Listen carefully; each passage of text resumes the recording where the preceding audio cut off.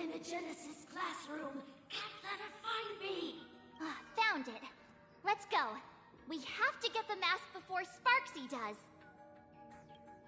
The door to this classroom... it's locked. Just as I thought. Better look for another way in.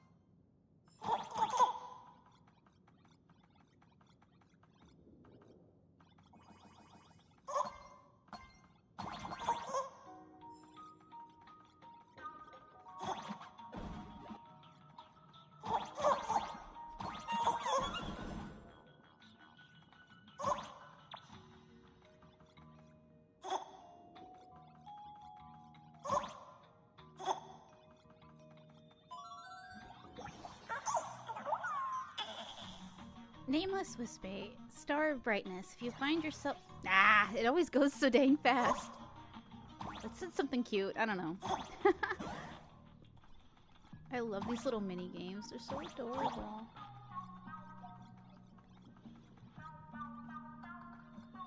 Oh, wait. I want those. Oh, cool.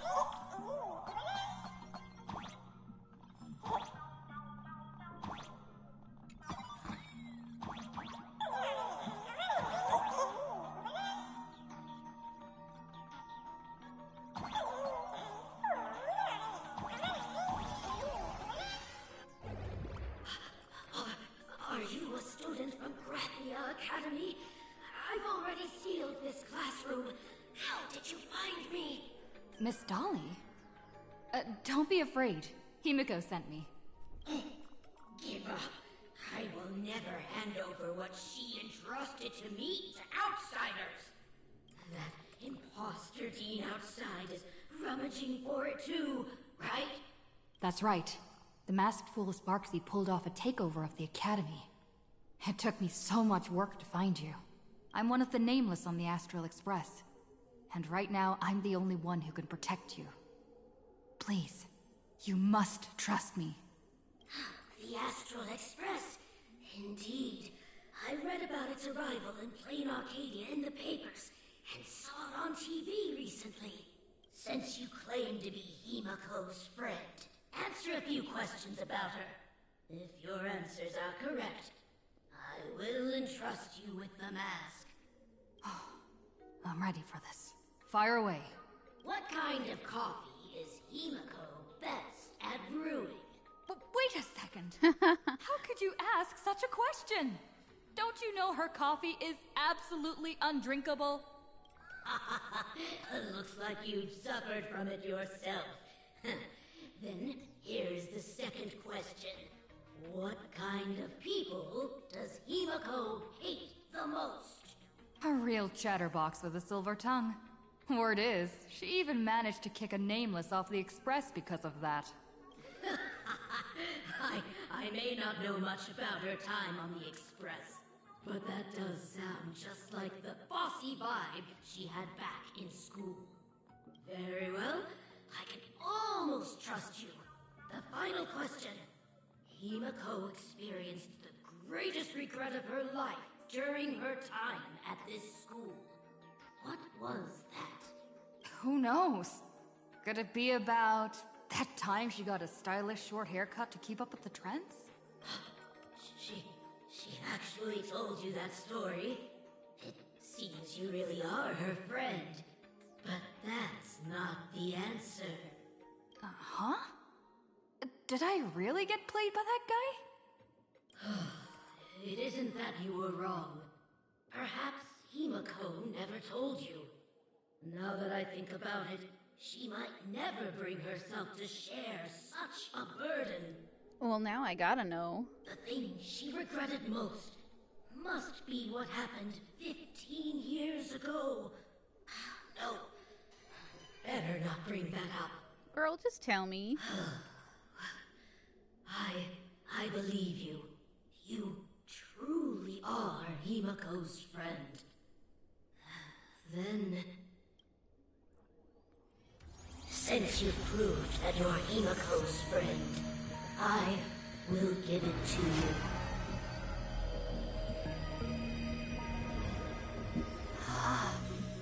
Wait, if you're right next to me, then who's this? Thank you, Miss Dolly. Oh, snap! No! It's mine now! What? I actually let myself be fooled by such a cheap trick? You two came much too late. Sorry, Miss Dolly. Darn it! Sparksy got ahead of us again! But how could she know so much about Himeko? That man with glasses seems to have no issues with becoming a teacher. Once I took your forms and chatted with him, I got everything I wanted to know. Sometimes trust among companions can be quite dangerous. Now you've done it! How dare you trick Mr. Yang! How dare you turn into me? Sparksy, give up the mask. Swapping avatars is as easy as slipping on a shirt for a streamer. Most people only care about appearances anyways. Isn't that right, Nameless? You have really made me angry. She can't run away anyway. So, why don't we take the mask from her by force? Woohoo! Congratulations! You figured out my weakness. But the mask of elation that has been worn is like a clipped movie ticket. It only belongs to the one who used it first during the Ventus Moon Games. Seems you're completely unaware of such simple common sense. How sad. What? Astral Express out! The only one worthy of joining the games is the adorable Sparksicle. Now then, it is time to treat my fans. You two will stay and witness my Sparksicon that I've carefully prepared, right?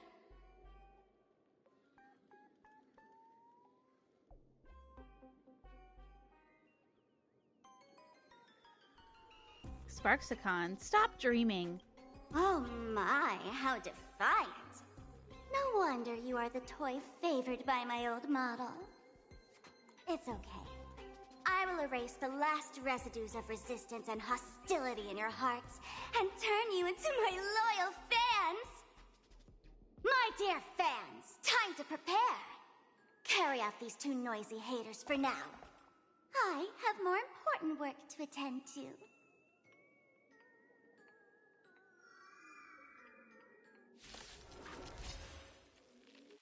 My dear fans, be charmed by me. Fight for me. Give me all your joy, sorrow, and obsession. Give me every last drop of it. Give me your wish power. Aw, these fans. They're far too strong. This is bad. If this continues... Wait. Who are you? Time to say bye. Boom. That hurt. Do not worry. I will lend her a hand. Darkness drapes over you like a canvas, and when it lifts, you find yourself somewhere else. Is this the archive room? The dizziness from teleportation feels just like the weightlessness during express warping, but what really makes your head spin is discovering that March 7th isn't by your side. Looks like whoever tried to help could only barely manage to get you alone to safety. Hey there, my sweetest fans. The mission of finding the mask and Miss Dolly has been a complete success. But just moments ago, a gray-haired, black-hearted hater slipped into the academy, plotting something dreadful against Sparksicle. I am so scared. You won't stand by and let the adorable Sparksicle be hurt, right? Where could she be hiding in the school? Please? Let's root out this villain together. Everyone, let us drag that intruder out. I'm in danger. Oh god, they sound bloodthirsty. They will not be able to hide for long. It doesn't take a rocket scientist to figure out that you can't defeat Sparksy and her rabid fans all by yourself right now. Report to Himiko. Search for the exits. Himiko, help! There's a revolt at the school. Himiko, we've got trouble. Yoo-hoo! Found you! Stay right there and don't move. I'll have my fans pick you up right away. Oh god. As expected, Sparksy's been plotting this for a while. She won't leave you even the slightest chance of escape. Outside the door, hurried and chaotic footsteps gradually approach. Hiding won't save you. We will drag you out soon enough. So mean. Have you reached the end of your rope? Not yet.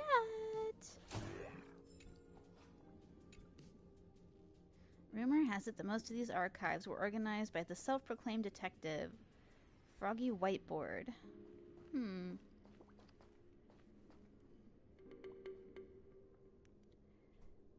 A poster, jarringly out of place, has appeared on the archive room's blackboard. You swear you hadn't seen it the last time you were here. Look closely at the poster. With ears that sway like the feeble willows in a gentle breeze, and half-lidded eyes like autumn waters ready to slumber. A pink-furred fox? This pink-haired person. Where have I seen this person before? Isn't she a bunny? Zhao Chu? I don't know how you say his name. Is it Zhao Chu? The one in the class photo? I remember now! She's the fox girl in the class photo! Is she a bunny or a fox? Or a fa-bunny? So you actually managed to remember. Seems like this is what they call in comics a fateful encounter. You stumble into a bit of trouble, and I will happen to show up here. Hey, come a little closer, will you? Come closer. Even closer. Now we're in Silent Hill all of a sudden. Don't be so scared. I don't mind. Oh, shoot. I think I'm stuck inside. Give me a hand.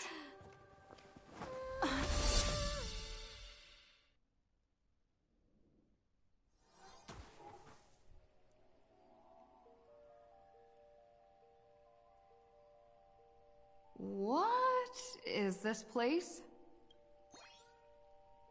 Two nameless came through here a few hours ago and asked the exact same question.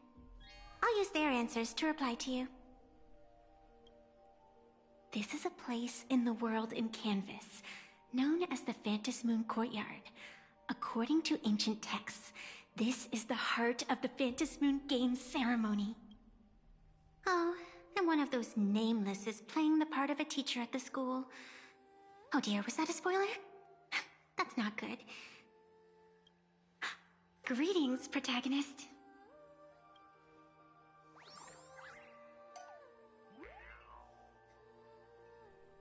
So I really am the protagonist. Protagonist? That sounds a bit self-aggrandizing.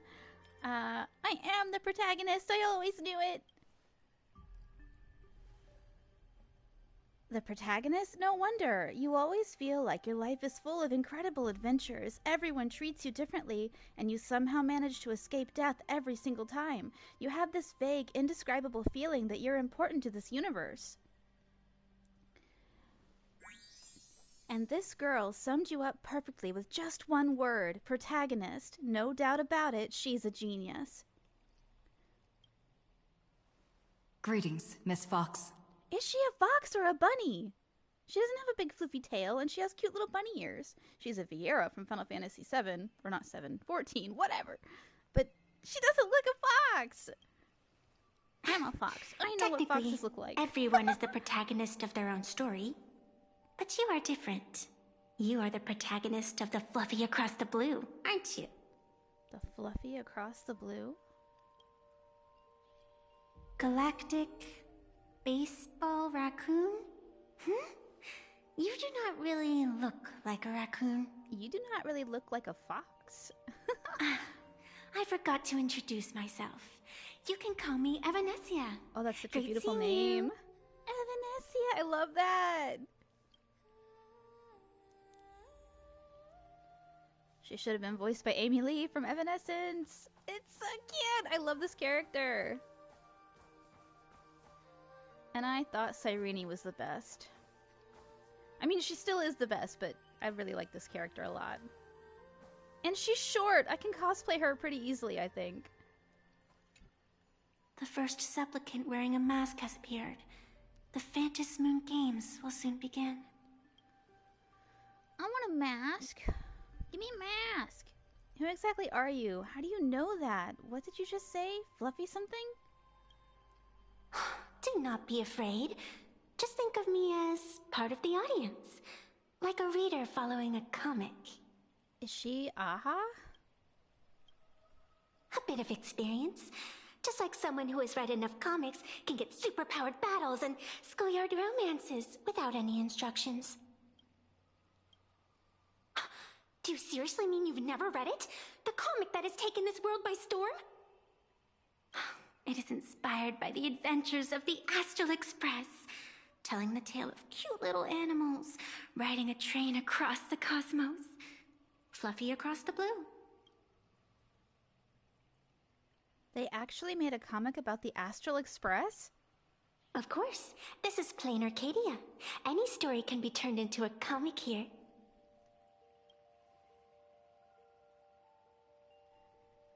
Why were we never told? I never gave my consent. Darn it, we ought to bring a hefty sum from that author.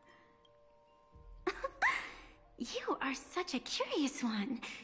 You were fleeing for your life a moment ago, yet now you can talk so casually about such nonsense. Is that really what matters right now? Still, that sense of ease. It is entertaining. Since you managed to amuse me for a moment, I will grant you a little aid. So, what would you like?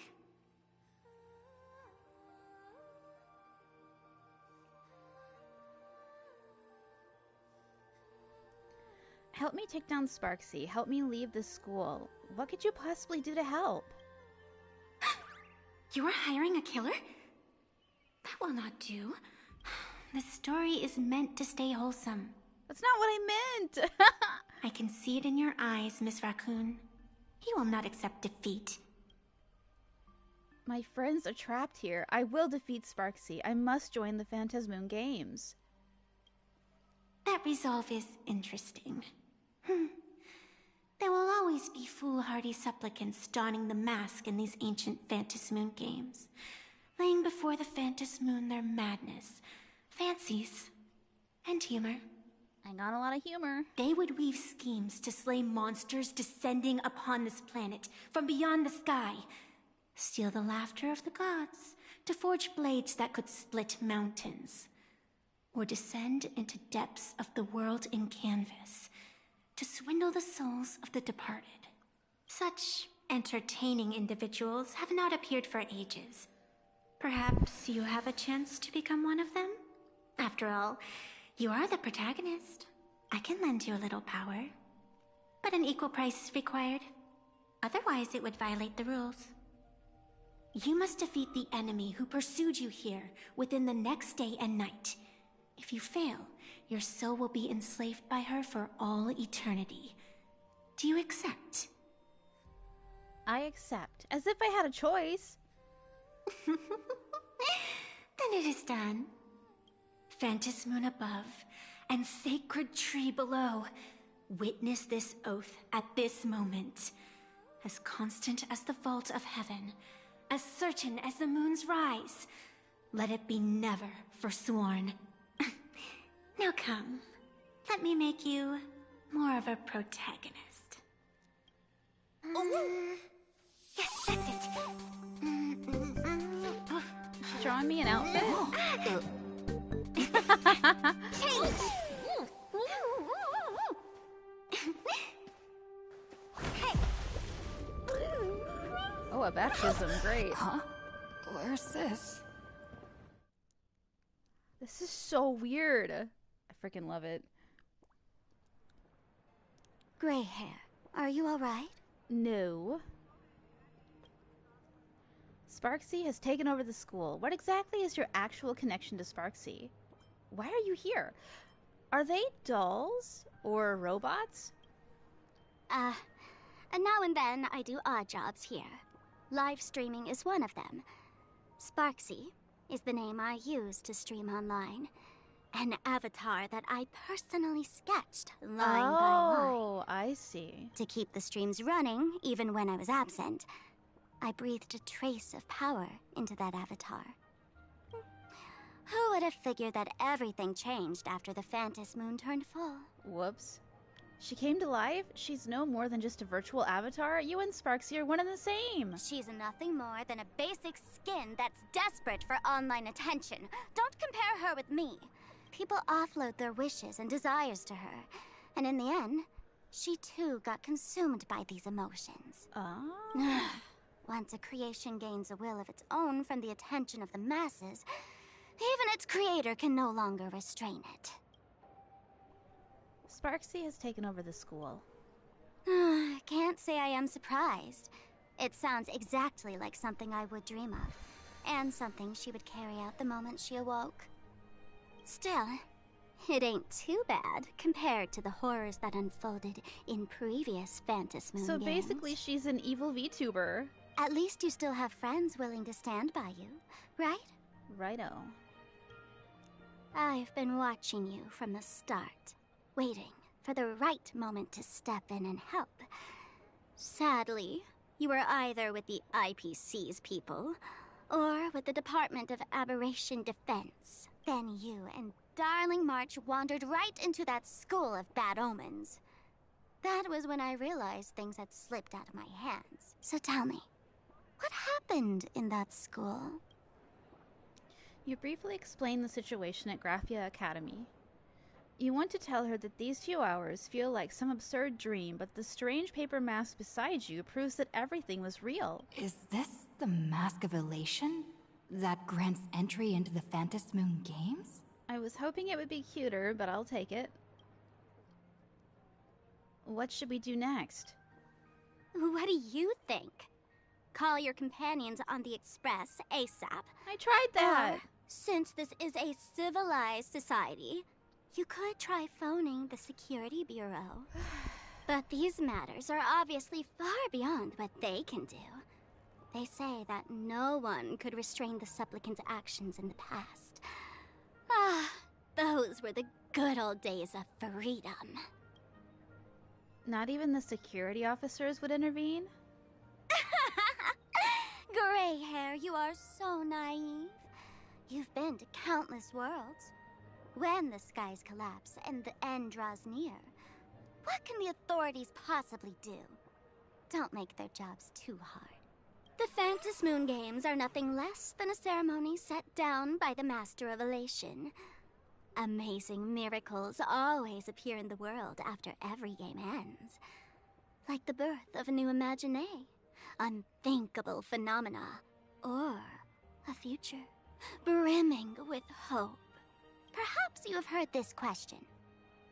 If the world's science and technology could leap forward by 100 years at the cost of a single kitten's life, would you kill the kitten? If the world's science and technology could leap forward by 100 years at the cost of a single kitten's life, would you kill the kitten? Oh, but it's human lives that are now at risk. That's an awful question. Natural disasters, traffic accidents, sudden illnesses. The number of deaths from such causes in this world could fill a small city every day. The Phantasmoon Games are just erasing one school from the map. Isn't that much better?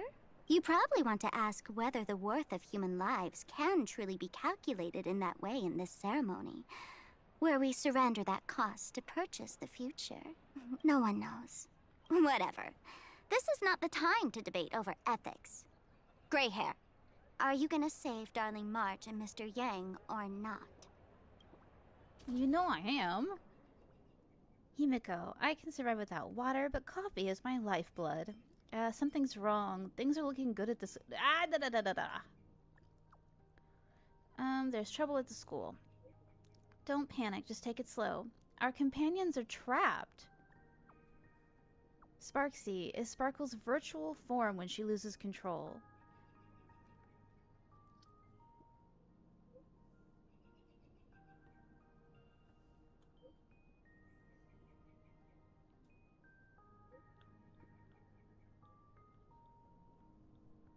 Somehow, this thing gained self-awareness and could even break into reality. She's taken control of Graphia Academy, turned all the students and teachers into her fans, and even snatched away the mask you told us to bring back.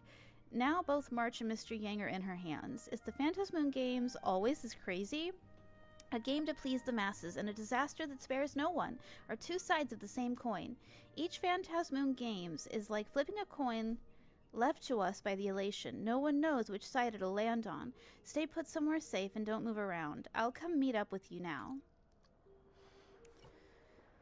Whew. The hour grows late, Miss Pearl. Matters regarding the Express demand our attention. Be it the Alliance or the Phantasmoon Games, if you seek deeper cooperation, my doors remain open. Then, I shall take my leave.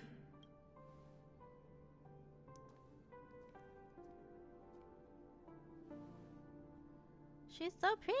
I love her. How intricate human social interaction models are. My extrapolations still cannot account for the full strategy tree of the Astral Express.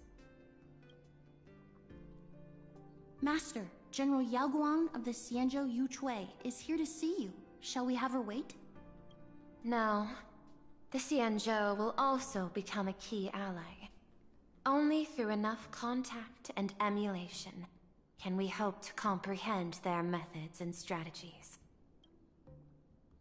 Conclusion. I don't think I'll be able to keep copying the painting for the rest of today. Let General Yao Guang in.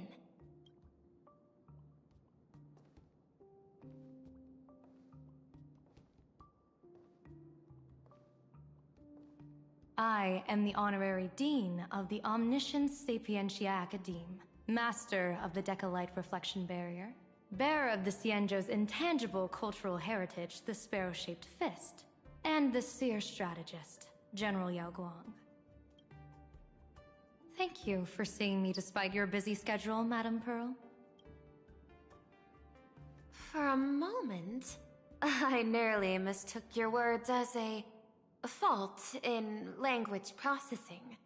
I believed you had brought the entire delegation inside. Few Intellitrons in the cosmos have a sense of humor. I have heard that, like that genius, you are one of the many wonders wrought by the celestial differentiator of planet Screwlum. Meeting you in person far outshines your reputation.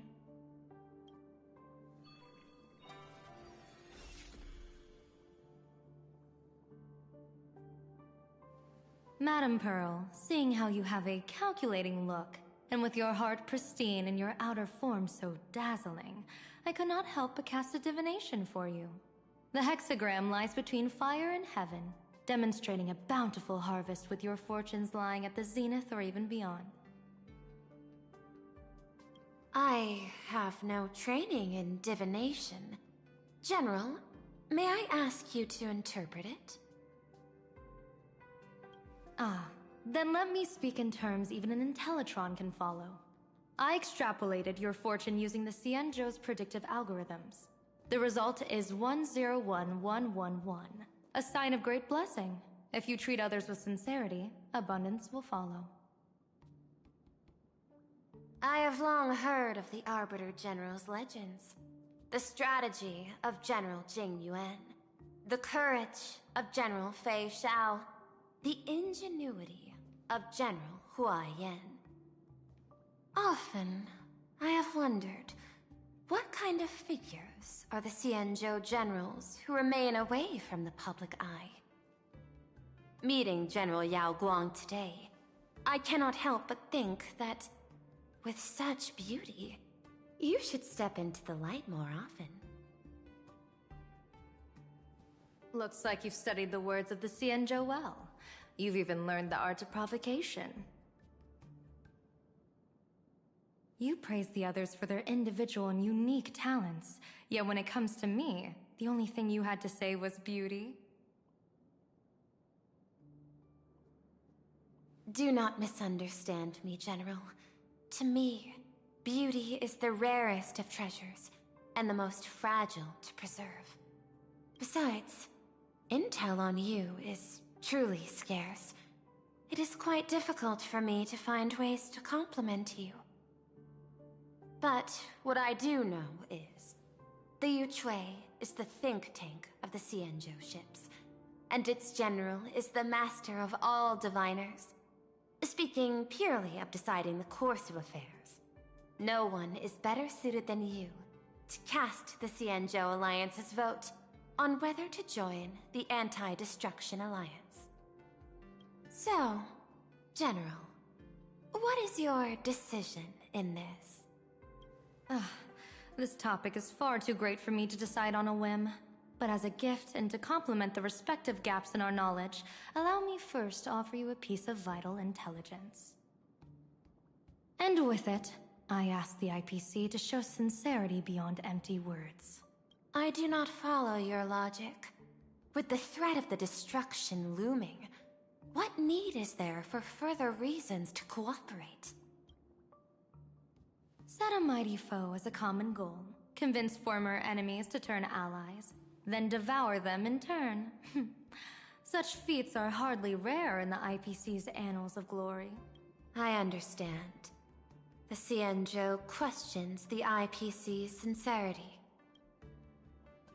It would be better to say we ask the IPC to demonstrate its sincerity. Courtesy demands reciprocity, and the intel I now offer you is both urgent and weighty. Question. What could be more important at this moment than forming the Anti-Destruction Alliance? Nanook won't erase the universe in the next few days, but someone else might destroy plain Arcadia within that time. You have heard of Blade, the Stellaron hunter, right? The IPC has long placed a great bounty on his head, though I have never laid eyes on him. The Yuchui recently intercepted a report. Styling himself as Xianzhou's #1 assassin, this man accepted a contract from the Sinwish Syndicate, a local organized violence group. I do not know his exact aim here, but he is a major criminal of the Xianzhou. He is guilty of the 10 unpardonable sins and is a formidable fighter, with few able to match him. As general of the Yuchui, I will take it upon myself to bring him in before he can cause disaster here. This planet, Ahatopia, is part of the pan-cosmic trade system, and Blade is a wanted criminal of the IPC. Since he has set foot here, he falls under its law. General Yao Guang, is the sincerity you seek for us to capture this man and deliver him into the hands of the Xianzhou? I hear the Phantom Moon Games are about to begin, with the entire nation awaiting it with bated breath. I imagine you will also find it hard to extract yourself from the festivities. If this cursed man were to quietly depart on his own at this time, would that not be a perfect outcome for all? This is my understanding. You wish for the right to act freely within plain Arcadia. Apart from this cooperation, what better proof of sincerity could there be before we join forces against the destruction?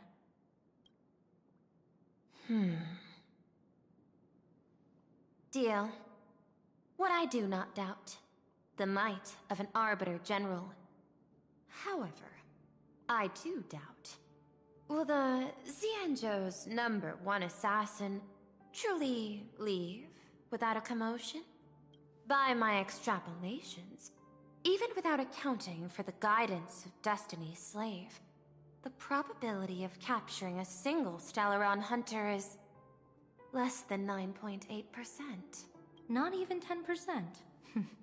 As a diviner, that's not how I see probability. Even if the chance of success is only a coin toss, once I enter the fray myself, I always treat it as a 100% certainty.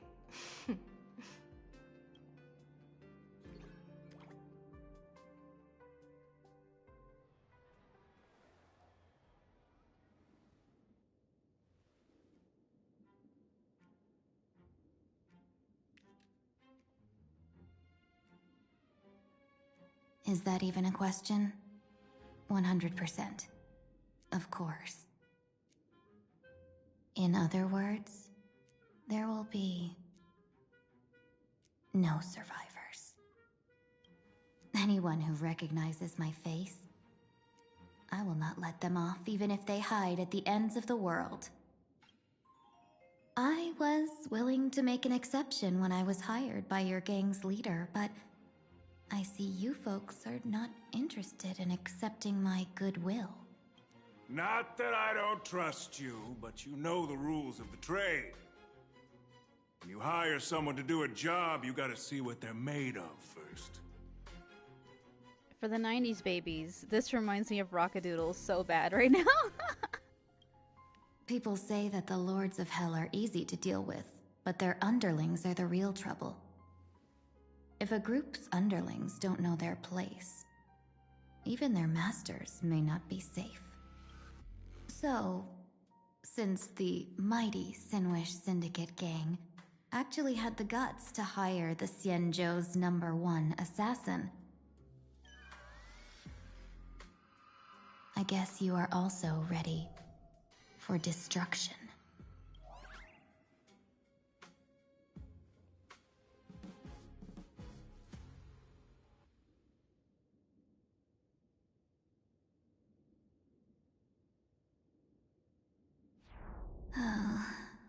Years of wandering have given me nothing but exhaustion, and I have finally come to know how harsh the road of life truly is. Impersonating the Xianzhou's #1 assassin. Madame Yao, you really stuck me with a wonderful task. Please take great care during this mission, Miss Tingyun. If any misfortune should befall you, I would have no way to answer to your Helmmaster Yukong. You worry too much, Madame Yao. When I pledged my resolve to Madame Yukong and departed for the Yuchui, I had already steeled myself for the worst. But, may I ask, does this task of misfortune really have to fall upon me? I cast a divination today. This task lacks the fire element. Without the Whistling Flames Ambassador's knack for diplomacy, this task cannot succeed. The place you're heading to is crawling with gang members. If they pick a fight, you can try to drop the name Xianzhou's #1 assassin, and they might step aside. Do not worry, General. I have journeyed far and wide with the merchant guilds for years, and faced no shortage of danger. A handful of gangsters is hardly difficult to deal with. If you're not afraid of danger, then why have you not set out yet? Shall I read your fortune and give you a little peace of mind? What I fear is that fortune-telling of yours. No, what I really fear is you, Madame Yao. Afraid of me? Am I so notorious on the Xianzhou Lafu? I've heard many tales about you. After the Battle of the Fanghu, you willingly surrendered your command token and became a general in name only. with neither troops nor soldiers. They also say that the seer strategist, for the sake of a tiny chance at victory, stood by as her mentor went to a noble death, treated the countless lives of dead verdant knights as nothing more than numbers consumed in her divinations, and even doomed an arbiter general. Are you afraid that I, the cold-blooded diviner, might send you to your doom here in plain Arcadia? Bold words for a little fox. It's just a bit of my curiosity about you, General. I hoped you could clear up a few of my doubts. Seems like I wasn't wrong about you. Few can face a Cienjo general with such composure and dignity. No wonder you can make such a bold statement. The gods use humans as pawns in their cosmic game, sacrificing countless innocent souls. Have you ever thought about making them pay? They say you survived a Lord Ravager's deadly clutches thanks to luck. But I believe it was your unbreakable resilience that carried you through. You flatter me, Madame Yao. One must glean some wisdom to be worthy of enduring such a life-and-death ordeal. If we surpass the gods only in cruelty and heartlessness, then that would be our complete failure, in my eyes. Excellent. I couldn't agree more. Miss Ting-Yun, you've passed the interview. Ever since I escaped death, I swore never again to be a pawn for heartless chess players. And Madame Yao, you've passed my test too. I know you're not interested in empty talk, so let's get down to business. Miss Ting-Yun, our Yuchue business delegations are treated much better than what you get on the La Fu when they set out on official missions. They get 5 meals a day. General, I really don't have such a large appetite. For the duration of the delegation's mission, you'll receive 6 times the usual allowance, and all expenses will be fully reimbursed. Such a generous offer. To be honest, that makes me even more nervous. Head to Dovebrook District, locate the Sinwish Syndicate contact, use the passphrase you gave me to establish contact, and do not reveal my true name. If there's nothing more to it, is this task really worth 6 times the pay? You're the kind of talent worthy of such a reward. After all, we diviners are no different from you merchants. Even when we hit a dead end, we still have to bargain and carve out the faintest chance. Merchants strive for profitable opportunities, while diviners reach for a sliver of luck. Looks like my mission bears significant weight in Madame Yao's reading of fate. In that case, I shall depart. When in doubt, open the 3 strategy pouches I entrusted to you. Inside are tactics I divined, certain to break any deadlock and aid your journey. Go, Cienjo's #1 assassin. Time to get down to business. Where could the Sinwish Syndicate be hiding? The contact from the Syndicate should stand out. Insanely spicy! Can you really handle the heat?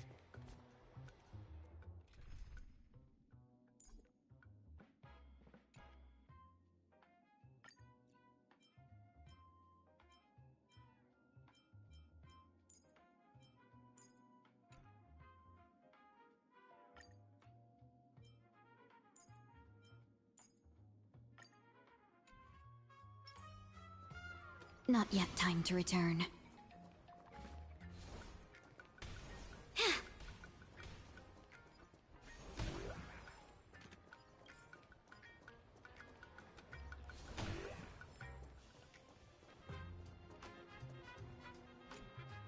Please, tell the boss I want to return to the Sinwish Syndicate. Ma'am, maybe it's time to rest in peace? Don't you remember dying during that mission a few weeks ago?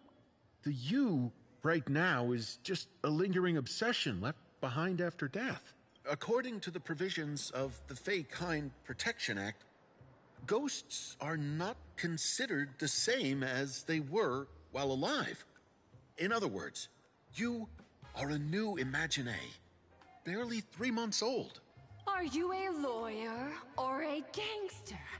I gave my life for the Sinwish Syndicate. And now you mean to shut me out? These two are members of the Sinwish Syndicate? Don't you get it? The old you's dead. And even your criminal record got wiped clean. The leader's trying to say that now you've got a chance to keep to the straight and narrow. You shouldn't come back to the gang. How am I supposed to convince you? Hey, Fox Girl, you eavesdropping over there?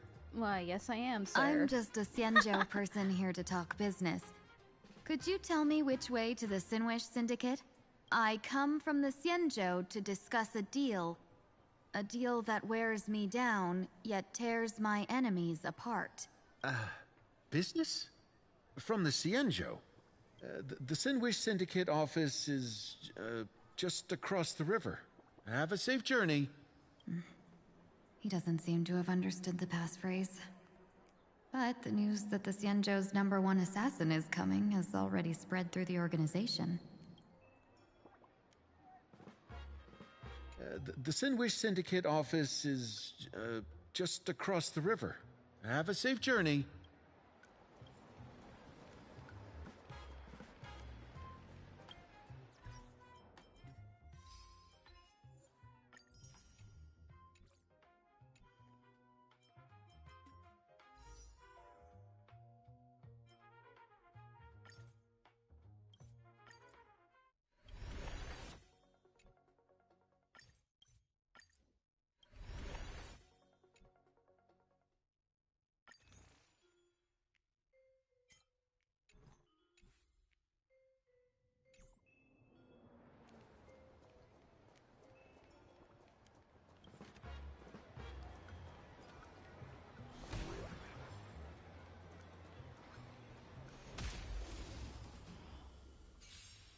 Oh, shoot. I didn't realize there were battles here.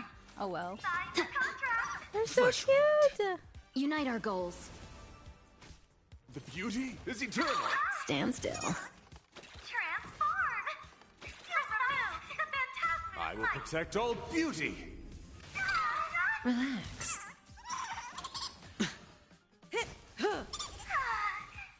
Time to say bye.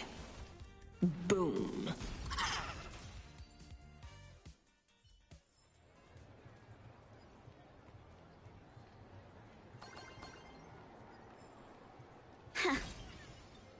Those people over there. Are they also members of the Sinwish Syndicate?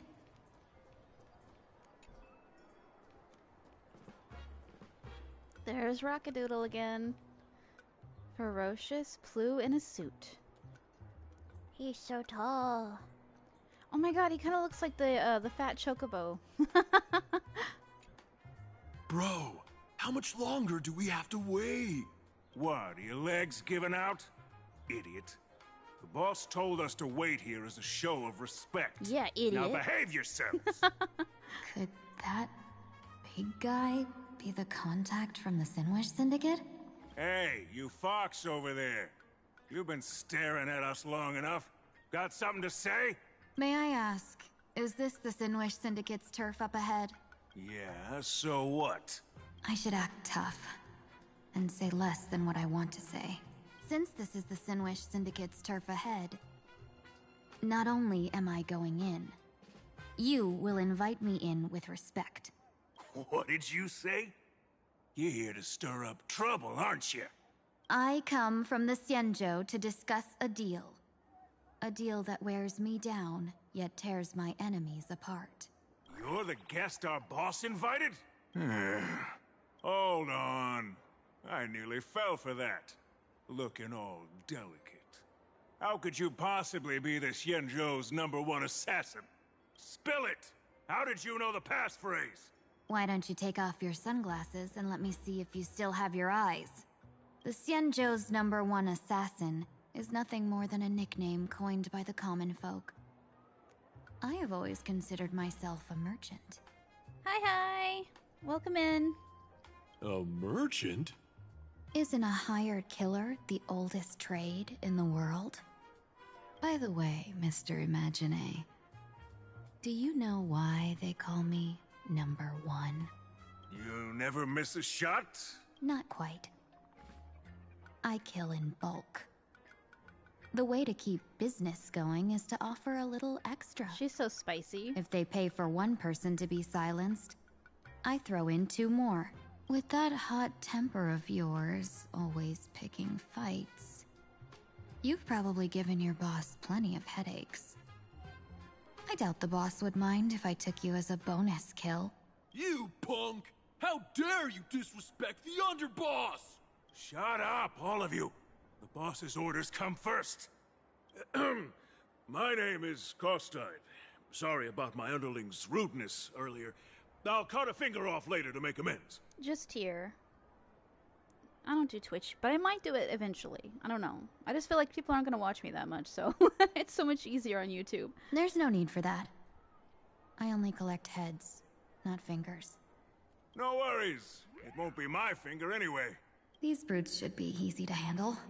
They've never seen the face of the Xianzhou's #1 assassin, so this'll be much simpler. What should I call you?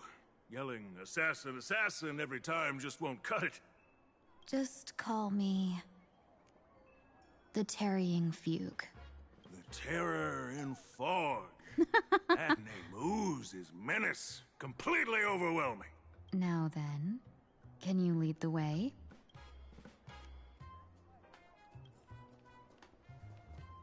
Oh, look at that. That's so cute. I love this game.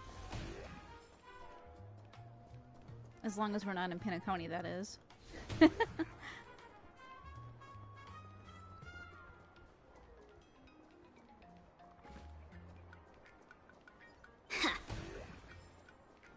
That's the Sin Wish Syndicate headquarters across the river.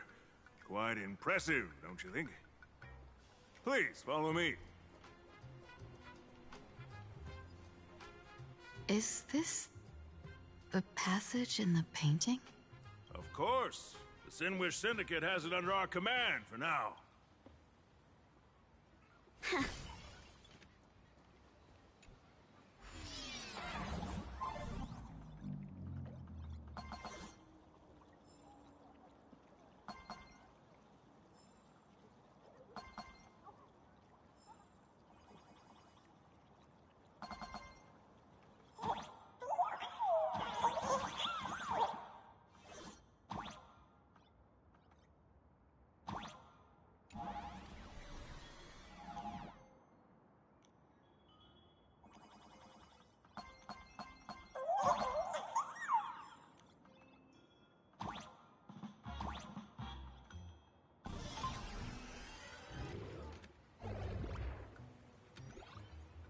Underboss, you're back!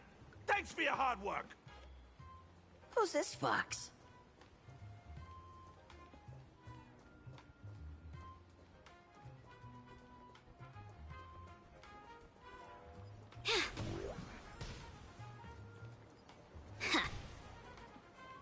Lady Terror Fog, you went the wrong way. Our headquarters are straight ahead. Uh-oh. Did the game break? Oh my god. Leave me alone. I have ADHD and I want to shoot all the things. Lady Terror Okay, but I want to shoot the thingy. Give me a second, dude. Get back to the main story after I hit all the shiny things. Why isn't it letting me do it? Not fair. There we go. Thank you, Kafka.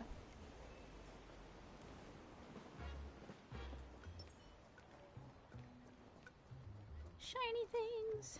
Ooh, what is this over here? Oh, I hate those. Lady Terror Fog. Oh my god, dude, shut up. Okay, fine. We're going in. Welcome home, Underboss! Is this the one the boss brought in?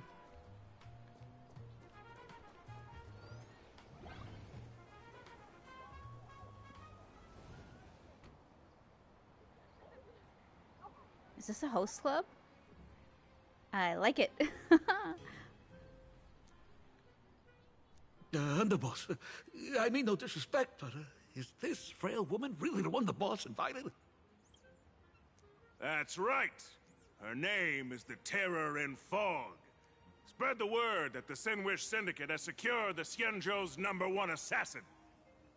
Underboss, beat me if you want, but I gotta say, are you serious? Are we really counting on this delicate woman for the Phantasmoon Moon Games? The Phantasmoon Moon Games. Is that why they hired a Stellaron hunter to do their bidding?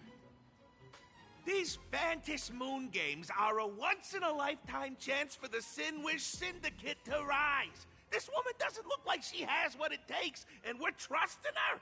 If she blows it, how are we supposed to save face? Underboss, we haven't been duped, have we? If word gets out, the other gangs will laugh us out of town. All of you, shut up!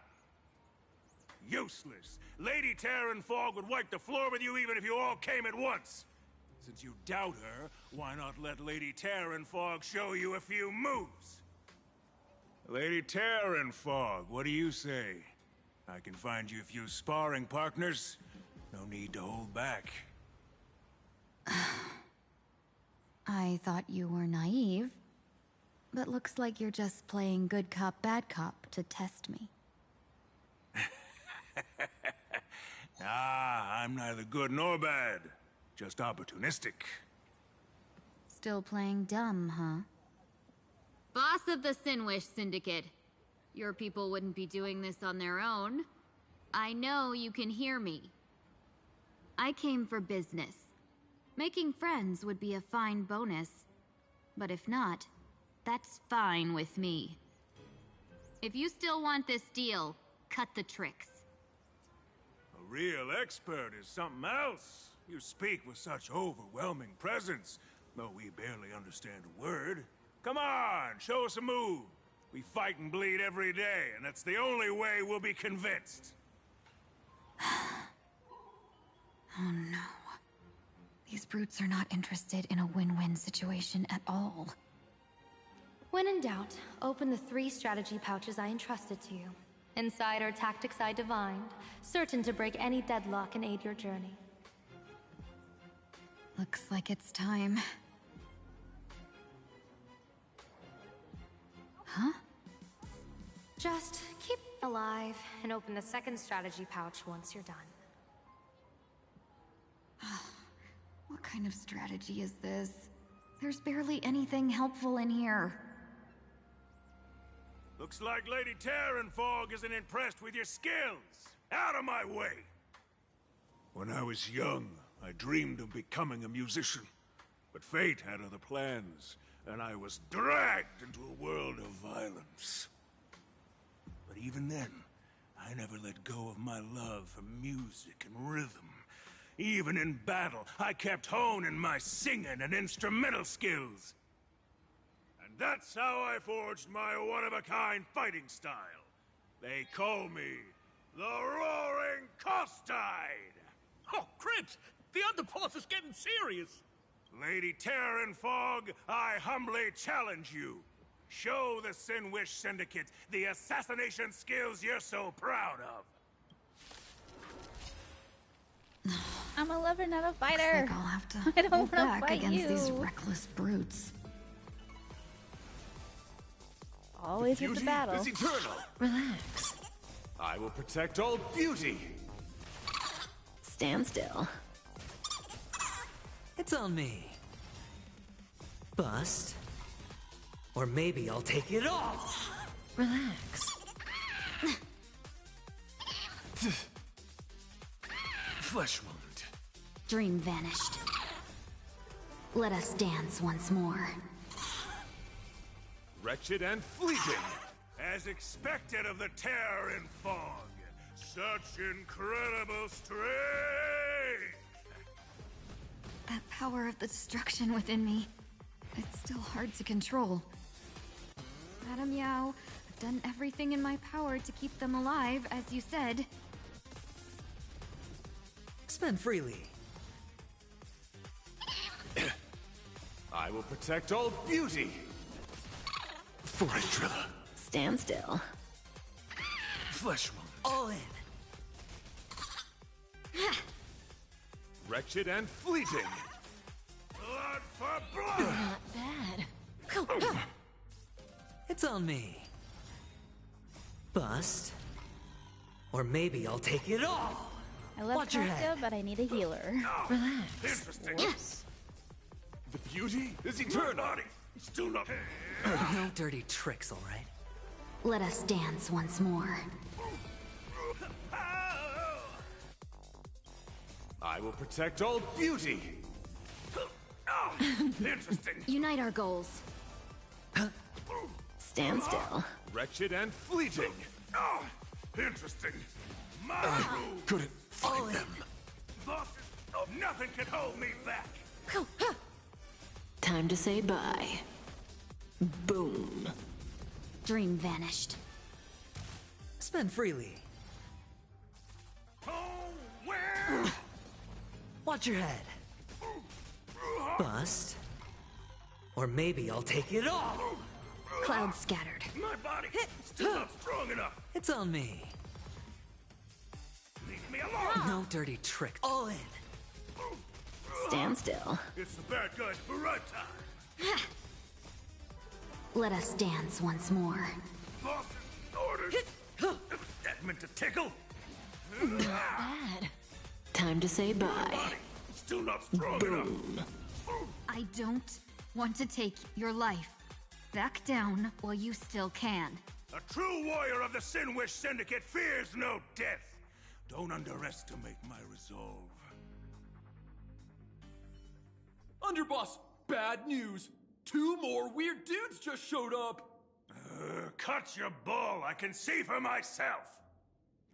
Never thought visiting an ally would mean crashing into a local gang's hall. Oh.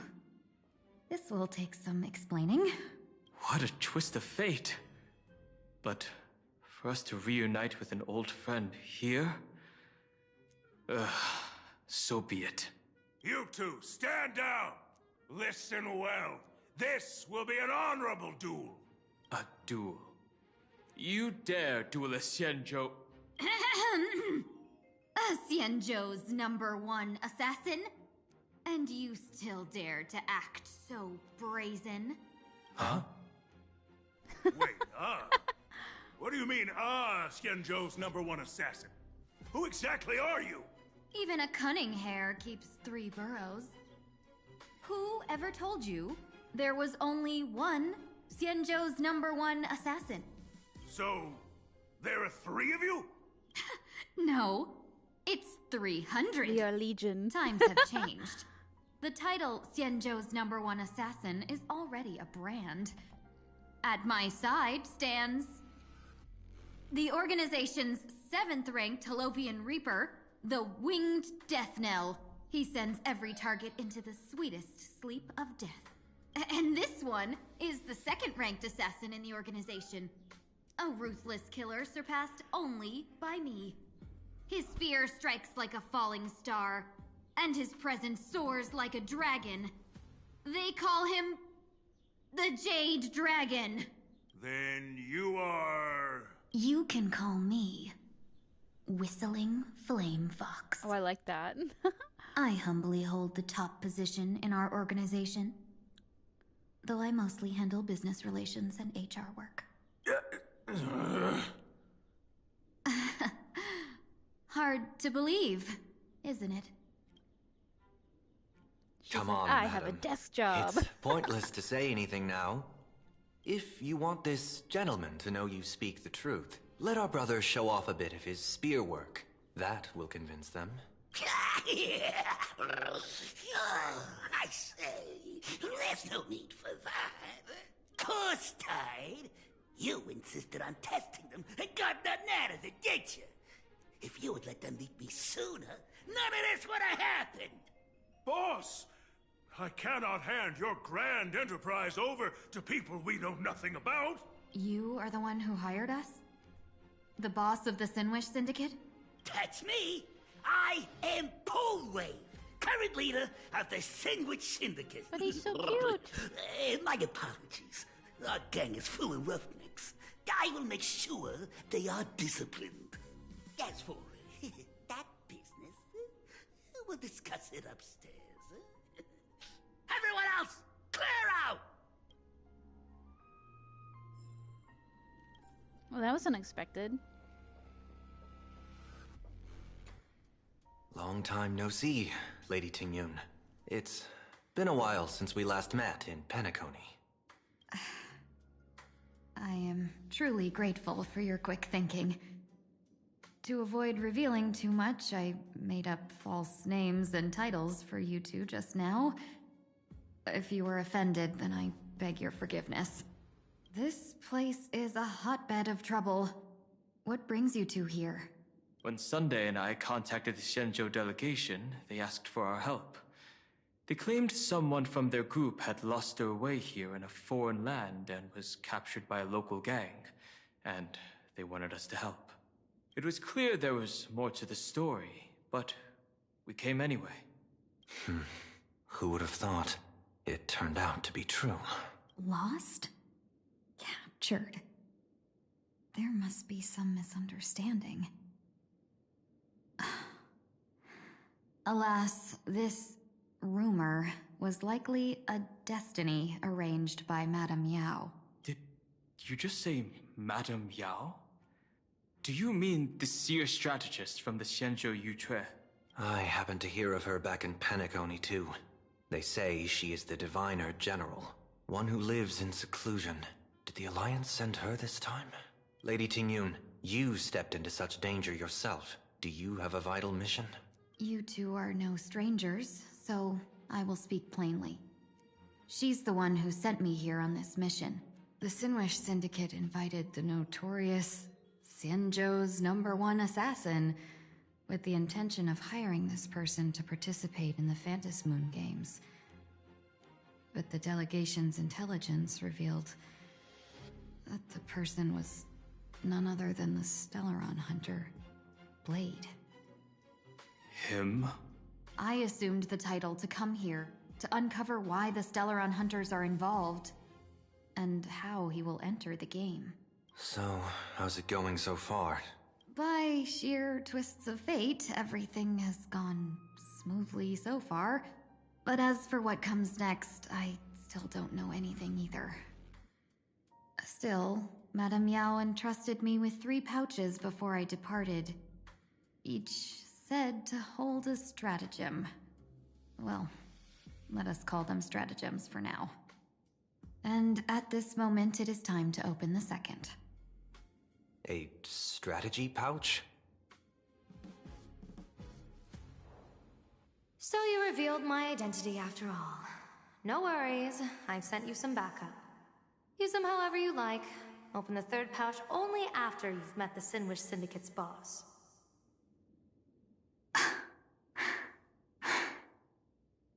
No wonder they also call Madame Yao the Crosstalk General. The what, General?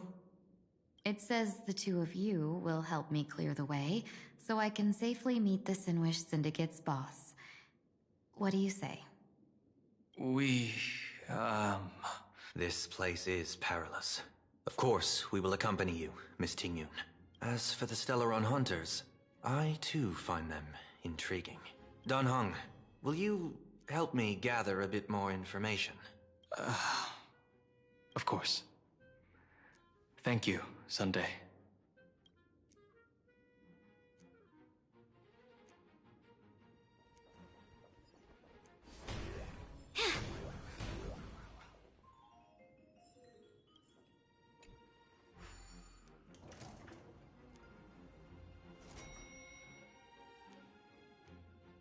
I gotta say, this place is decorated with a touch of style.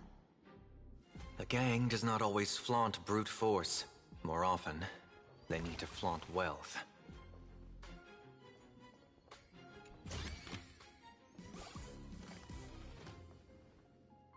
Before I even realized, the scenery of Dovebrook became unrecognizable. Back then, who would have imagined Iron Hulks running wild on the streets? Let alone us gang members being treated like vermin. You didn't call us here just to reminisce, did you? Of course not. Please forgive Corstide's rude little test. That narrow-minded fella never understands why young people flock to things that come from other planets. Like Mechatrons, masked heroes, and the Astral Express. What he does not see is that while cosmic novelties are more enticing, big shots that hail from the cosmos are even more fearsome. Wouldn't you agree?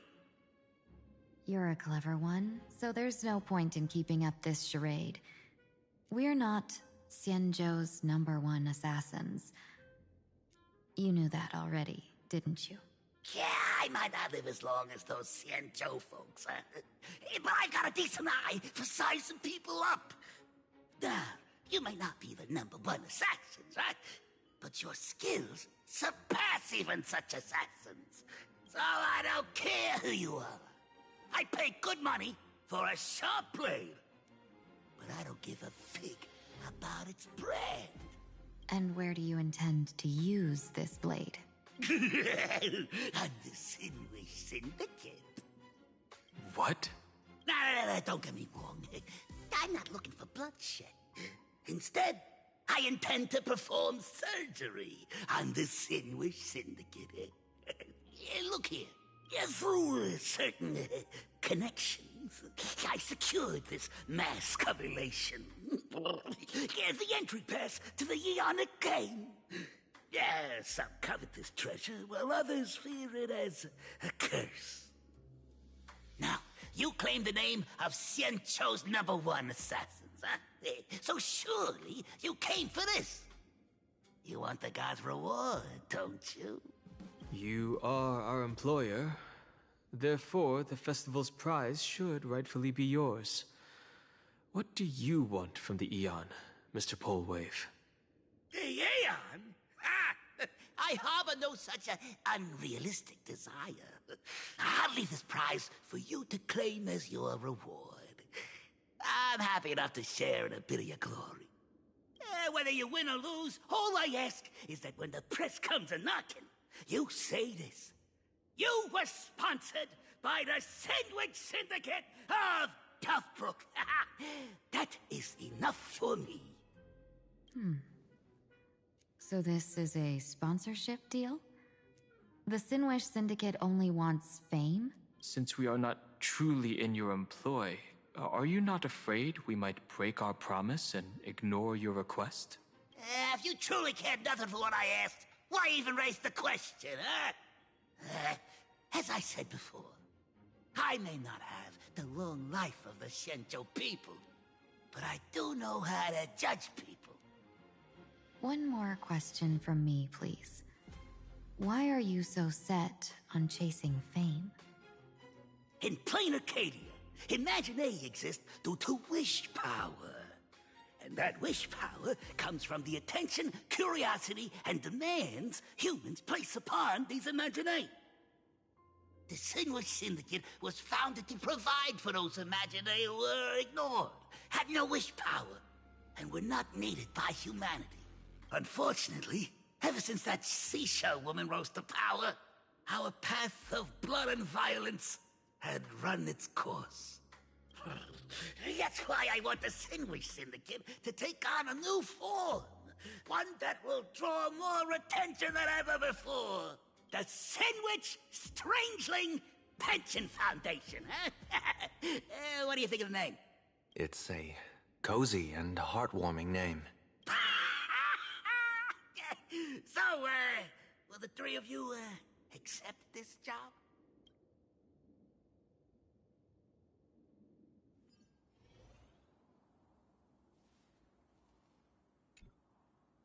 Mr. Polwave's goal is surprisingly grounded. A gang leader won't survive this long by relying on bodyguards. It's about having a sharp instinct for survival. He wants to launder his gang clean, but that will not be easy. In my view, the underboss may not see eye to eye with his boss. My thanks to you both. With your protection, I managed to leave without harm. Yet, we carried off the mask meant for the so-called Xianzhou's #1 assassin. When I think of it that way, this mask feels thorny in my hands. That man. He seeks to enter the Phantom Moon Games? What does he plan to do? Whatever his purpose, this matter is grave. I'm afraid I must take my leave for now and report to General Yao Guang before making any decisions. No need for that. I've been waiting here for you all for some time. Madam Yao, you came in person? Well, you see, I must admit I passed false information to the two behind you, sending them on a wild goose chase. I should personally ask for their forgiveness. As for why I am here... Miss Tingyun, you still have not opened the third pouch, have you? That's true. Whatever they give you, just take it all and bring them to me. What kind of after-the-fact strategy is this? General, had you spoken plainly, Sunday and I would never have refused you. Why did you lie to us and claim that someone was lost and captured? I didn't lie. If not for the appearance of the former Vidyadhara High Elder and the runaway master of Penacony, Miss Tingyun would still be trapped in those brutes' endless probing. Her being lost and captured was exactly the future I divined. I also foresaw bloodshed awaiting the Sinwish Syndicate. Had it come true, it would have been because Miss Tingyun failed to restrain her strength during the clash. Yet, with you two here, the gangsters' lives were spared. You even foresaw the anomaly with my body. Sometimes even when fate is foreseen, it cannot be changed. Fortunately, things did not come to the worst. As for Mr. Sunday, I've heard so much about you. With my 1,000 feathered eyes, I had the privilege of watching the broadcast of your entire god-ascending feat in Penacony from far away. Truly magnificent. Let's not speak of that misstep anymore, General. Rather, we have brought back the mask, as you asked. How do you intend to use it? Surely not just to hold it and block the Stellaron Hunter's entry. That was the plan, but from one cost spring 100 outcomes. Now that the mask is in my hands, there are many possibilities. What do you say about using it to lure Blade here and strike him down together? Or perhaps I could wear the mask myself and personally compete in the Phantom Moon Games. That'd be interesting, right? Each mask used is gone for good. The Stellaron hunters will be left with a real headache. That'd be truly killing two birds with one stone. Madam Yao, this is deadly business. It's no laughing matter. Deadly? Miss Tingyun, that is exactly why I am here. Not to put Blade in his grave, that is. His ties to the Xianzhou have long since frayed.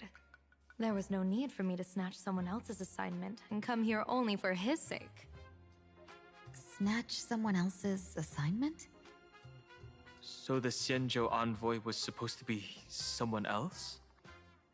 To be frank, this journey to plain Arcadia was meant for Jingyuan, the divine foresight. The Lawfu Cloud Knights recently returned from the great battle against Iron Tomb, and the honor should have been his. Yet, before his departure, I cast several divinations on all parties involved and received this result.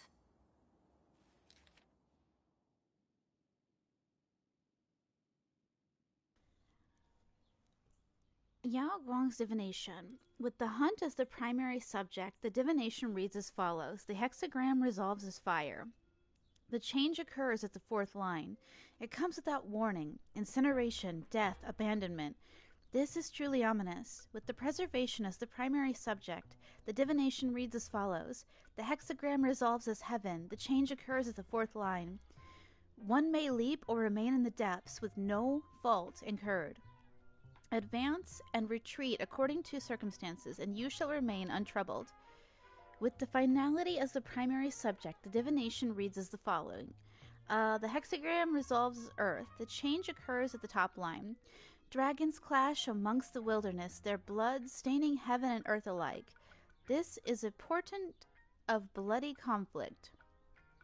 Why would Stellaron hunters be marked by such an omen? Could it be connected to the former High Elder? With Plain Arcadia as the primary subject, the divination reads as follows. The hexagram fluctuates between earth and fire. The change occurs at the top line. Neither fully luminous nor wholly obscured, it rose to the heavens at first, only to descend back into the earth.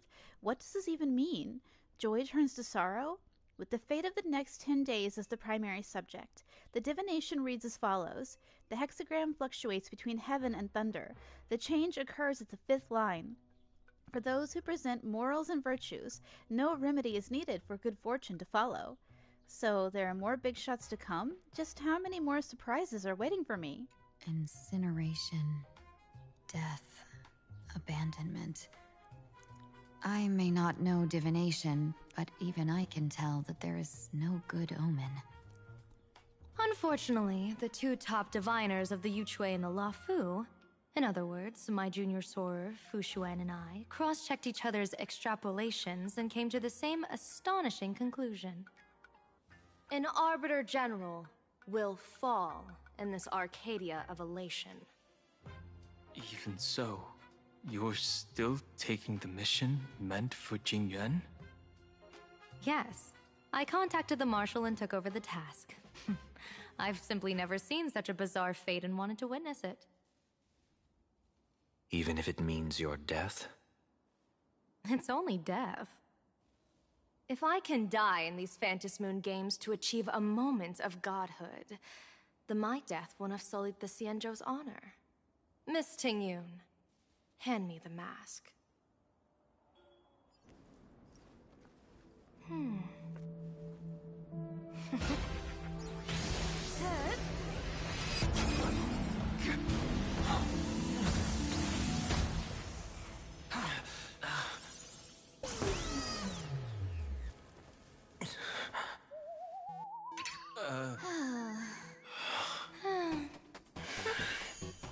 Well done.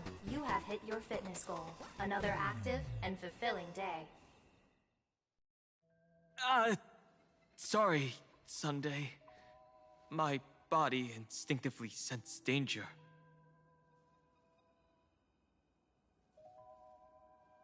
Once the mask for joining the Phantasmoon Games is worn, it binds tightly to the supplicant and manifests the shape of the wearer's soul. I read something like this in the Views of the Universe from a Star Skiff. It's confirmed now. This mask is indeed genuine. Congratulations, Mr. Sunday. You're now a supplicant in the Aeonic game. What exactly are you trying to do, Seer Strategist? Twice now you've acted without warning.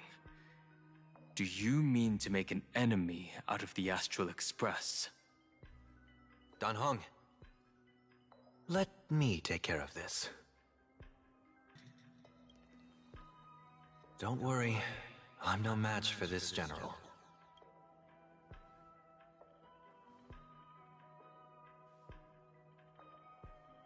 General Yao Guang, how do you pierce my thoughts? I ran a check with my tuning, and there were no signs of any outside intrusion. They say a diviner can't read hearts. I call that the excuse of mediocrity. Mr. Sunday, you're fascinated by the Phantasmoon Games. You even wondered, what if I wore this mask, didn't you? You can even divine thoughts like that? No, I'm simply good at seeing using my eyes.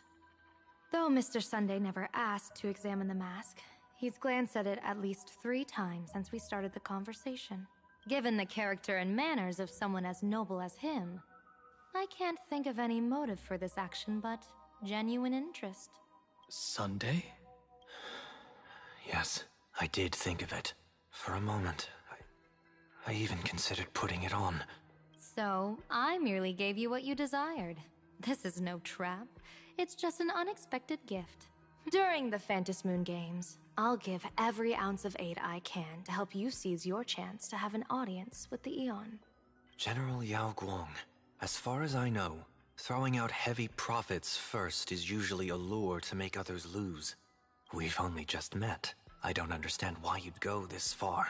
Why belittle yourself? Every move I've made is to carve a sliver of possibility from the impossible. With my eye of Ishvara, I see you're the only one in this land who doesn't need to do a thing for me. Simply acting on your own will can bring change.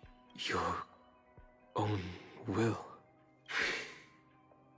Indeed.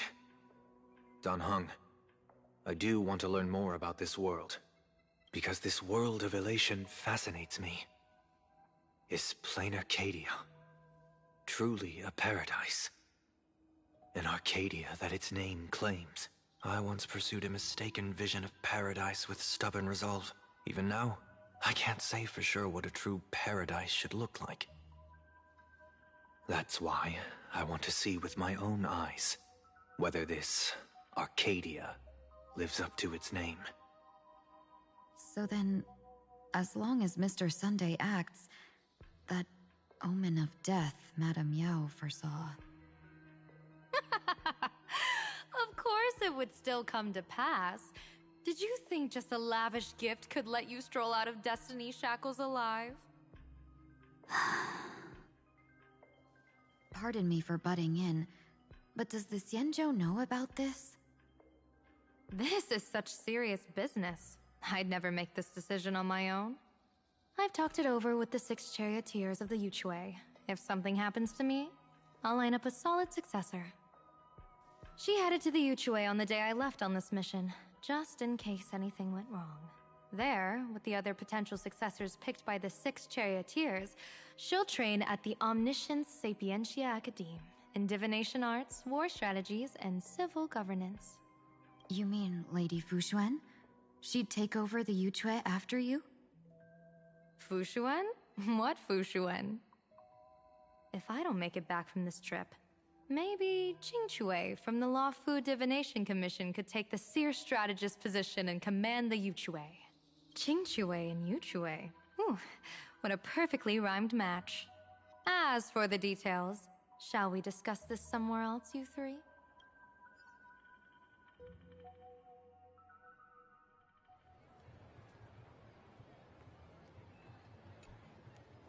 Map says the Ashen Detective Agency should be right here.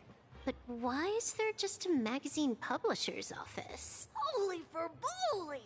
Her big drama hit Graphia Academy! A furbo? Taking photos? You really can find anything in the land blessed by Aha. Let's go ask for directions.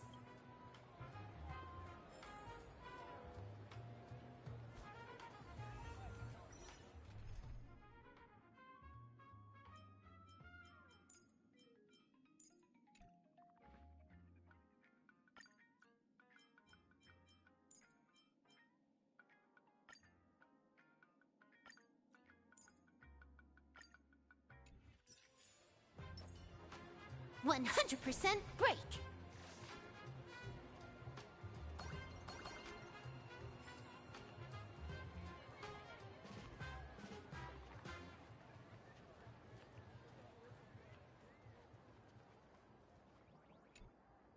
Hey, little furbo. Know if there's an Ashen Detective Agency nearby? Beats me! But if I find 10,000 credits on the ground, I might recall the spot. 10,000 for directions? Fine. Job first. Oh, wow. Looks like 10,000 credits from my account just hopped to end up in yours for no reason. Now, spill. Whoa! Generous, miss! The place you're looking for is upstairs. That detective's renting my boss's space for his agency. But he's zonked out in the day, and his doors are locked at night. No clue how he earns any money. Maybe he's a vampire? So they're closed? Then how do I meet this Ashen Detective? Beats me. But if I find 50,000 credits on the ground, I might recall that too. You stinky furbo! Begging for a smack! Scamming our guest! Oh, time to go!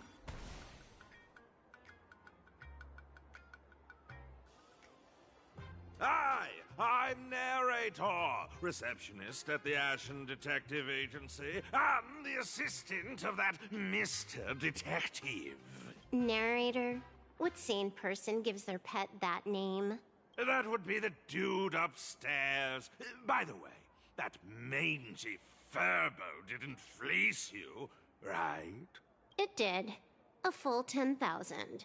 Do you want me to catch that sneaky furbo for you and get your money back? Nah, save your breath.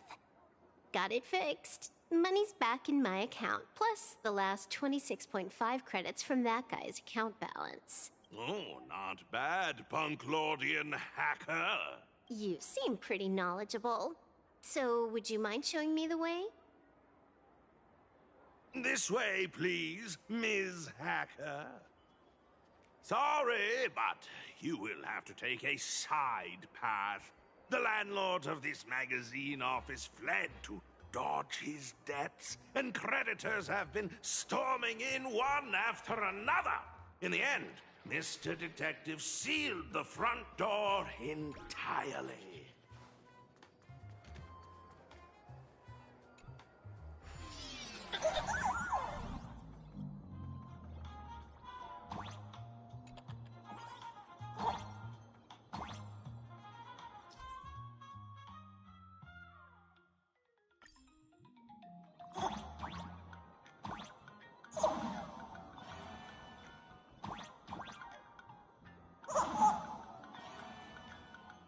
So, there's even a shooting button. That's interesting.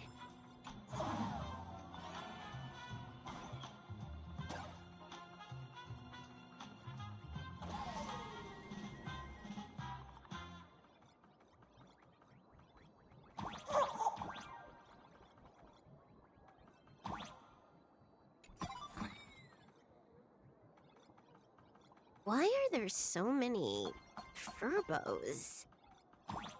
They're all employees of this magazine company.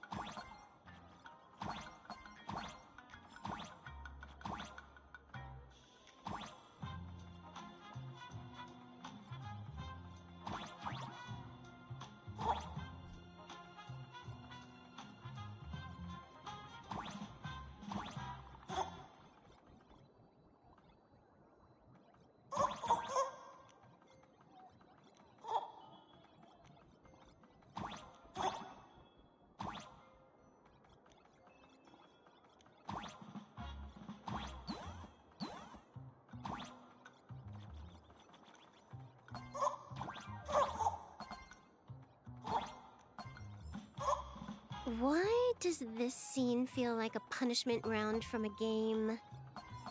Office survival's way more brutal than any game.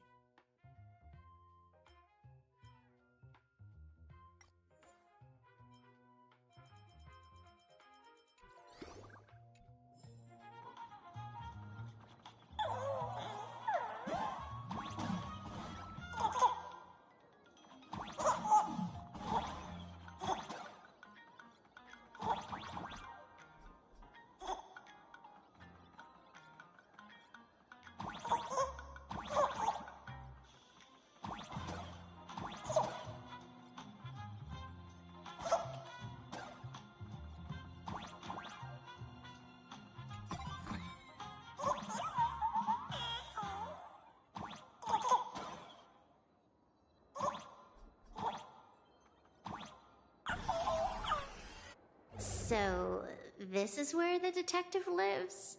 Yes, his office and living quarters are one and the same. It is a little shabby, I admit. At this hour, he is probably fast asleep. Visitors here are rare indeed. Visitors being rare. That really does sound a little sad. Please, come with me. I will wake him at once.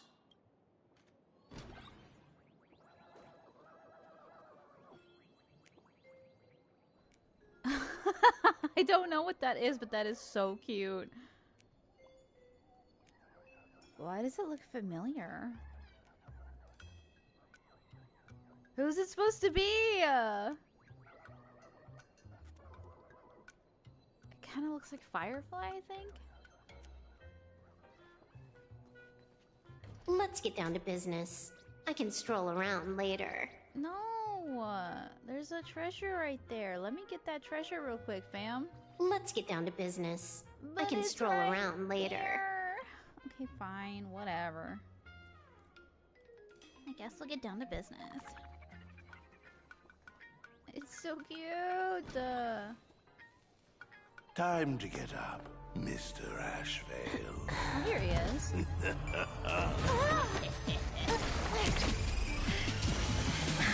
Times do I have to say it? Just leave the delivery at the door. To disturb my sleep? Mr. Ashvale, this lady is not here for food delivery. Oh, then she must be here to kill me. Sadly, not that either. What do you mean, sadly? Not here to deliver food and not here to kill me. How strange. Oh, then you must be a client. You are here to hire me for a case. Your order of guesses is a little heartbreaking. Yes, I am here to commission you. Something has been stolen. My heart. Oh, what did you lose? A person, along with an ancient mask that should have been mine. Huh, interesting. Are you here to join the Phantom Moon Games? At that moment, a cloud of suspicion rises in the detective's mind. Who exactly is this girl? Mr. N, stop the voiceover when we're talking business. Oh, stop? You pay me 900 credits an hour plus 2 bananas just for this, don't you? Yes, but at least throw me a few clues while you work. Between the detective and their assistant, at least one of them should know a thing or two about deduction, right? A name flashed through the otherwise empty mind of the detective. This unremarkable-looking girl was, in fact, one of the top 10 most wanted terrorists on the IPC's bounty list, a Stellaron hunter. Kafka! It's Silverwolf! She's Silverwolf! Mr. Ashvale, did you get your head caught in the fridge door or something? I feel like I need to wipe my personal data again. One of the Interastral Peace Corporation's most wanted fugitives with the highest bounties comes to commission a broke detective. Oh. I have seen plenty of stories like this. So, the next thing would be me getting dragged into a massive conspiracy and forced to run for my life, right? Drop the paranoia. I came to you because I hacked into the Security Bureau's criminal record system. What I found was shocking. In all those bizarre police cases, you were hired again and again.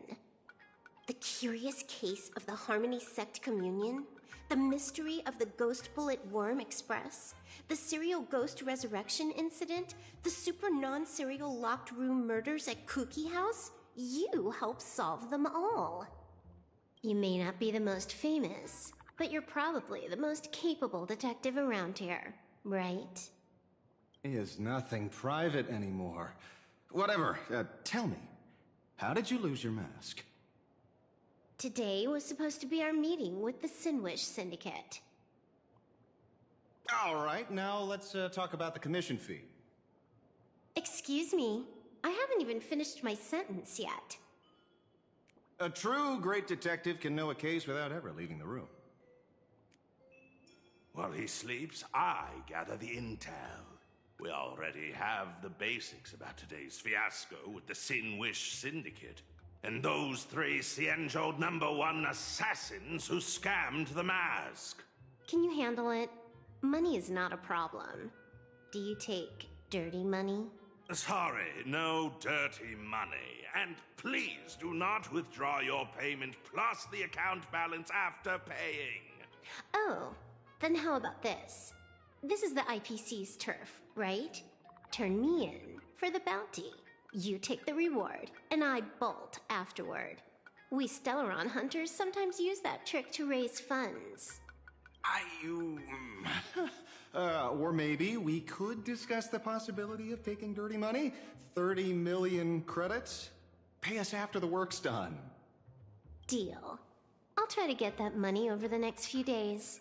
Here's my contact info.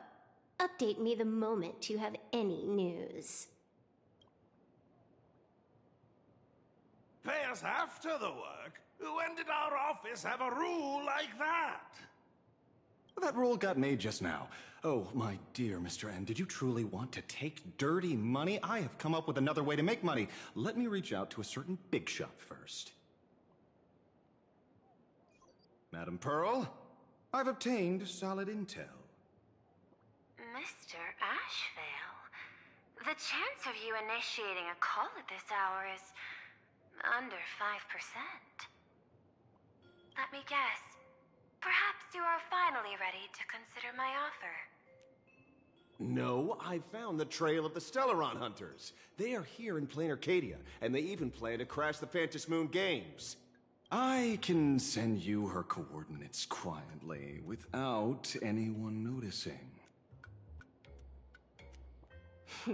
Quietly, without anyone noticing. The Phantom Moon Games? The moment your IPC chose to speedrun it, it was fated to be more than just a game of fun. And you want me to take part? That is asking a bit much of an old man. We should have taken that hacker's deal earlier and turned her in for the bounty. An unexpected bonus. So Pearl still has other masks hidden away. That makes things much easier.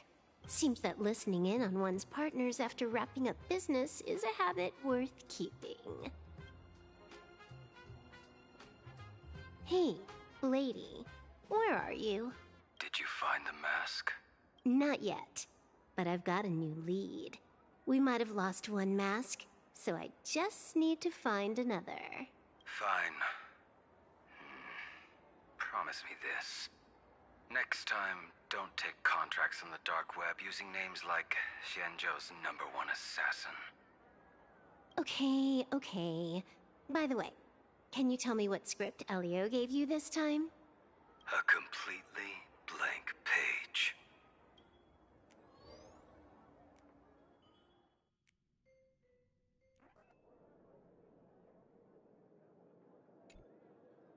So, what you're saying is that this Miss Sparksy, who was originally just a virtual avatar, has now crossed into reality and taken entire school staff and students hostage. I get it.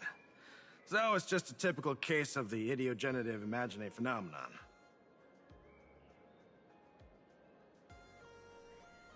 It gains sentience of its will? A typical case? Ideogenitive?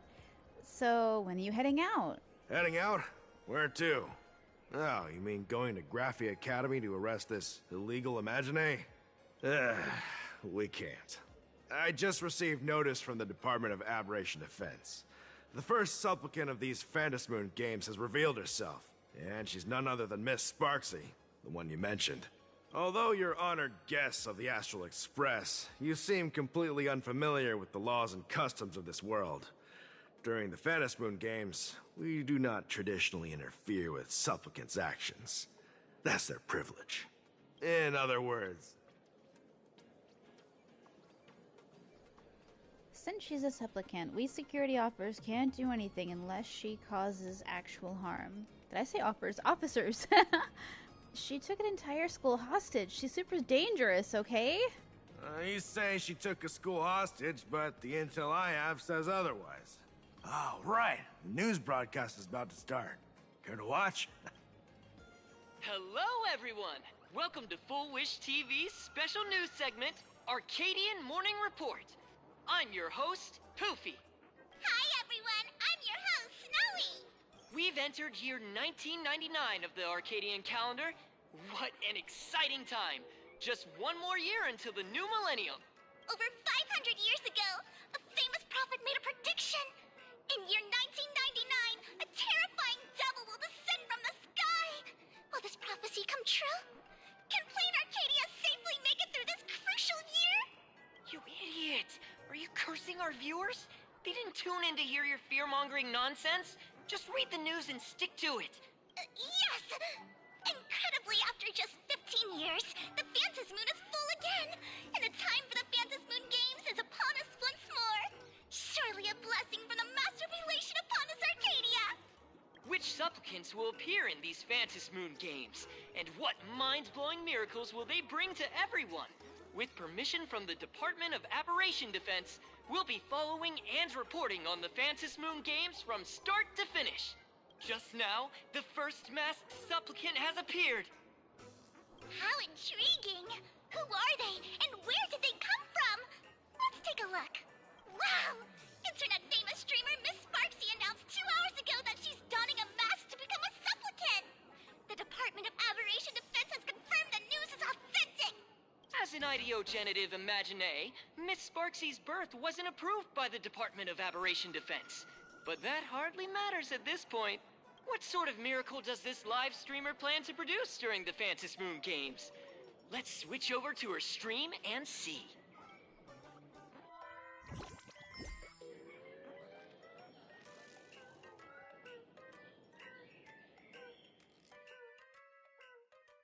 Yoo-hoo! And we're back from the commercial break.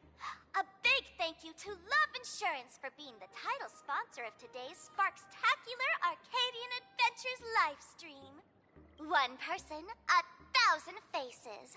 1,000 faces, one person. Who will Sparksicle become today? Ta-da! Time for the big reveal! Everyone, follow along with Dean Sparksy of Graphia Academy as we check out how our new transfer student is settling in. Marge, say hi to the camera. Sparksy, don't you dare mess with me. I, March, am not someone you can easily push around. I'll have you know I'm the disciple of General Jing Yuan of the Luofu and General Huayan of the Zhu Ming. I've undergone rigorous Xianzhou sword training. Others might fear you, but I sure don't.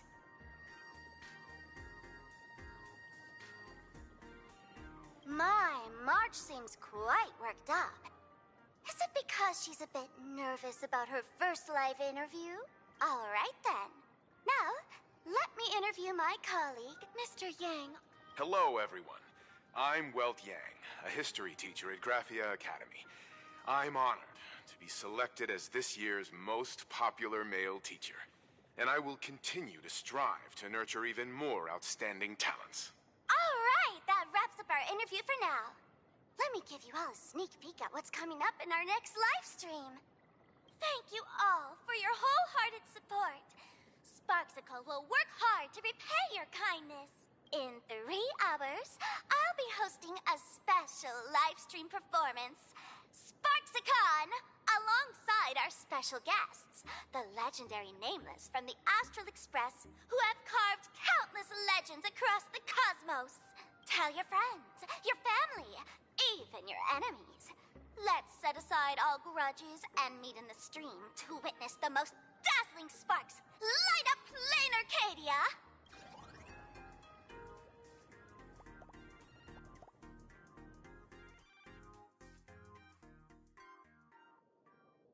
Now, see, Miss Sparksy was just doing a program with your friend. It's fine, really. What kind of program is this? Oh, the Astral Express's reputation. Oh, the Xianzhou General's honor. So these are the Nameless of the Astral Express? That's hilarious!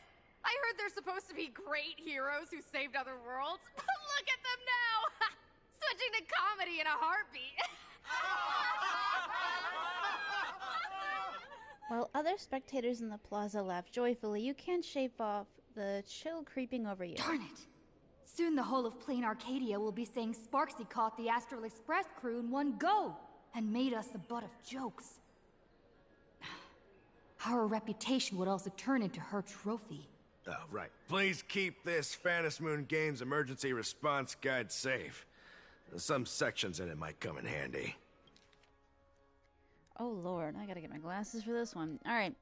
Phantasmoon Games Emergency Response Guide. During the Phantasmoon Games, numerous unpredictable aberrations and incidents will occur throughout Plain Arcadia due to factors such as miracles offered by supplicants, oversaturated wish power, and concentrated generation of aberration disasters. All local residents and off-world visitors are advised to remain calm, stay tuned to news reports from the Department of Aberration Defense, steer clear of dangerous zones, and safely enjoy the Phantasmoon Games. Should you encounter any emergencies, please refer to the response guidelines, which can greatly improve your chances of survival. Number 1, if you find yourself caught in an anomaly, blah, blah, blah, blah, blah. If you find yourself caught in an anomaly, I cannot talk today, anomaly triggered by a supplicant, immediately distance yourself and head toward home. During this time, do not respond to any voices coming from behind you or from your right. 2. Home is an enclosed or semi-enclosed space suitable for human habitation, generally containing objects such as chairs, beds, wash basins, etc. If the home you are in does not meet the above definition, immediately read the following. There are no monkeys dancing on giant teeth, and no black lizards can be seen in the whale's belly. Remain still and wait for a safety notice from the Department of Aberration Defense. 3. Safety notices from the Department of Aberration Defense come in several forms: broadcast, TV news, online streams, and so on. The broadcaster's head should consist of eyes, ears, a mouth, and a nose, not a pineapple or an apple. Related report. Masks of elations were stolen by the Riddlers. Nouns and verbs in the cognition of Ternary City citizens have been swapped, causing mass chaos. I gotta read that again. I don't understand what they said. Masks of elation were stolen by the Riddlers. Nouns and verbs in the cognition of Ternary City citizens have been swapped, causing mass chaos. Perpetrators are still at large. 15. If you lose your way and find yourself within a supplicant's sphere of influence, you can take refuge in a nearby fragment of the world and canvas. But please note, in the vast majority of cases, canvas fragments won't talk, won't laugh, and have no teeth. The safe zone at the edge of the world and canvas retains close to reality's three-dimensional coordinate axis. If you notice your body starting to become two-dimensional, immediately turn back the way you came. 30. Oh my god, there's a lot. Objects that fall from the sky en masse are usually rain. Rain is a collection of water, not candy, and definitely not vintage flip phones. If you encounter a similar phenomenon, do not answer messages from the candy and do not eat the phone. A joke is a piece of information designed to introduce laughter. A joke is a piece of information designed to induce laughter and does not possess the ability to move. If a joke claims it's heading to its friend, the refrigerator's wedding, to steal away its electrical toothbrush bride, please board the nearest science fiction novel and get out of... Oh my god! Sounds like, I don't know, like a drug trip? And get out of here. Related report. A masked fool exploited the gift of the laughter to create infinite improbability phenomena in Rainbow City and was subsequently taken down in a joint operation by the Tavern and the Department of Aberration Defense. If you happen to get trapped inside a television stand... if you get trapped inside of a television, stand as close to the screen as possible to maximize your on-screen presence. When you hear children's songs being sung in chorus around you, whatever you do, do not sing along. When attempting the above, make sure you're inside the TV, not trying to walk into it. Related report. Children's program host lures massive audience into a carefree fairy tale kingdom, now officially classified as a kidnapping case. Friendly reminder, this guide will be updated and revised after each round of Phantasmoon Games. Please ensure you have the latest version published for the current Phantasmoon Games. That is a lot of drama. If there's nothing else, I'll be going now. See ya. Thanks for your help, not. See? I told you so. Even calling the police was useless. Just like real life. Right now, you're their only hope. And that red boss lady of yours. She's here too. Are you all right? Did you get hurt when you ran away?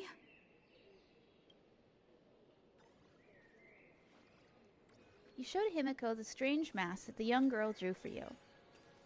So, March and Welt are both trapped in Graphia Academy now? And that girl called Sparksy took the mask, too. I wasn't vigilant enough. No, it's not your fault. I underestimated the complexity of the situation behind these games. Coming back to my homeland was meant to be a relaxing vacation for everyone. And I also wanted you and March to experience the atmosphere of elation in this world. Throughout the history of the Phantom Moon games, there have been many instances of cooperation between supplicants. But this time, forces from across the cosmos have turned this into their own high-stakes poker table. Rather than honoring the elation, these players are far more eager to savor victory for themselves, itching to knock everyone else out of the game. Sparksy is one such troublemaker. We can't let her get away with this. Should we head back to school and save everyone now? It's dangerous to rush back to school on courage alone, when we don't know what Sparksy has done and what she's planning to do. For every supplicant, there are 3 key acts that must be completed once the Phantom Moon games begin. The roll call, the miracle, and the promotion. Sparksy has completed the roll call. She took the mask and declared her entry into the games, drawing everyone's attention to the news that the first supplicant has appeared. Next, she must strive to make a miracle happen. Bear the people's wishes and answer with a great feat. If I'm not mistaken, Sparksy is waiting for us to walk right into her trap. For her, there couldn't be a better opponent than the Astral Express for this first battle between supplicants. What could be more earth-shattering than defeating a renowned cosmic hero on a battlefield of her own meticulous design? So here's the question, Sparkle. Based on what you know about this imposter, what's her real agenda for joining the games? Simply toying with and defeating the Express crew alone won't be enough. What kind of world-shaking miracle is she after? Sure, she's a fake. But she's still a fake of Miss Sparkle. Guessing won't get us far. If you ask me, we should check out the tavern. Might find some leads there. You mean your tavern? What kind of place is that? The Masked Fool's headquarters. The World's End Tavern. That's right. How could we pull off something this insane without Miss Sparkle's prized collection I've been hoarding all these years? That imposter must have known this well. Before this operation, she definitely went to the tavern, using my name. Most fools can't tell the difference between me and that imposter. Or maybe they just don't care. But if we can find out who I talked to and which treasures I stole from my collection of items, we'll naturally figure out what that imposter is up to. That's a good plan, but I can't let you act alone. Can you take both of us into the tavern? Take this business card. The address of the tavern is printed on it. However, you'll have to find your own way to the tavern. That's been the rule since it was established, and there's nothing I can do about it. Since there's still time, I'll head out first. You two can come over when you're ready.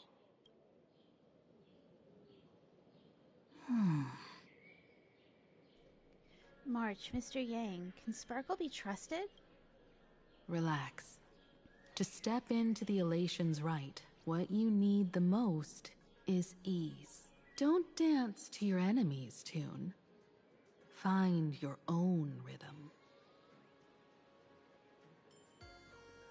Now it's our turn to set the steps.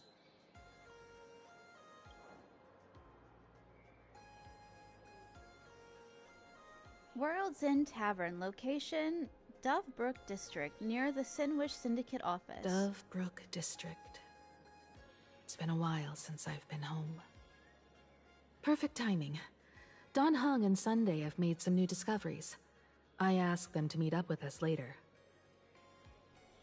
Himiko's home is in Dovebrook District? The place where Himiko grew up? Don't get your hopes up too high. Looks like this vacation trip has gone right back to our usual trouble She doesn't seem like the type that would be born in a place like this.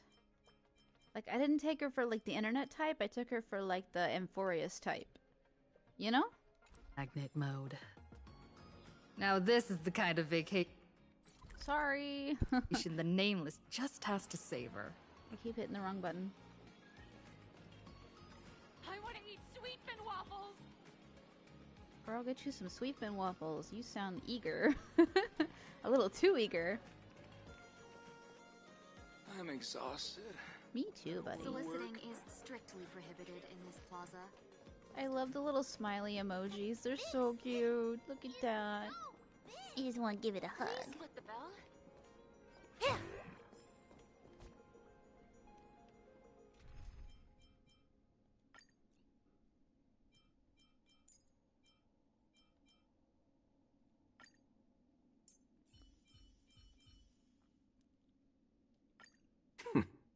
The Rangers are getting stronger every generation.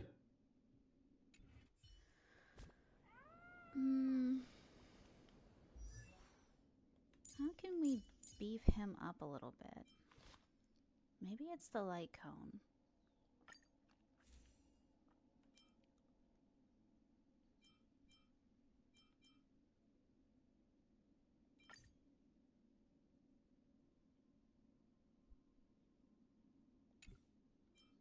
I don't want to take... I don't know. I don't want to take hers, but... His is the strongest. His is the strongest. His is really strong, too.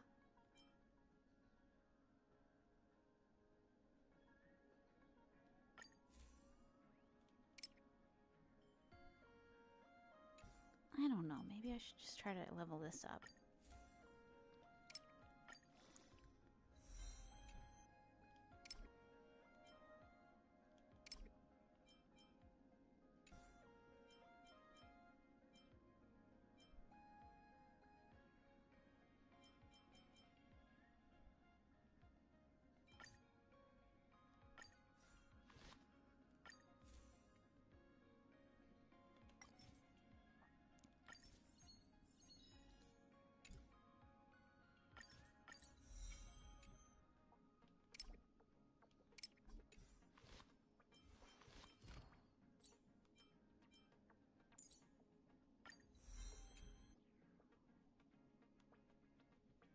Hello. How are you?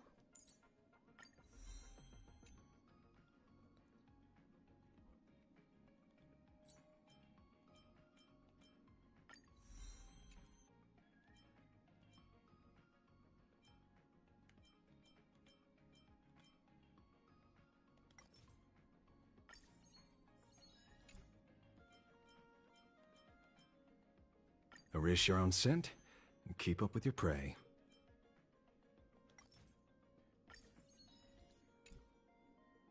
Nourish your own scent and keep up with your prey.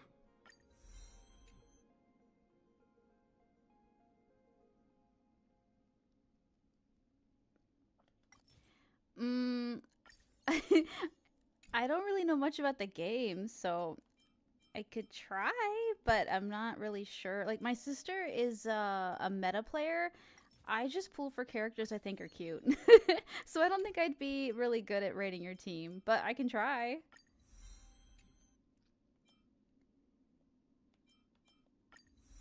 Like, I'm the worst person to ask for advice on this game. I'll tell you, I got stuck on adventuring, like the big adventuring boss before you had like a casual mode. I was stuck on him for 20 days straight, and the only reason I beat him was because I had Gallagher. So like, I'm absolutely the worst person to ask for help. I just play for the story and wing it as I go. But I get really lucky and I pull all the best characters that I think are cool.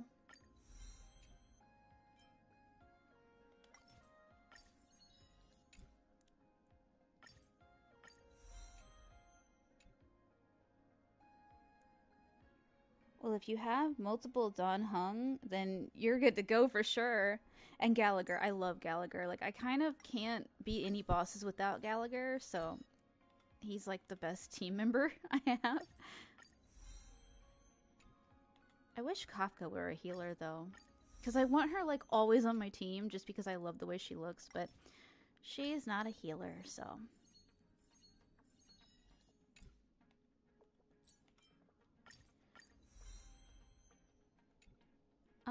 Yeah. Hold on, let me... Oh, wait, I think I'm out. I just pulled Asheville, so I've been trying to, level him up. But my core team looks like... hold on, let me show you. So, my usual team is Gallagher, I think. Where the heck is he at? Oh, Gallagher! I don't see him. Oh, there he is. This is what my team always looks like. So, Boot Hill's my strongest. Aventuring's my wall. He is my killer. He gets everybody out of the way. And then, yep, Gallagher. And I can't level him up, but he's essential. I can't live without him. But then the characters I like to play are these guys, like everybody else. And, what's my favorite? I just pulled Himiko. I didn't realize I had her. I haven't even leveled her up yet. And I really like Herta. And I really, really like Hycelin's a lot, too. I wanted Cyrene, but I never got a chance to pull for her. Topaz is good, too. But yeah, that's my core team that I play when I'm actually trying to be serious and fight bosses, you know? But it sounds like your team's really good. You don't have her? I don't remember if I got her on accident, like when I first started playing, but she's a really good healer, too. Every shadow on the Yao Qing could be me. Okay, where is Himiko? Because I would love to level her up. I don't know how I forgot I didn't have her, but... Fast equip? Quick equip. I don't think I have Sparkle. Yeah, there's my Bailu. I don't know how I got her light cone either, but she's so cute. Just got Kafka yesterday. I got him on accident. I have a lot of characters. I just don't play very many of them. She's my favorite, just because I love foxes and fox girls.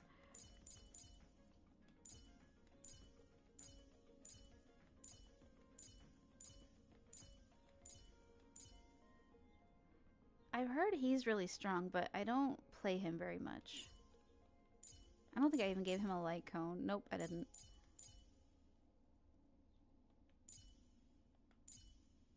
I didn't realize I had Yukong either. Ah, cute. Oh, there she is. Okay. I want to see if I can actually fight with her. I don't remember even pulling her. It must have been after I finished Amphorius. With countless marvelous sights to be seen, I couldn't possibly consider stopping here.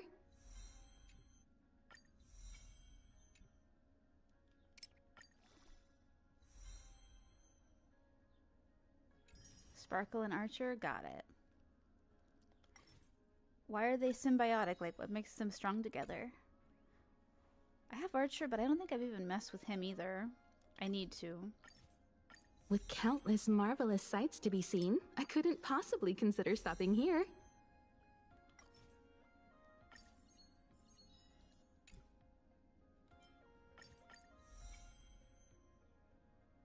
Himiko and Herta. Okay. Thank you for the advice.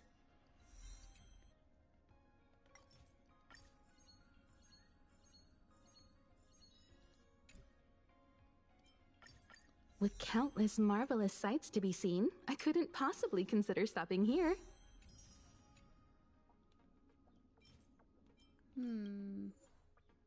Looks like I hit a wall. Okay, let's test it out, though.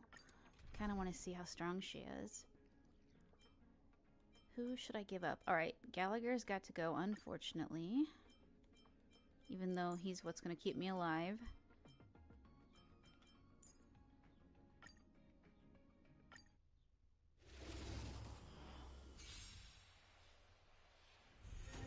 Wretched and looks like her brother.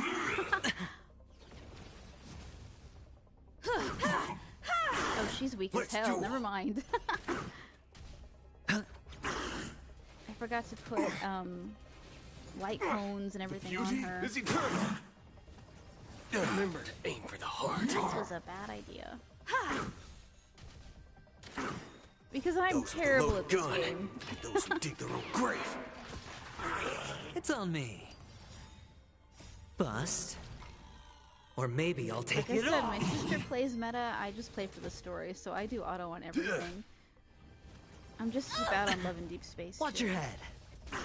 I'll only go manual if I absolutely have to. Bring it on.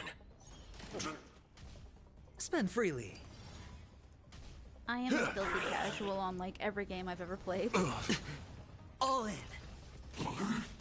I will protect all beauty. For a driller. Let's duel. There's your reward. Hey, at least I did it. Alright. So let's see what she needs. I know I'm missing something.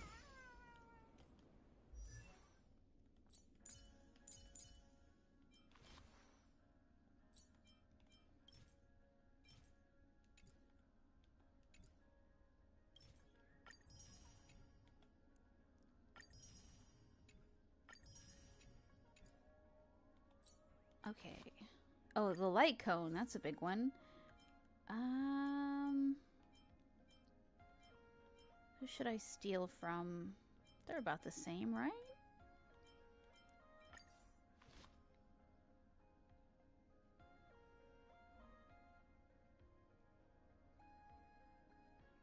Oh, I see. Yeah, I'll do it eventually. I'm so into the story.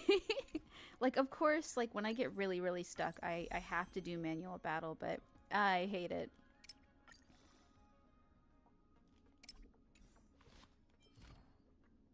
Oh, no wonder she's so weak. Duh. All of her stuff is at 0. Asheville might be really strong now, though, since I got all of his stuff up.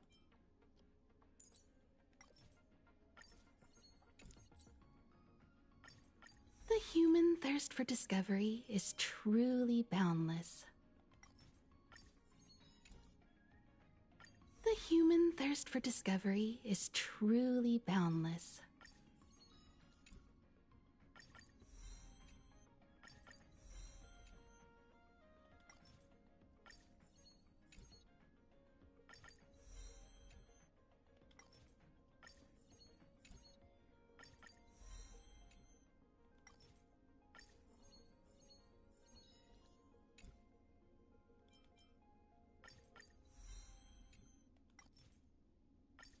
They've made it a lot easier to get material. Like, when I played this last time, it was extremely difficult to get material. I think people must have complained a lot. I appreciate this.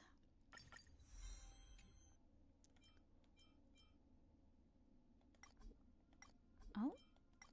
No more quick farm? Okay, that's it, I guess.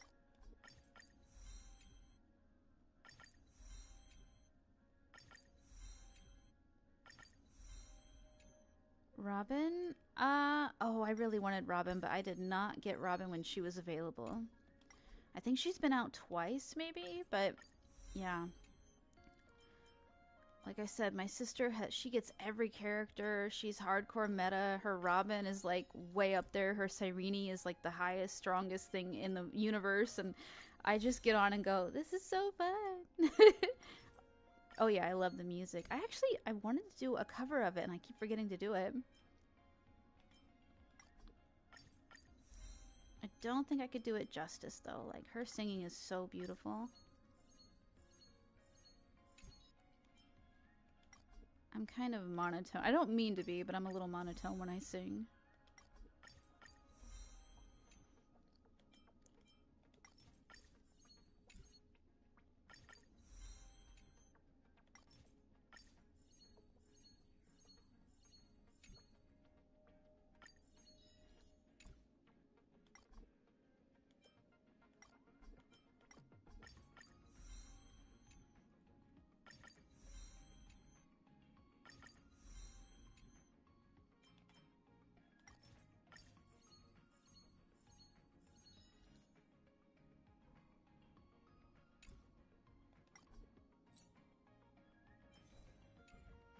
Oh, I forgot to do the relics too.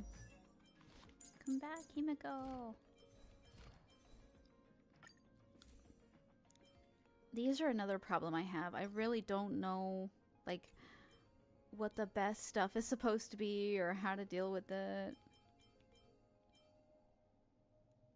Or how to lock.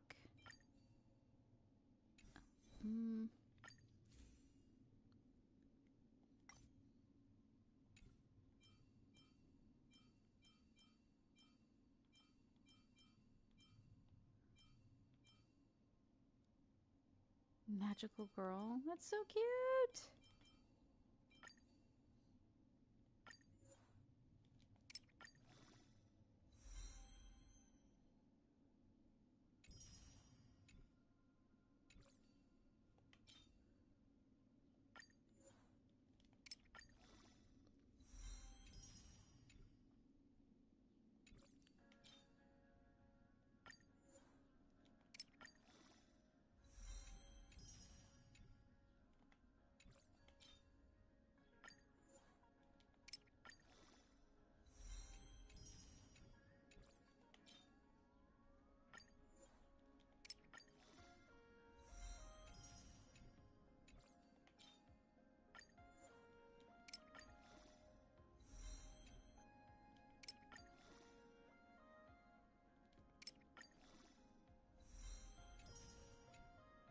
Alright, everything's maxed out. Let's lock all of her stuff.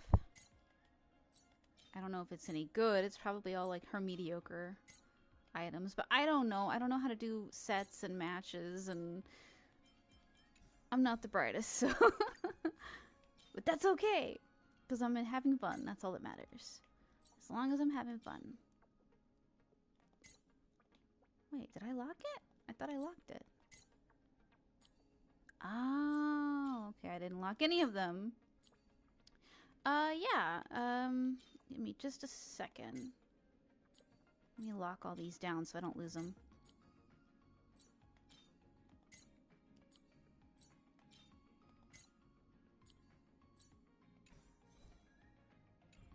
Alright, I don't know if you can see it, but my friend code at the bottom is 616-327-017, and my character name is Celestiana.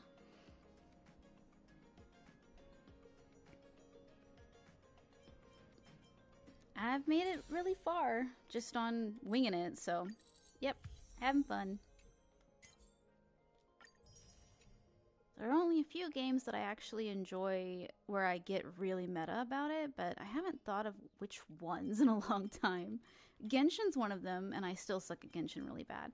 I raised my world level on Genshin so terribly high that I ruined the game for myself, and I'm tempted to re-roll and start all the way over.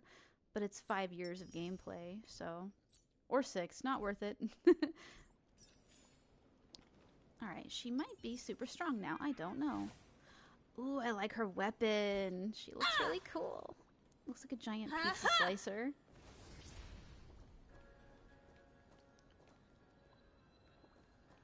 Let's see if I can put her and Ashvale together.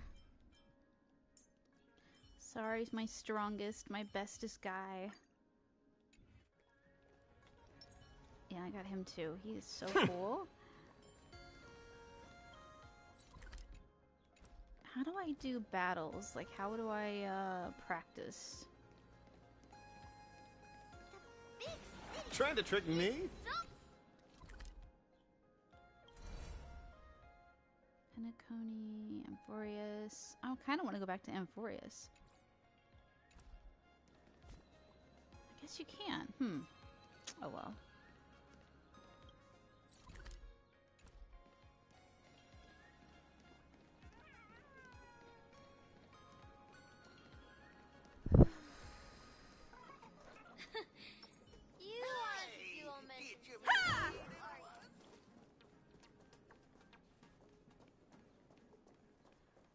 Wait, maybe it's on the events page? How do I do events? Aha, here we go. Yeah, let's try one of these.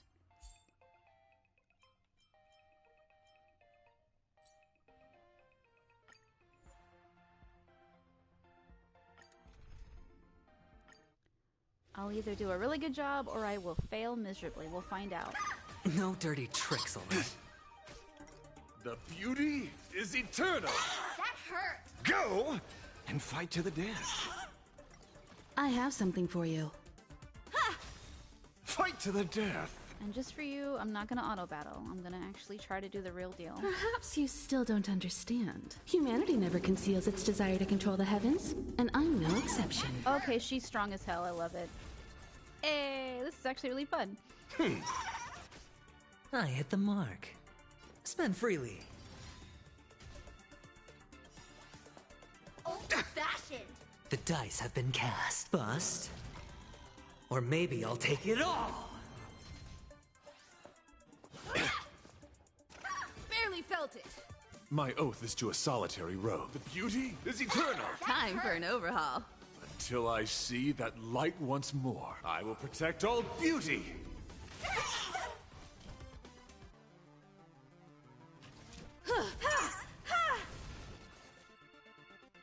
I see through you.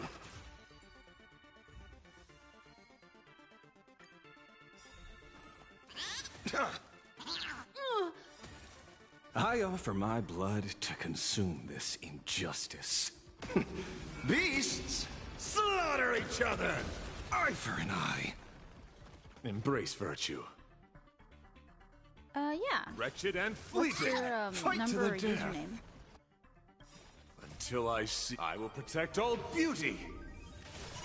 You won't get away. Eye for an eye. I have something for you. Fight to the death. Perhaps you still don't understand. Humanity never conceals its desire to control the heavens, and I'm no exception. It's on me.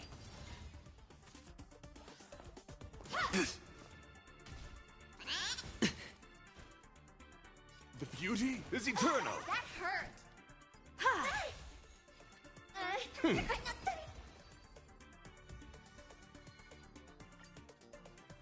Alright, let me see if I can go to the friends list. It's been a long time since I added anybody, so I gotta remember how to do it.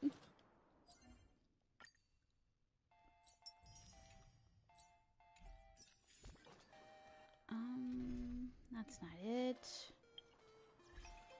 Tutorial, navigation. Where's the friends list? Messages. Characters. Trailblaze. Redemption code. Phone decoration. I don't remember. Alright, you're gonna have to tell me how to add you. Special event, game tools. That's not it.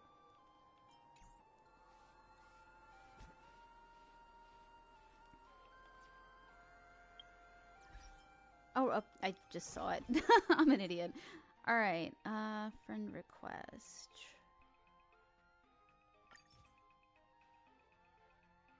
Application period. Search. Alright, 7, 223. 283.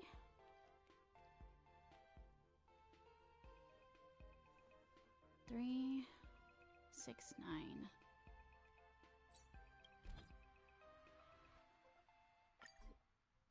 Friend request sent.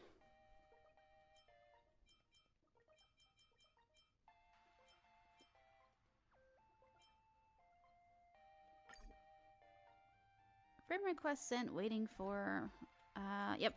Alright, let me know if you added. Alan? I was like, that's an odd one. Did I put in the wrong thing? Oh boy. Well, whoever that is, we're friends now too. Okay, let me try again. Manage friends, friend request. Search IUD.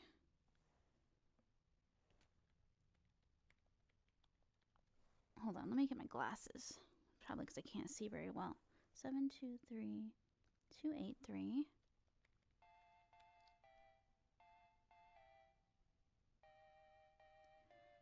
369. Nope, that's the only person that comes up is loser. But it says UID is 602504. What the heck? Is this a glitch? That's so weird. You see the numbers up there, right? Very strange. Alright, try with me again. Can you search by the name? Celestiana, maybe?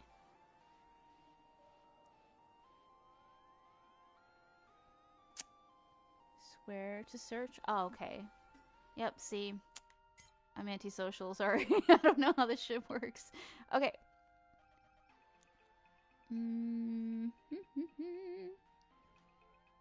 Oh, duh, I see where it says loser right there. Alright, 7, 2, 3, 8.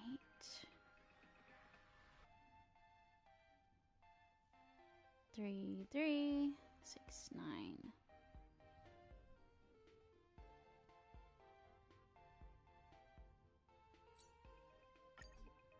Player not found. 7, 2, 3, 2, 8, 3, 3, 6, 9. I put it in properly. Weird. Yep, it's gonna have to be you send a Mia request. I don't know why, but it is not working. I'll just try. I wish you could just put in the name of the person. But then there's probably like 10 billion Allens on here, so I don't know. Sorry. I don't know why it's being so weird.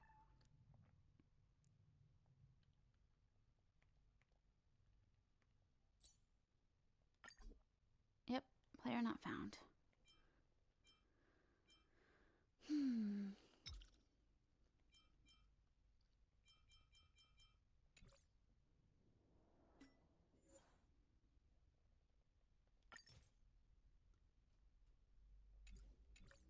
It is 616-327-017. It's very small, and it is very, like...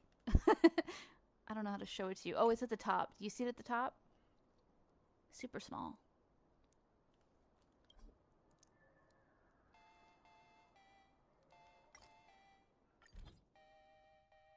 There, that's bigger. You should be able to see it.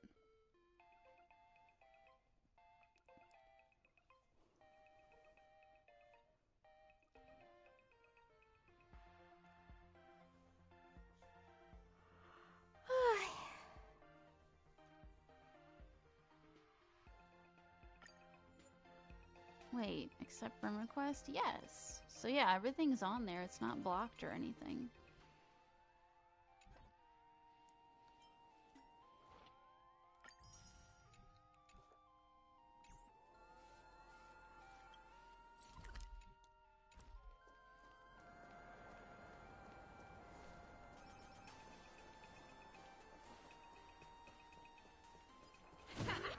We Yeah, have I a know, 30% it's kinda weird. discount for Blues. Maybe... I don't know, maybe it's just glitched out right now. But I have your info saved and I'll try again another time. And I'll put mine up on the screen one more time so you can see it. 616-327-017. Arguing online.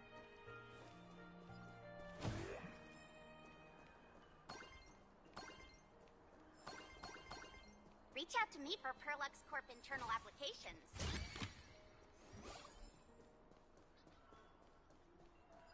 Ha! Let's meet up at Perdido's. When I get rich, I'll buy out all the ice creams in the convenience.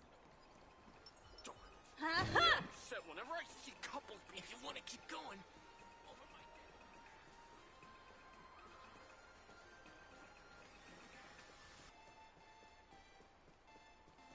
So, we're almost at Dovebrook District.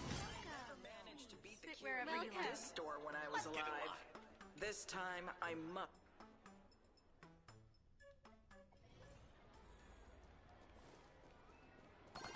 Blazing? Quite a bustling district. Is this really where Himiko lived back then? It's been 15 years since I've been back. I wonder what's become of these houses now. If they're being rented out, or if they've been sold off already. Perhaps they've become like the Graphia family. Nothing but empty shells of their former glory. Let's go. Stay safe on the road. Why did she sound so depressed? Alright, I gotta see if she's got a different voice actor now. I'm curious. Nope, same person. She sounds different every few seconds.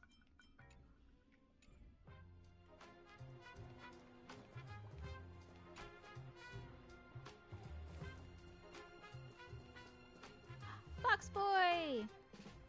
Oh, he's like stranger danger, get away from me. What the heck was that?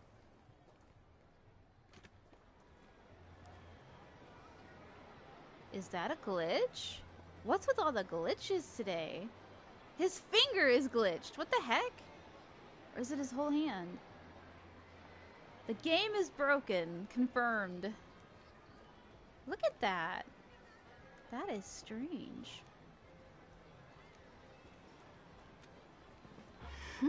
Oh, they're all glitched. Oh my god. This place seems to have changed a lot. Holy for bully! Great Raccoon, you really came! There's a Furbo calling out to you. Why don't we go take a look? For your interest in the research society. rest assured, I haven't forgotten a single thing about the compensation. This Furbo was actually waiting outside the magazine's office just to make amends? Furbo absurdo. And you are? The tabloid journalist who took my picture. It's quite the escapade, long story. You told Himiko about the whole series of events with the tabloid journalist following you and the compensation claims. Huh, looks like Destiny wanted you two to meet again and maybe score you a nice fat paycheck while at it. Would you mind coming into our magazine office to talk? Let's discuss compensation, shall we? It looks like the magazine publisher has taken over this entire building. Could it be this is Himiko's home? Strictly speaking, the entire street where this building stands belongs to my family's estate. It's said that, in their heyday, the Graphia family owned property all across plain Arcadia. But by my generation, very little was left. When my journey reaches its end, will anyone in this world be able to inherit anything from me? I will inherit Himiko's will. Mom! Silly child. What nonsense are you talking about? Come, let's go inside the magazine office and see what this little Furbo is up to.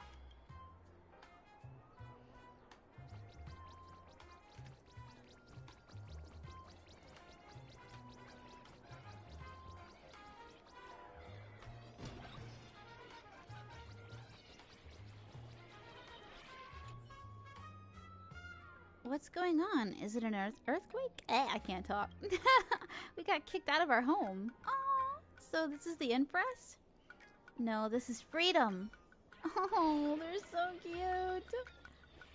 No earthquake.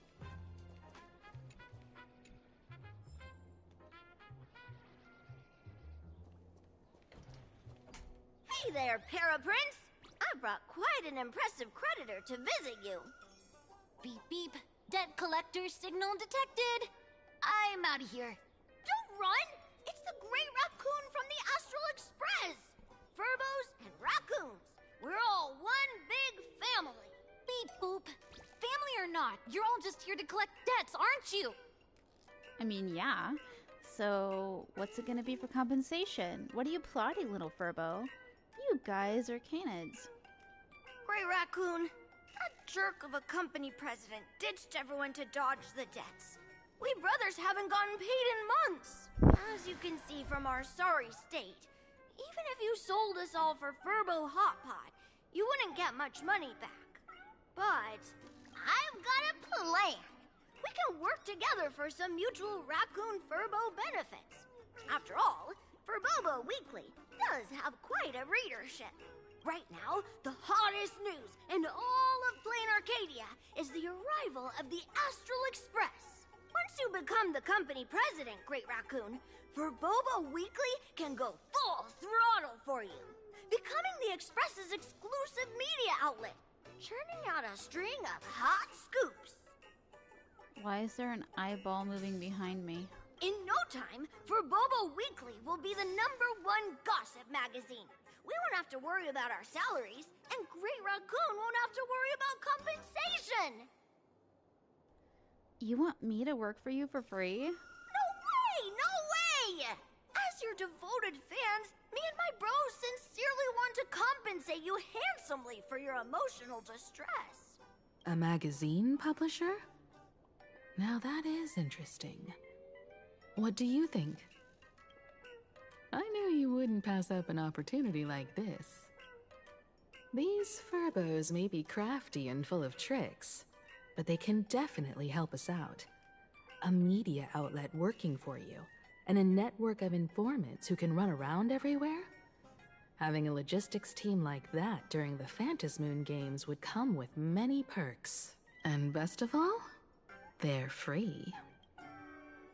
So tell me, what does a company president have to do? Being a company president is actually super easy. Just follow me. They're so cute! What the heck are they doing? Are they okay? Please, take a seat in front of the computer, President. I'll show you how it works.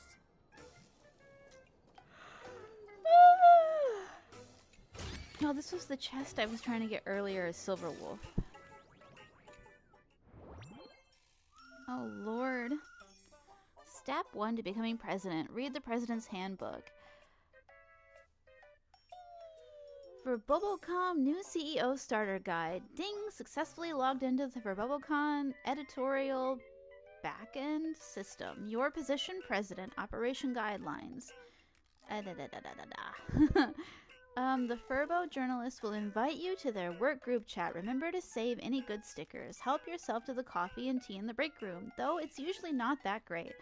From 2 p.m. to midnight is when the magazine is most active, so try to stay online as much as possible. The Furbos are very obedient. As long as you know a little about management and handling subordinates, they can write any article. But if they run into problems they can't solve, well, the staff might be entry level, but the president sure isn't. That's on you. Remember, there are only Furbos and the president here. If you notice anyone else's presence, don't look at them, don't respond.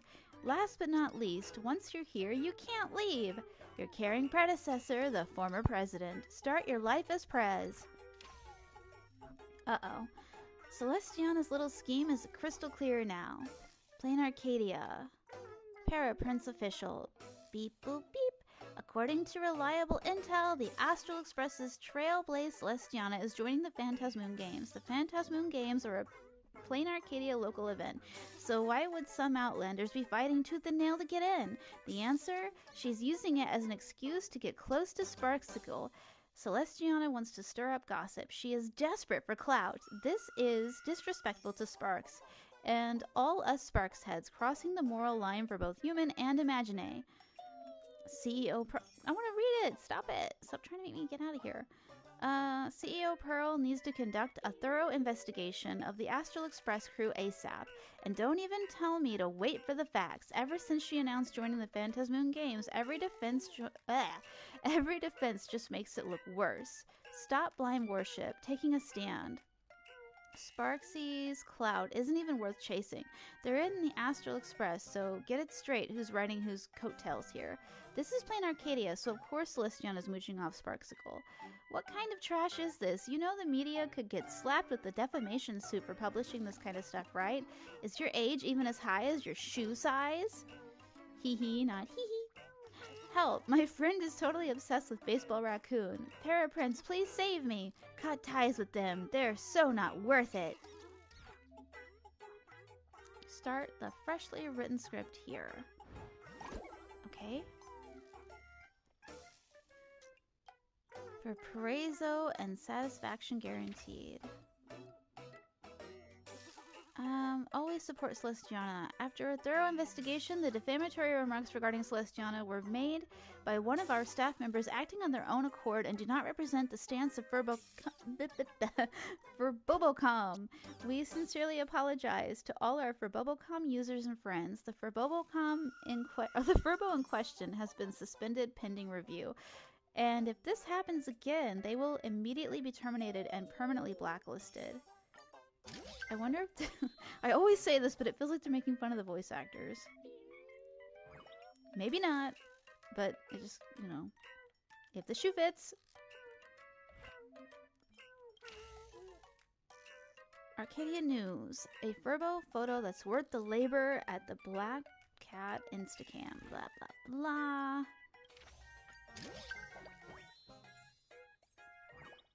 I don't like this minigame. I want the gossip. Oh, is this all the gossip? You're so cute! Pain? Never heard of it because our smiles are contagious. One-on-one professional counseling. Get your smile back, no strings attached. Join the Research Society of Happy Smiles. Nah. I'm good. Daybreak Squadron versus Sam. Fighting over what exactly?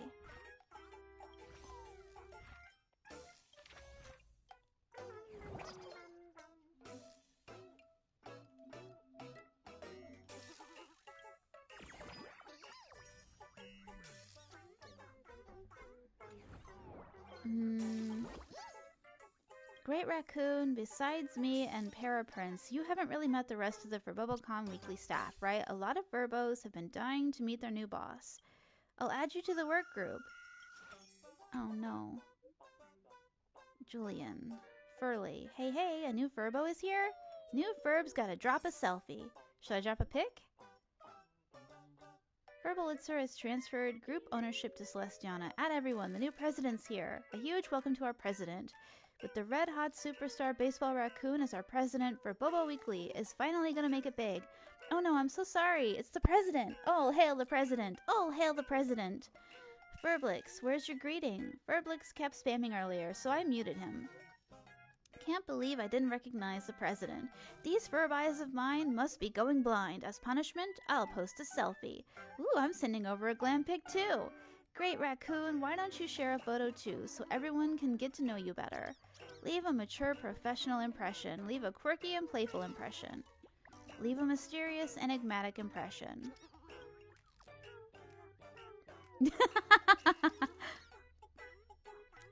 Wow, the president looks so mysterious and unpredictable. She's got even more faces than me, the thousand-faced Julian. Nyaha, I nearly laughed myself to death. Our esteemed president. Ah, I went too fast. 99 images in a row. The system has automatically collapsed them. Alright, I gotta go back up and read that again. Oh wait, am I late? I just saw this is the new boss. Are we finally getting a new boss? I knew for BubbleCom would, without someone calling the shots, was Going nowhere. Having a leader now is absolutely fantastic. Boss, how's your day been? Everything going smoothly? Did you have breakfast, lunch, dinner, midnight snack, coffee? If there's anything you need help with, just let me know anytime. Verblix is always here to help out. Sorry, Great Raccoon. I muted them again. They were just spamming way too much.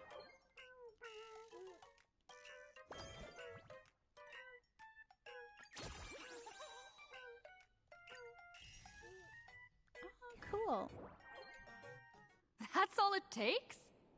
Okay, from now on, I'm your new company president. Woohoo! Great Raccoon is our new company president! Ha! Whatever mission you assign, we brothers will get it done for you. Anything else you'd like us to do? His voice is so cute. Change the name of the gossip forum. That's all there is to it. Boss, you don't like for Bobo gossip? What name would you prefer then? Moon Chat, Death Notes, Gossip Groove, Custom Name 3. Never mind, let's stick with the old name. Death Notes. Ugh, my heart just skipped a beat. But that's okay, as long as the boss is happy. Are you sure? I'm gonna eat this potato chip. Or was it take this potato chip and eat it? It's been a while. This is the one. No, let me think about it. Boss, you don't like for... I kind of like Moon Chat, actually. Gossip Groove. I don't know, Gossip Groove fits. Moon Chat. Chatting about the Phantom Moon games together? Huh, cool name! Are you sure? Boss, you don't like for Ghost Ship Grove? What's that supposed to mean? No, Goofy. Are you sure? Boss, you don't like for Alright, Moon Chat it is. Chatting about the Phantom Moon games together? Huh, cool name! Are you sure? This is the one. In return, make sure you create some big news stories. Aw, yeah. Oh, and that journalist Furbo who wrote that slander about you? HR will fire him. We don't need an employee around here who's got beef with the company president. Wait, send him to gather intel at the school. I heard a supplicant has appeared at Graphia Academy. Should we have him take some pictures there for you? No problem. I'll arrange it right away. This Furbo will issue the order. Stay tuned for his first-hand report. Looks like you're already getting into the groove of being a company president. We're pretty much done here, and Dun Hung and Sunday should be arriving soon as well. I'll just have them meet us here at the publishing house. Wait until companions arrive.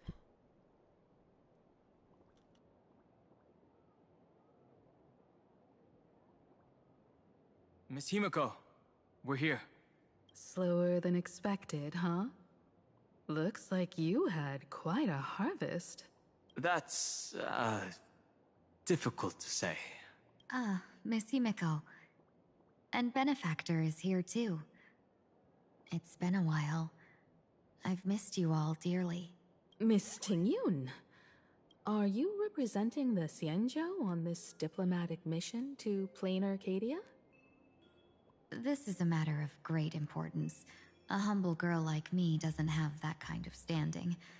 I'm just tagging along with General Yao Guang of the Yuchui to help out with odd jobs. I happened to run into these two on the way. The seer strategist. What happened on this journey? Sorry, there was a bit of a hiccup. I accidentally put on a mask of elation. Now I'm a supplicant in the Phantom Moon games. Well, that's quite unexpected. I know the Express has been seeking to join the Phantom Moon games, and I've been quite curious about that. Sorry. Did I make things more complicated than they needed to be? No need to apologize, Sunday. You are a companion of the Trailblaze. No nameless would ever stop a companion from finding their own path.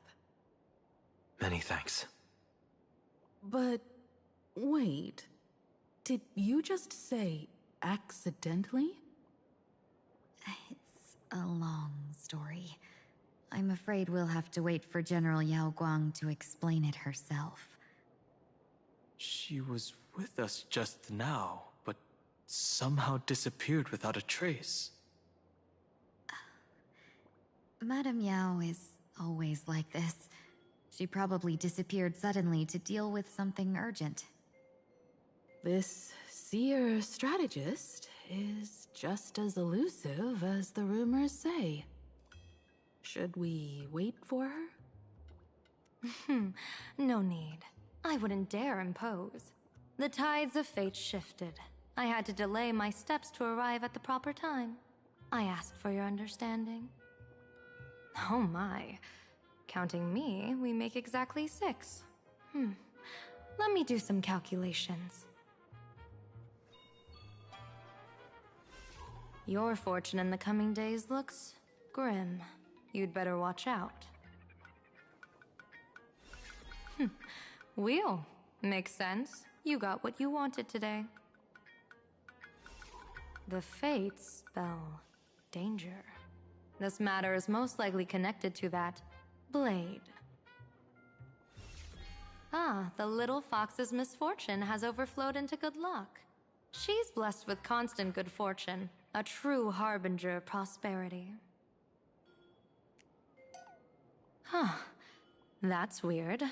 I can't see yours. So, you're that trailblazer Fushuan mentioned.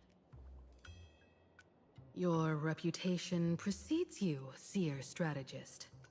I'm Himeko, navigator of the Astral Express. Whatever's on your mind, you can discuss it with me. My sincerest apologies. When a diviner encounters someone whose fate is unfathomable, we can't help but feel 3 parts excited, 3 parts flustered, 3 parts curious, and 1 part awestruck. What do you mean by unfathomable? My eye of Ishvara can scan the aura of fortune surrounding each of you, manifesting as weal or woe signs above your foreheads. I'd like to divine your fortunes as a welcome gift. However, this person really surprised me. I can't see anything from her at all. Are you really free to try any choice? To do anything you want? Does an Ishvara like you actually exist in this world?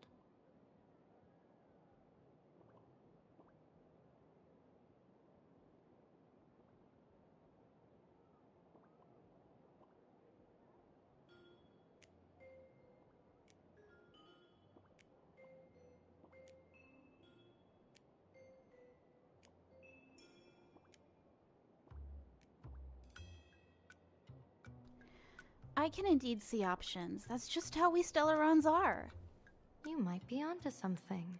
When it comes to eons, divination often goes haywire and no proper reading can be formed. What do you think this means, General? As an Ishvara, their mere presence in the playfield creates a variable in the game. It's both a blessing and a curse. As I said before, the weal and woe of us 6 align with the 6 lines of divination. If she represents woe, then the hexagram falls to water, where dangers lurk above and below, spelling doom. If she brings weal, then the hexagram shifts between wind and water, presenting a great opportunity to strike. Auspicious. So, the fate of our journey in plain Arcadia rests on her decision.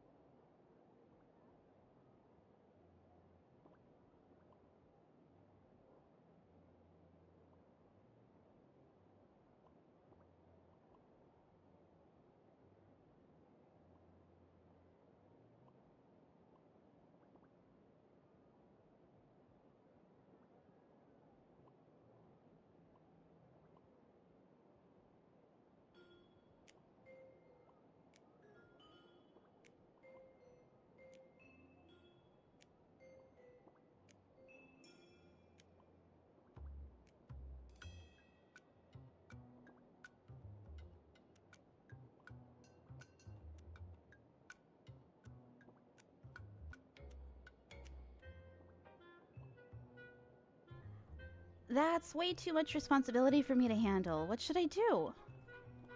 I am not an Ishvara free from fate. So naturally, I can't guide those of that disposition. Back to business. I take it you're not just here to read our fortunes? I am here to greet everyone, to apologize to the Express Navigator for my previous indiscretions, and to borrow someone from you. Miss Himeko, now you understand how I ended up wearing this mask. I get it. She says she wants to borrow you for an operation. I want to hear your thoughts. If you're not comfortable refusing, I can speak up for you. Oh, you two. No need for whispers. I can hear you loud and clear. How did you... Well, since the General heard us, would you mind telling us your reasons for doing this? I'm collecting variables. During this journey, I'll be acting as unpredictably and irrationally as possible. Don't be surprised. Some Arbiter Generals excel in battle with their wit and valor. Others master the art of forging weapons, and some guard the Netherworld with their lives. I, however, fight for the Alliance by calculating and manipulating fate itself, peeking into the future. I'm here to discuss matters regarding the Anti-Destruction Alliance, and then I'll head to Astropolis for the vote. That's the real business. But according to the divination, this Arcadian world faces an extraordinary danger. When a bird's nest falls, no egg will remain unbroken. Are you saying we'll all perish along with plain Arcadia? What's going on here? Intel indicates that a serious Xianzhou criminal is attempting to join the Phantom Moon Games. This individual has been infected by the flesh of Shuhu, the emanator of the abundance, and is extremely dangerous. According to my interpretation, his long-suppressed There's no way he could do that. That's the divination's answer. Rather than asking whether he could, we should ask, how would he do it? My divination shows dragons clash in the wilderness. Their ichor dark and yellow. While the term dragon clash could simply mean fierce battle, could it be foreshadowing a great calamity from your conflict with Blade? Perhaps this prophecy has other interpretations. But with my limited intel right now, I have to prioritize Blade, this most volatile and dangerous factor. I've heard that different interpretations of prophecies can lead to completely opposite outcomes. Until things become clearer, it's better to reserve judgment. Let's put that aside for now. In any case, I've brought along a creation forged by Blade himself. If things get out of hand, it might temporarily restore his sanity, giving us a brief chance at victory. What is it? I'm sorry, but fate has shifted once again. I must take my leave. To put everyone on the Express at ease, I solemnly swear that Mr. Sunday won't be obligated to do anything for the Xianzhou.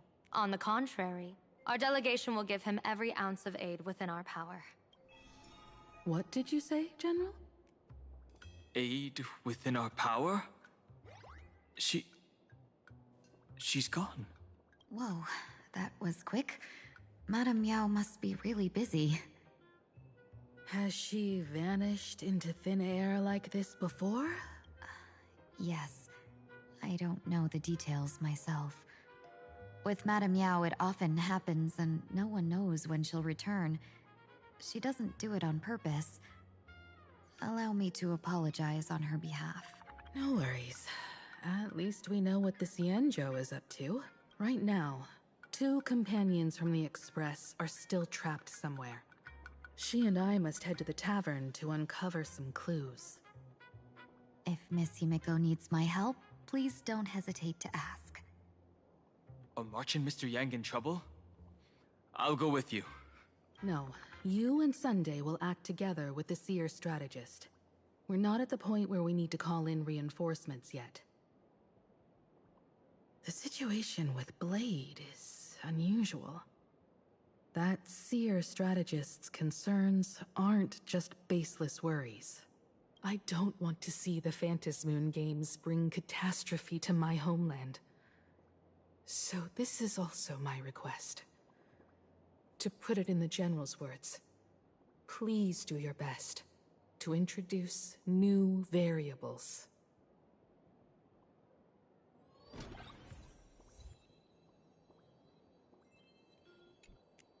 I understand Miss Himiko's intentions.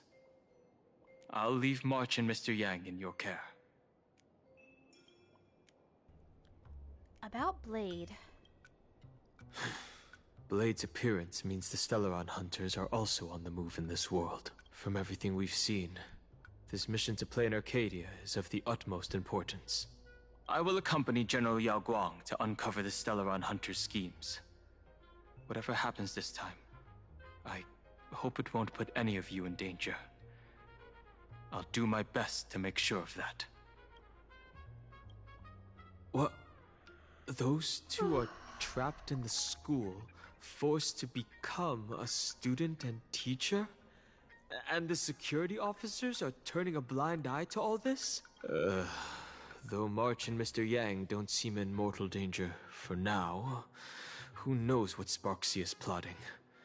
The longer we delay, the worse it could get. Better to rescue them as soon as possible.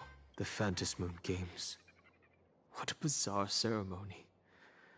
What does this type of elation really mean for the people of this place? Why would AHA promote such a game? Don't worry, I'm here with you. Whatever happens, keep me posted on how things go.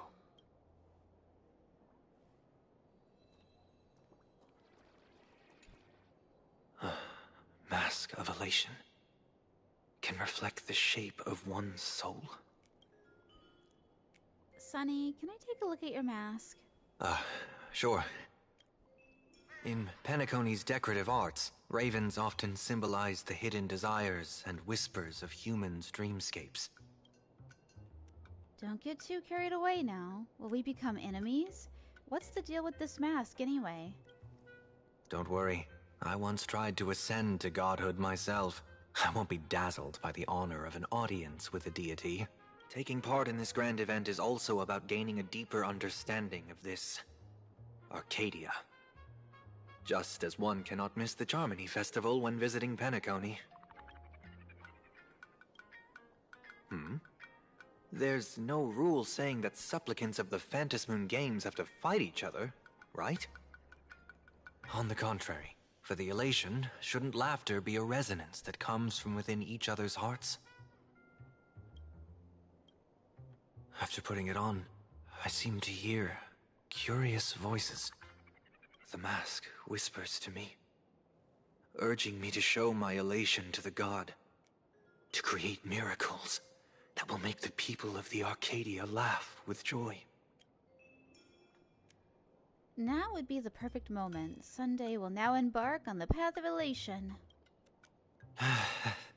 That's a good one. When that general, Yao Guang, shows up again, I should discuss our collaboration plans with her. Good luck.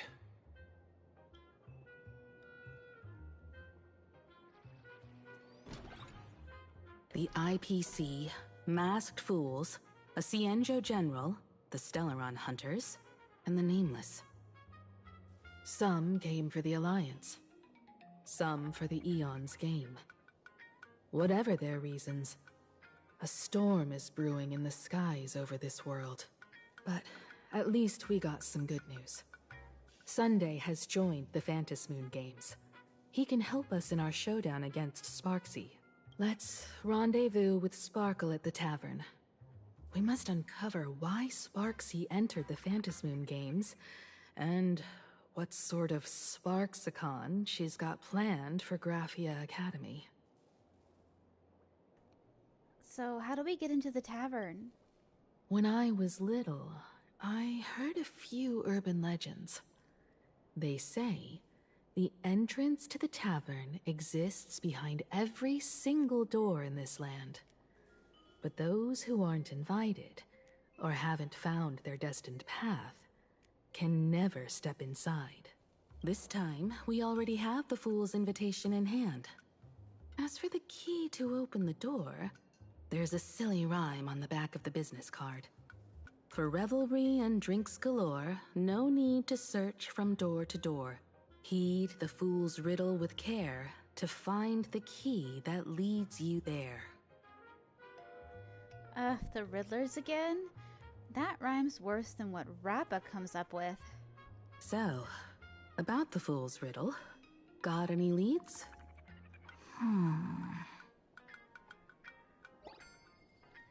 A long time ago, you scoffed to yourself, who even remembers after all this time, but you do remember. When Sparkle first met you, she told you a riddle.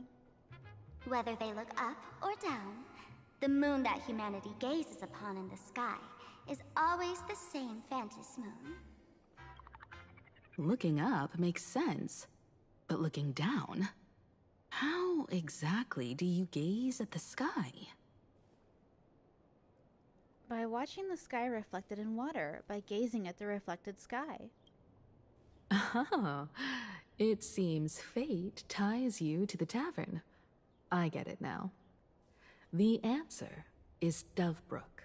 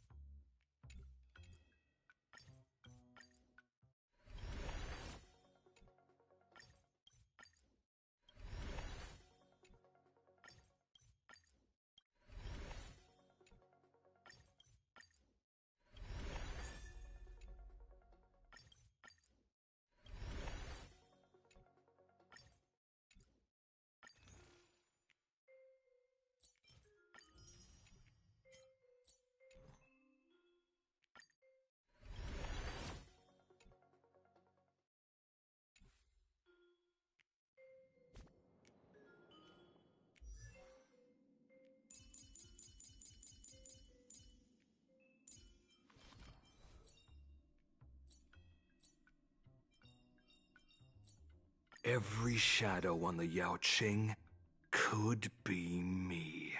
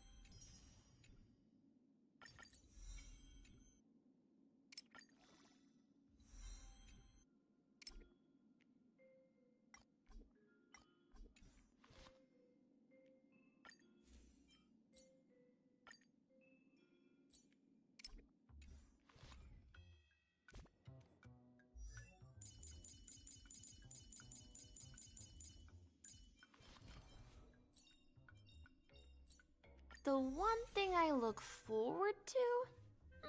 Growing up, of course.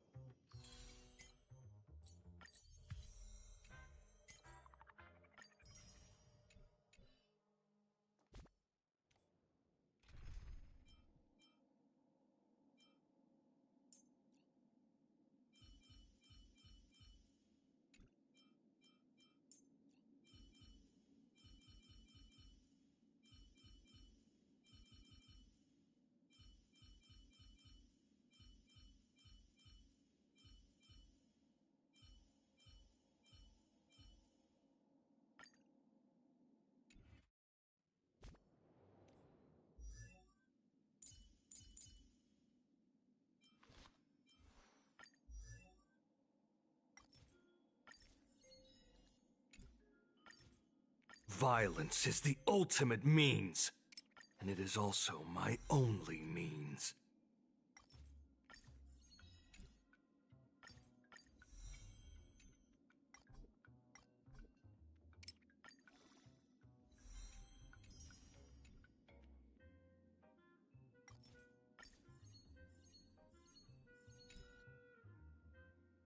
Violence is the ultimate means, and it is also my only means.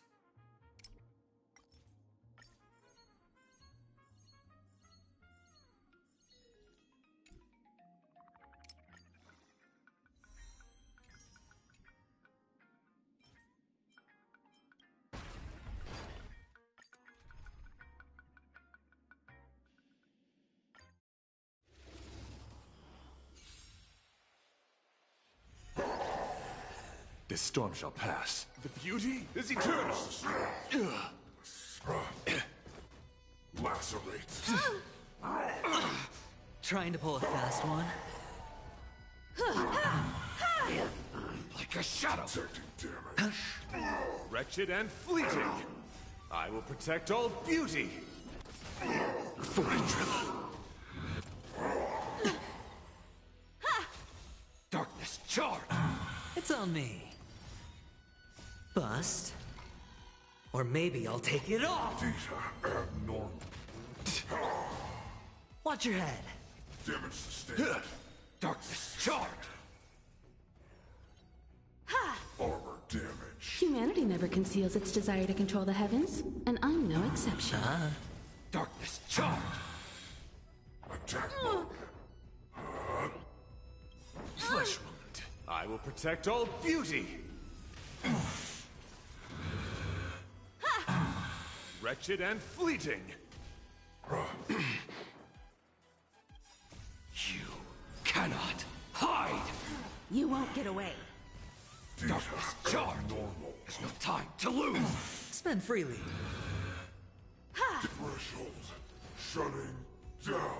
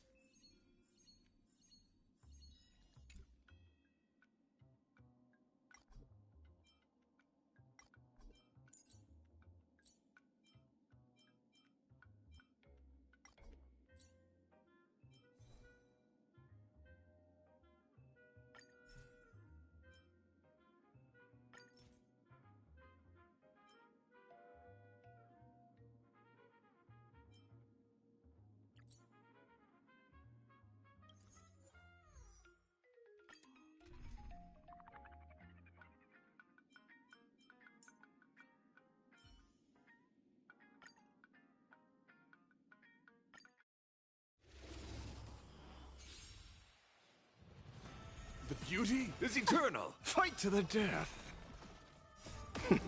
Beasts, slaughter each other. Eye for an eye. I will protect all beauty. You won't get away. Component damage. Fight to the death.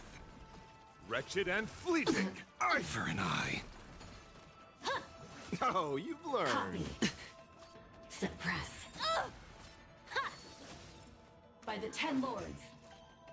Unscathed. Humanity never conceals its desire to control the heavens, and I'm no exception. I will protect all beauty. The beauty is eternal. Raised. I will protect all beauty. Component damage. Fight to the death. Threat raised. Beasts, slaughter each other.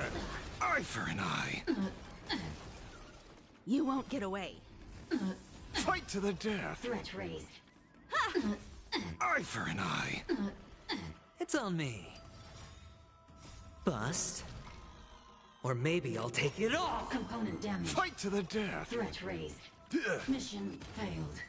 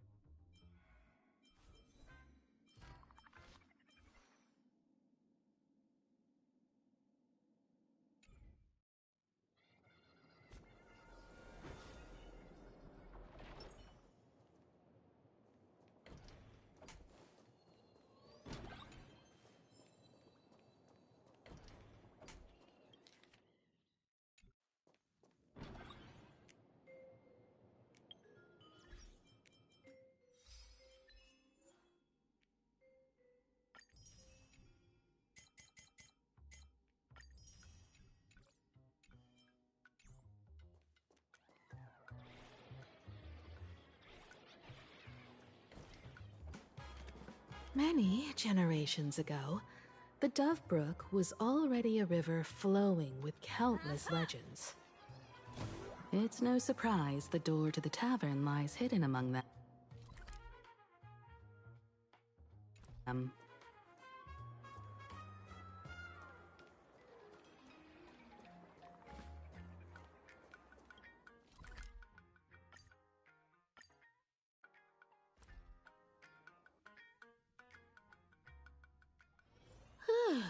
Fancy a coffee? Let's meet up at Perdido Station later.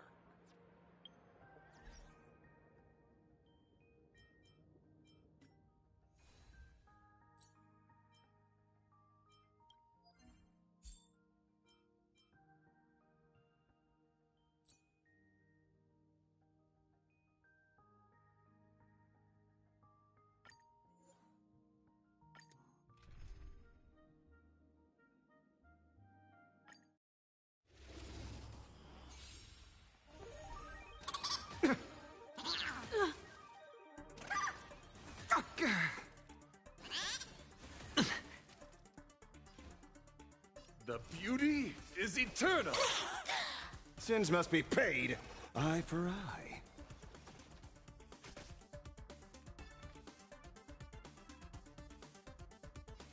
I see through you. Looks like I've got a winning hand. Going all in. Tabs on me. Time for a detailed overhaul. Go and fight to the death.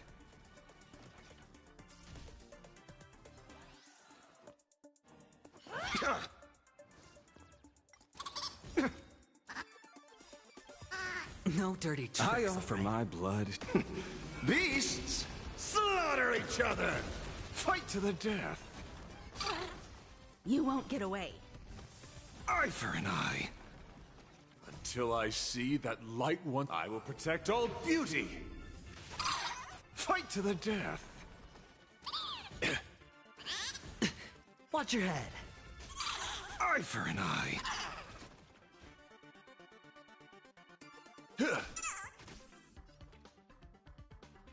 I see through you. Spend freely.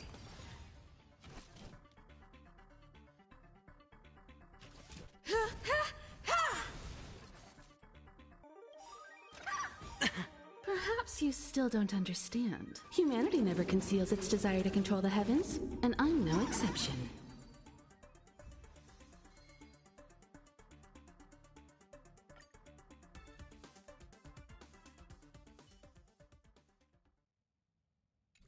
Let's meet up at Perdido Station later. Excuse me, can I have the bill?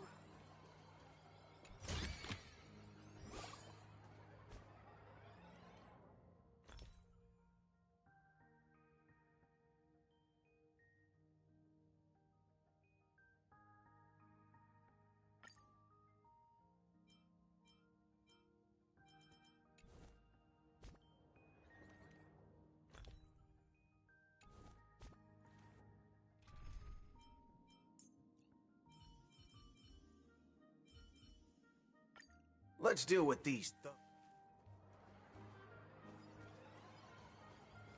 Excuse me, can I have the bill?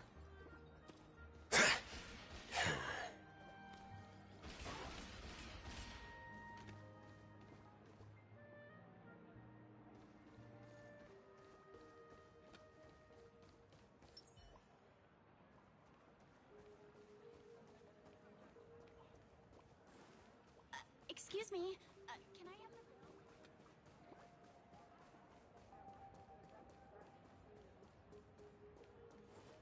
Ha! Ah!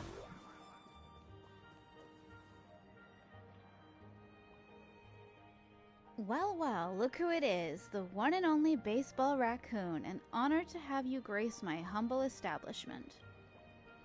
Just say the word and I'll get you whatever you want to taste. Whether it's a raptor from the sky or a beast from deep in the jungle, I can get it for you. I've got it all. The only limit is your imagination, not my inventory. For some reason, as you watch the giant, winking octopus before you, a sense of confusion begins to bubble up from deep within you. Wait, what? Kraken's shop doesn't sell seafood? Isn't this, like, false advertising? Ha! And here I was wondering what was troubling our esteemed guest. Turns out you're just craving seafood. No biggie at all. At all. I can't talk. No biggie at all. For me, Kraken, the fearsome cosmic sea monster king, catching a few fish from the deep sea is as easy as can be. Don't you worry, I'll get right on it, and I promise you'll love the taste.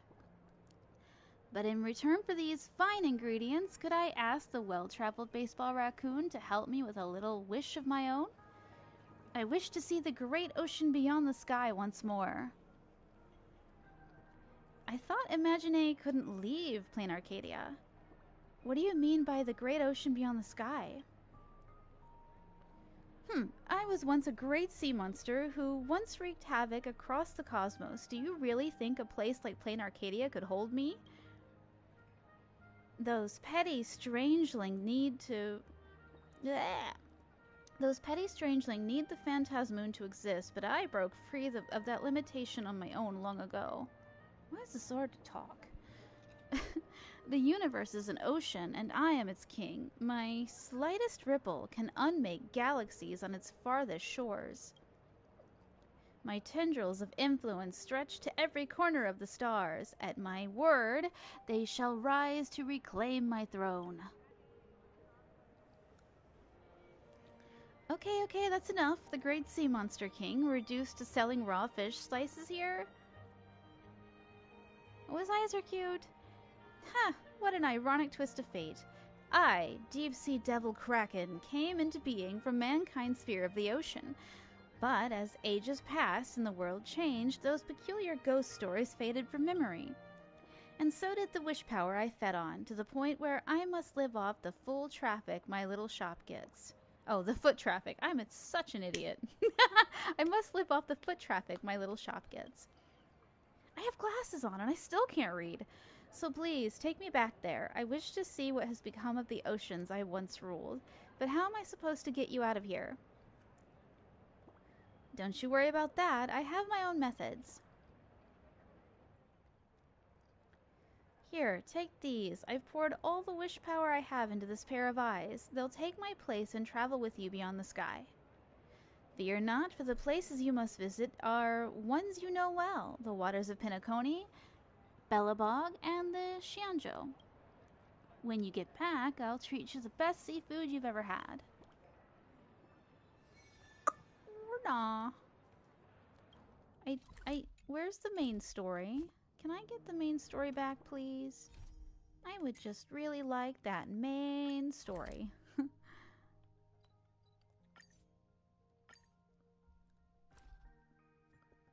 Come to think of it, I haven't chatted with Sonny in ages. Let's go see what he's up to.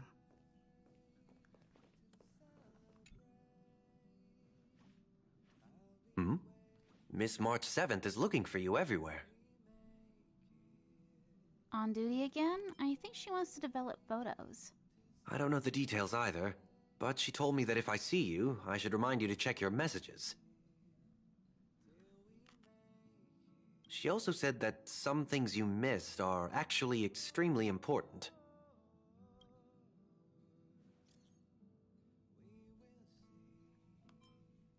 Where are you? There's a gift for you. Come quick. Gift?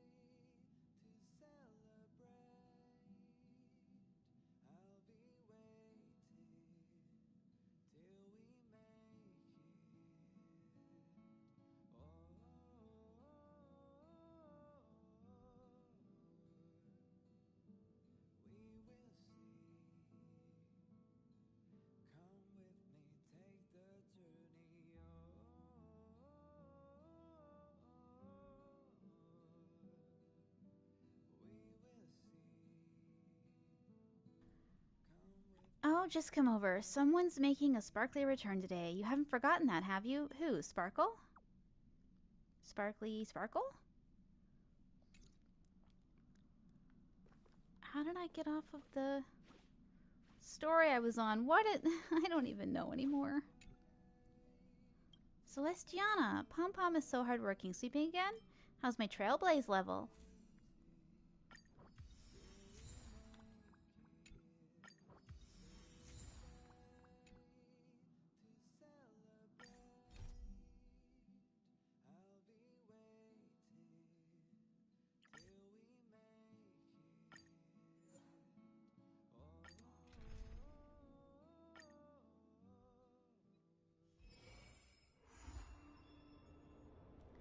This is a useless endeavor, but I might as well give it a shot.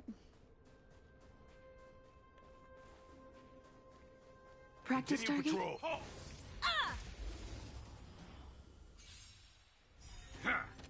This storm shall pass. The beauty is eternal. The dice have been bust. Especially or maybe I'll take it all. That's a bad idea. Till I see that I will protect all beauty. Bring it on. Sure, I'll play There's along. no reasoning with you. Those with a loaded gun, and those who dig their own grave. You won't get away. It's on me. I have something for you.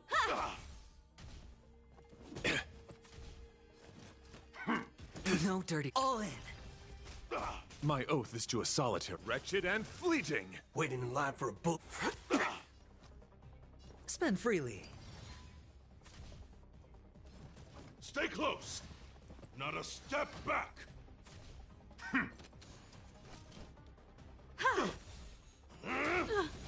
You've got a lot of nerve. The beauty is eternal.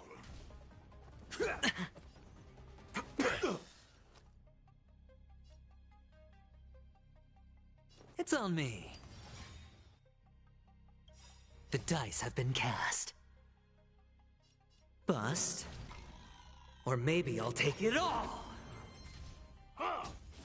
Watch your head. My guiding light.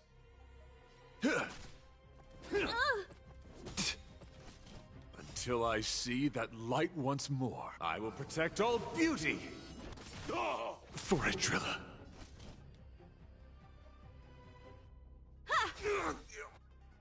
Perhaps you still don't understand. Humanity never conceals its desire to control the heavens, and I'm no exception. On my mark. Here stands the Silvermane Guard. Wretched and fleeting. Just give it up. Let's duel. There's your reward. You won't get away. I hit the mark. Time for an overhaul.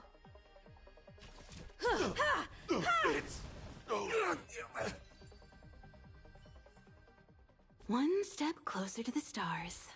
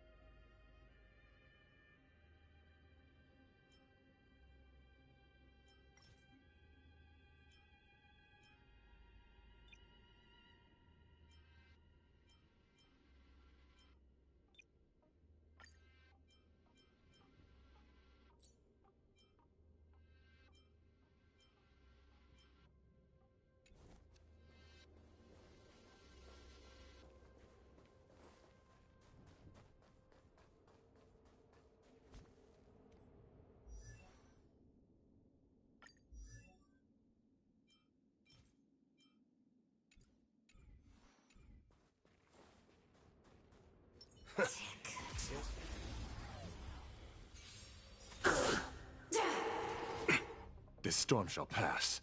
The beauty is eternal! You won't get away. All of you stand still. Bring it on! Hedge your bets. There's no reasoning with you bunch anymore. Those with a loaded gun, and those who dig their own grave. No dirty tricks, all right? A written time. Haven't eaten yet. Flesh wound. Until I will protect all beauty. I will protect all beauty. Wretched and fleeting. Sagacious discernment. The dice have been cast. Bust. Or maybe I'll take it all!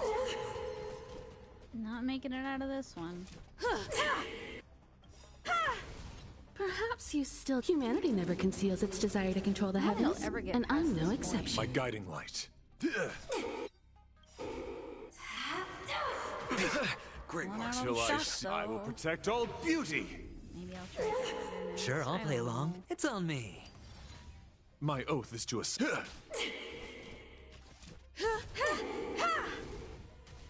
Utterly benevolent. All in.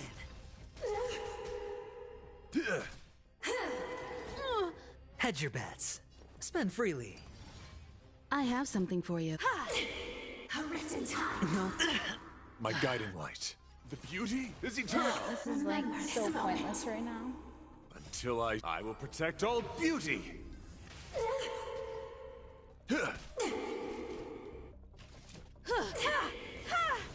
You won't get away. Embrace virtue. Sagacious discernment. Time for an overhaul. Perhaps you still don't understand. Humanity never conceals its desire to control the heavens, and I'm no exception. My oath is to a solid, wretched and fleeting. I will protect all beauty. Hillary of time. I couldn't find them.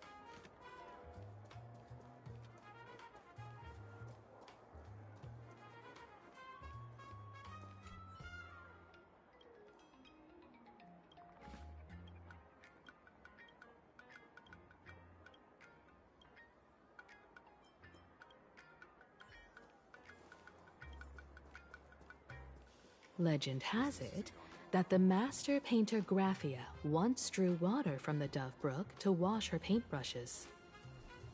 Many later artists followed suit, hence its other name, the Painter's Stream. Looking at Dove Brook's scenery, Memories from my student days just come flooding back. Himiko's student days? Tell me. I want to hear all about it. They're not exactly interesting memories. Back then, Dovebrook District was teeming with gangs.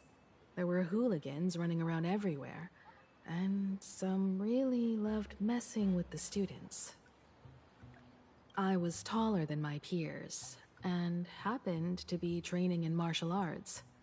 To stand up for my juniors, I would occasionally get into scraps with the thugs on the streets.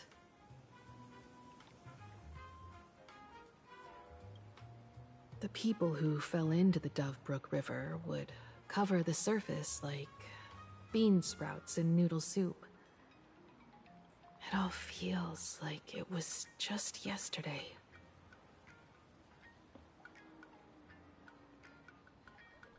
Himiko Noodle Master? A thug falling into the water? What a scene. Sometimes the thugs fell in.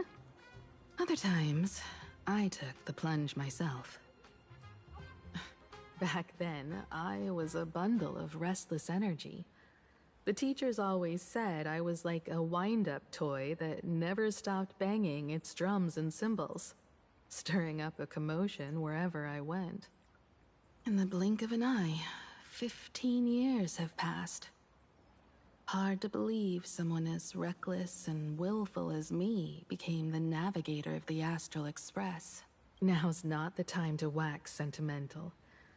We've reached the banks of the Dovebrook. So, where's the tavern entrance hidden?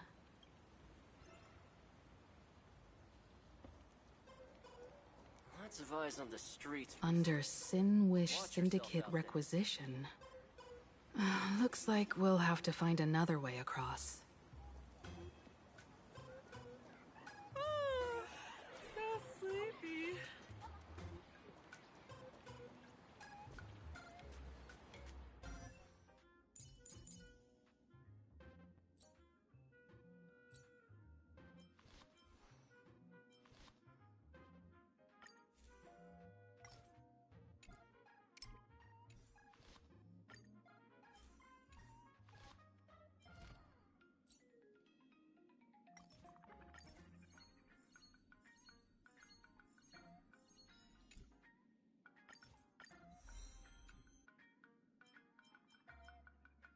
Survival will all depend on this.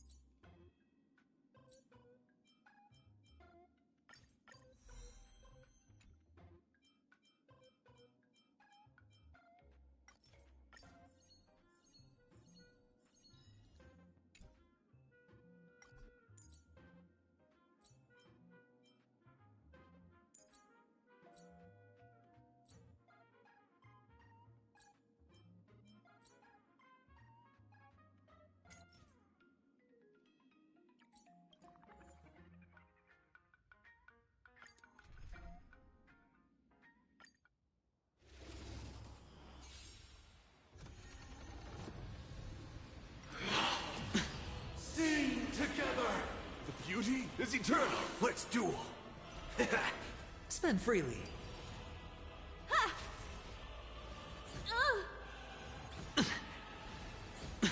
All wishes in harmony. The noise is fading. Watch your head. Wretched and fleeting.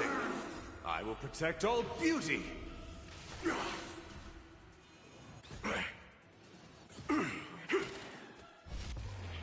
Disorderly noise. You won't get away.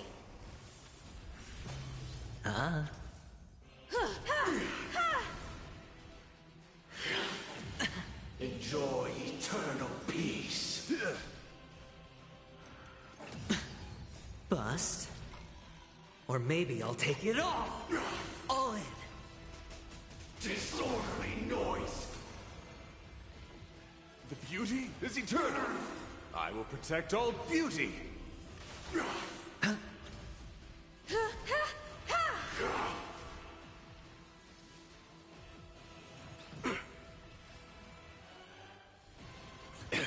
All wishes in harmony. All things are part of the melody.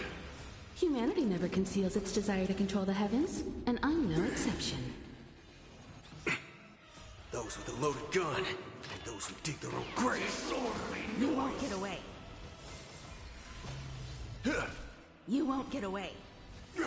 It's on me.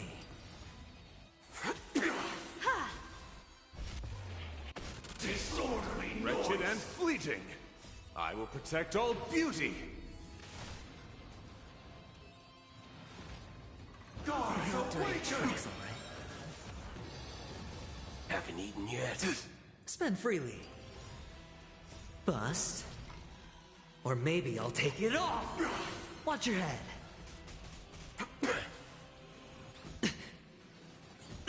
All in. Uphold the truth. And beauty is eternal. Disorderly I will noise. protect all beauty. No dirty tricks, all right? Bring it on. The noise is fading.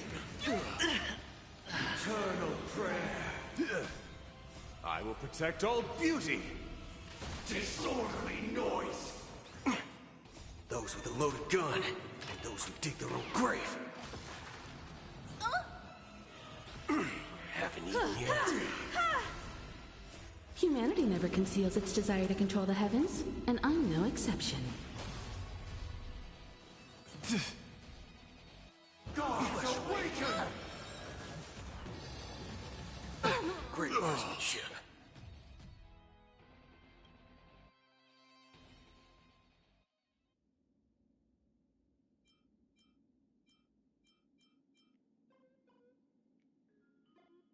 Oh. Uh-huh. Huh. Huh.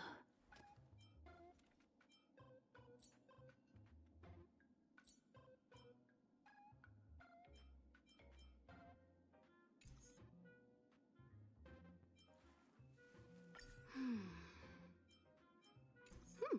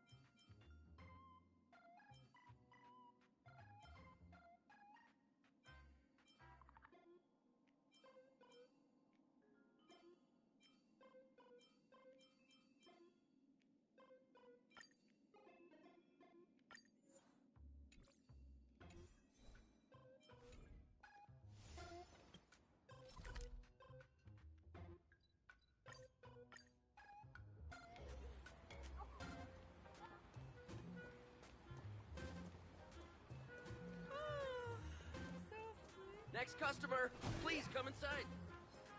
Ha-ha! The beauty is eternal. Let's duel. It's on me. Barely felt it. Old-fashioned.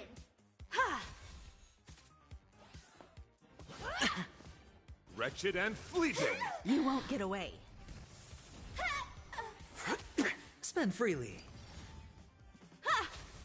The beauty is eternal. I will protect all beauty.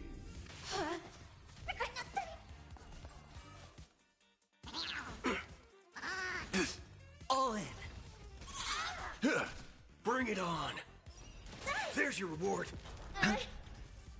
Flesh wound.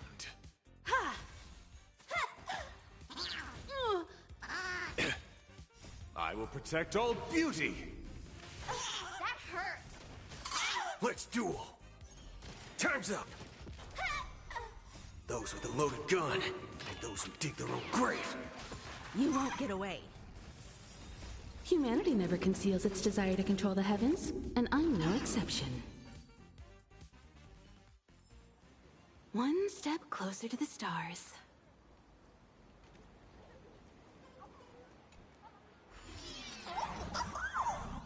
According to the business card, the tavern is near the Sinwish Syndicate headquarters. Let's check the other side of the river.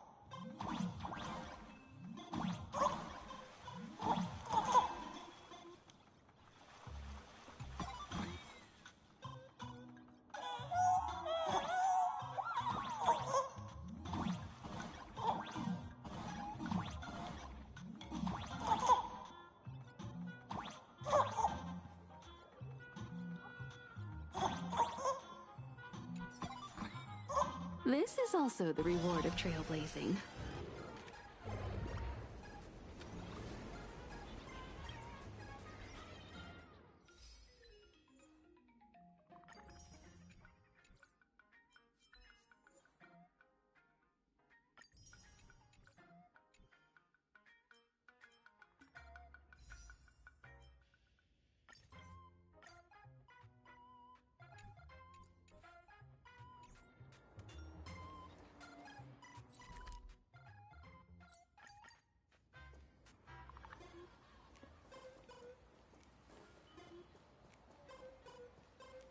Hey, folks!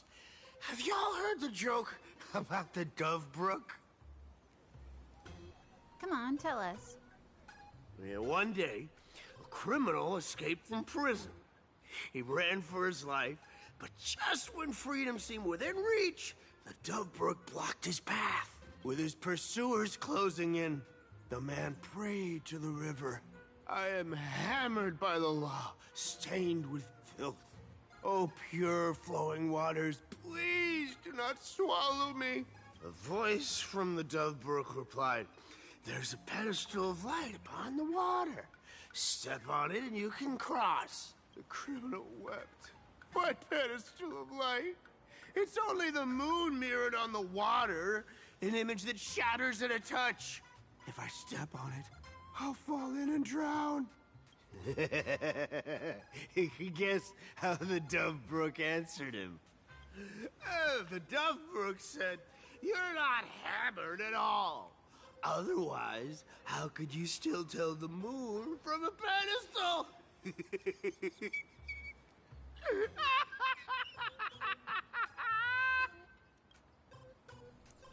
What are you even talking about? What are you implying? That's such a dry joke. It's fine.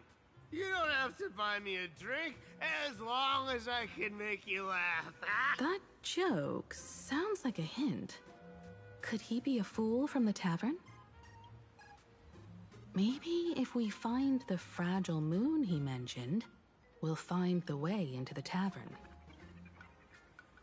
The moon's reflection. So fragile it shatters at a touch.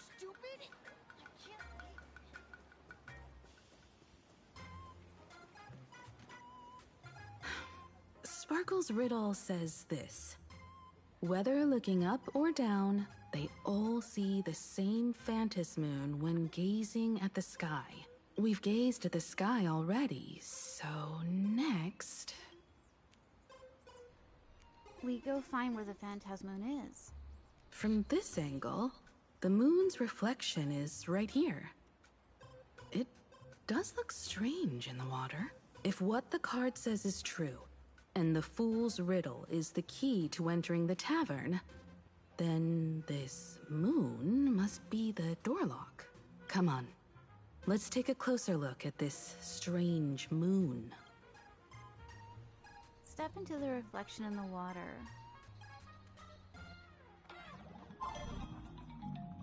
Keep going. Chase that moon's reflection.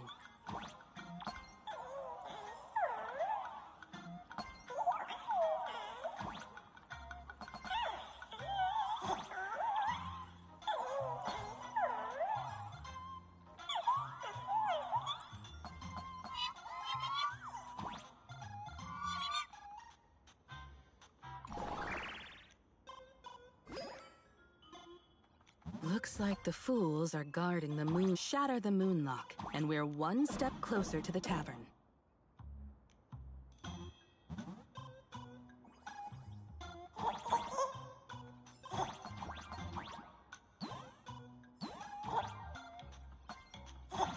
Let's try again. Something's back there. Is that a key?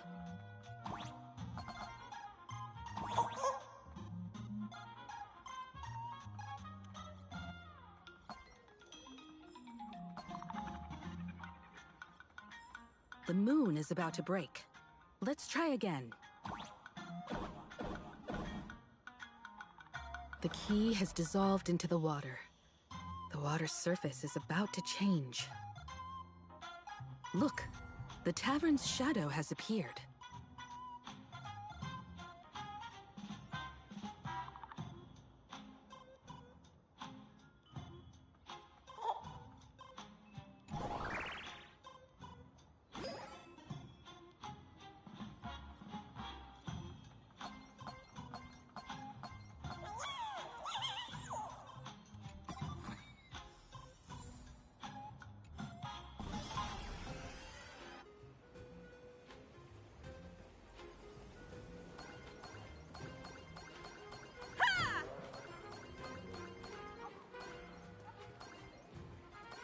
Burn away!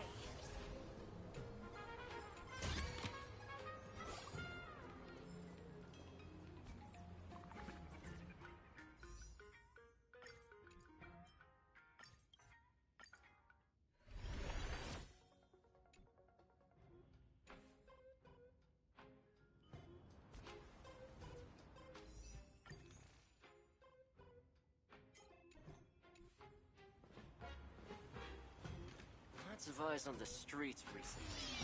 Watch yourself out there. If we follow this path ahead, we should reach the tavern.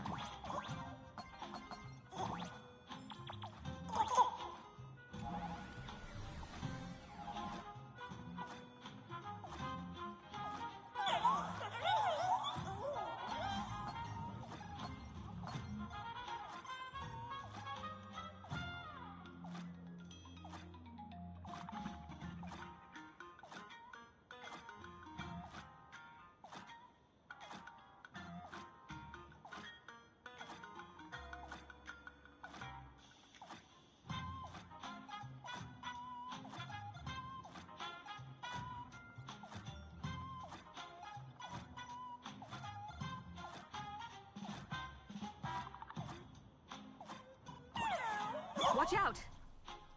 I almost forgot. You're a full-fledged trailblazer now. It's alright. It's my day off. I drank a monster, and it's only 5:30 where I live, so... I've gone like 10 hours at a time before. I'll be alright. Trust me. I'll sleep when I'm dead.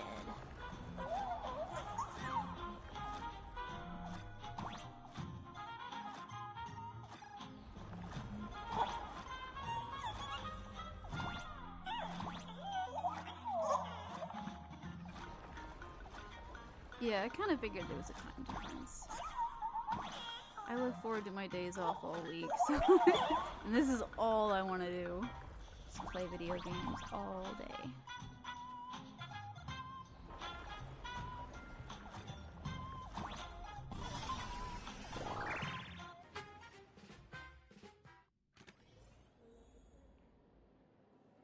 Welcome!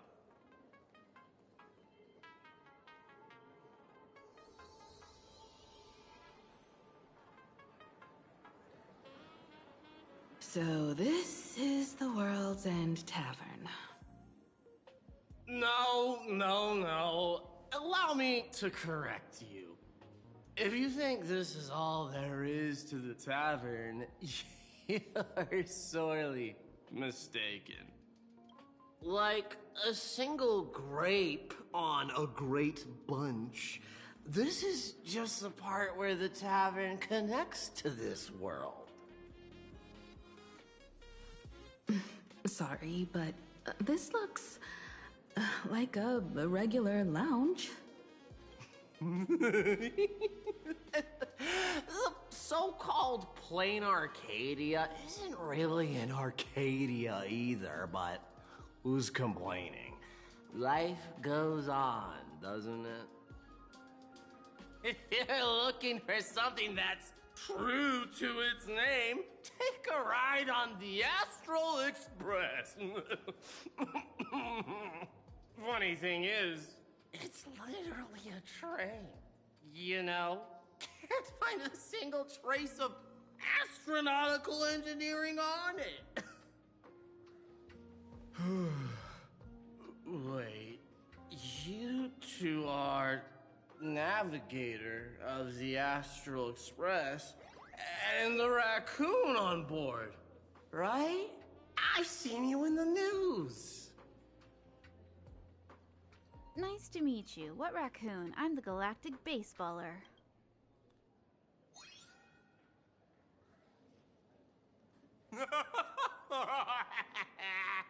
Friends, a big shot is here. A real knee slapper incoming. They really from the Express? You're not so cosplay enthusiast, are you? Express folks come to the tavern too? Do they even have a sense of humor? Hey, can I get your autograph? Sign the sole of my foot. I'll never wash it again. Everyone, curb your curiosity. These two are my guests. Even the most mischievous among you should know when to stop and mind your manners. Well, if it isn't Little Sparkle. We've all heard your joke. Take the mask from a masked fool, and what's left but a fool? my. Wouldn't a masked fool be better off without the fool? An empty mask sounds even better, no?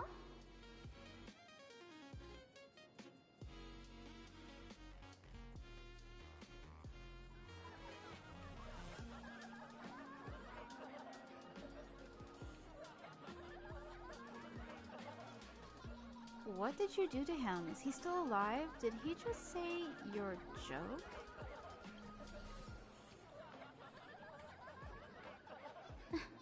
Put him on mute for 2 hours. If no one flushes him down the golden confessional, he'll be back to hassle me again in 2 hours.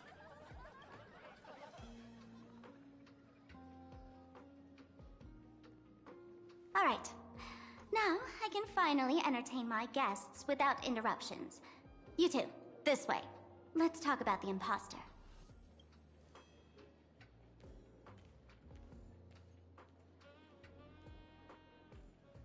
Welcome. Please laugh to your heart's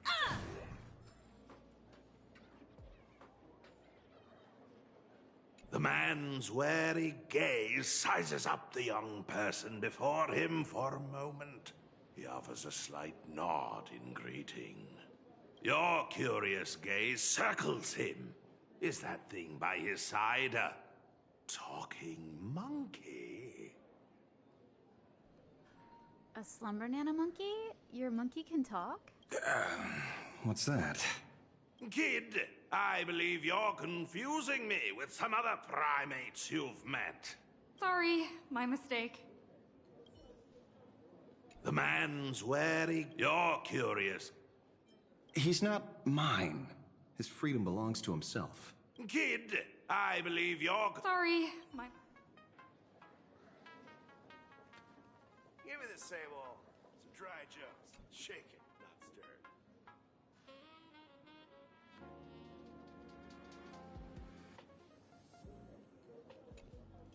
All right, you two. First round's on me. What'll it be? I'm underage. A glass of water, please. Give me the strongest and most hardcore drink you've got. No thanks. I'd like to stay sober. Let's cut to the chase. We're not here to drink. Time's ticking. Did you find anything on Sparksy? Don't pull a long face. You'll sour the vintage in the cask. While you were gone, diligent little Sparkle was gathering intel non-stop and didn't waste a single minute. Sparksy. She did come here disguised as me. I called Giovanni. You might not remember him. He's the poor sap who drew the short straw to manage the storage area recently. Old Gio told me that a week ago, I came here and took a few things. Among them was a vial of mimetic virus. A mimetic virus. No wonder she could take over Graphia Academy and distort March and Weld's cognition, making them believe they're a student and teacher. She wants to turn everyone into monkeys. She wants to turn everyone into fools. She wants to undercut Dr. Primitive's business. Close enough. The so-called Sparksicon is a front for spreading a mimetic virus. Knowing that isn't enough. What type of mimetic virus is she spreading? What are the symptoms? We need more on her plans and actions before we can counter it. Thought of that already. So I visited a few friends and learned where the imposter's been haunting. To dig up details, we'll have to get hands-on. Lead the way, then. Let's move. Stay close.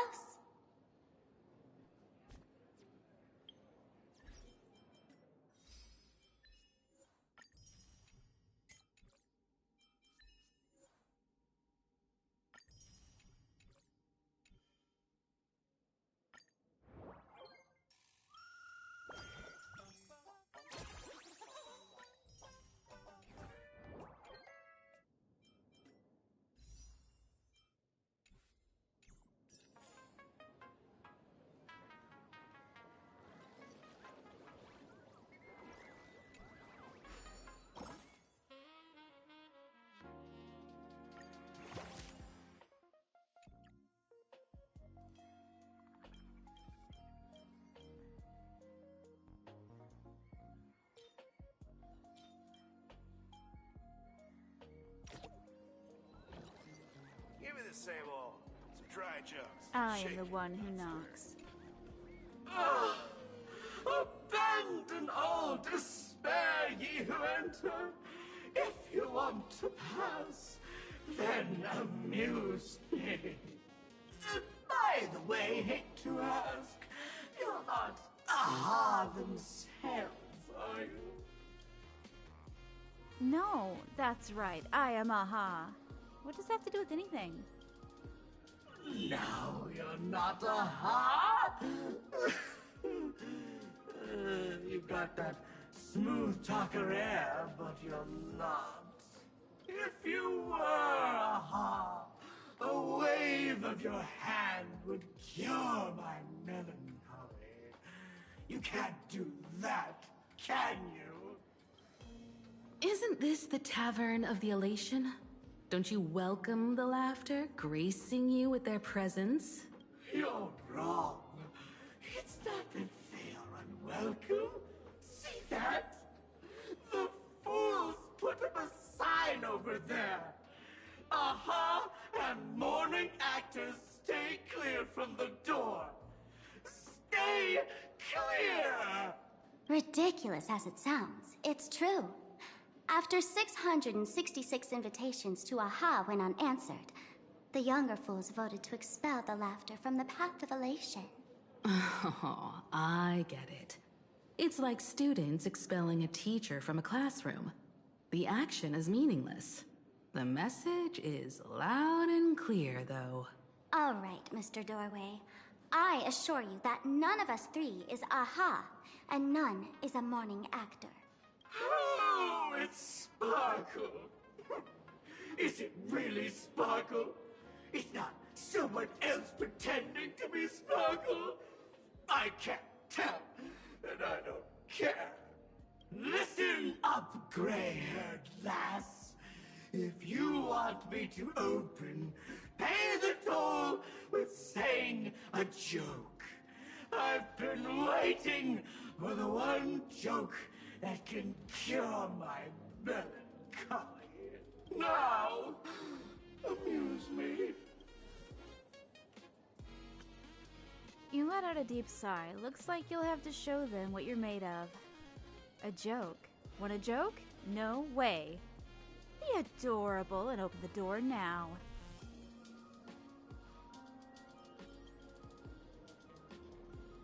It's just a door. What a lame joke collector. Maybe there's just some uninspired stand-up comedian hiding behind it, stealing inspiration from everyone who walks through. Door won't open? Well, that's not adorable. What are you going to do? I'm gonna break you open.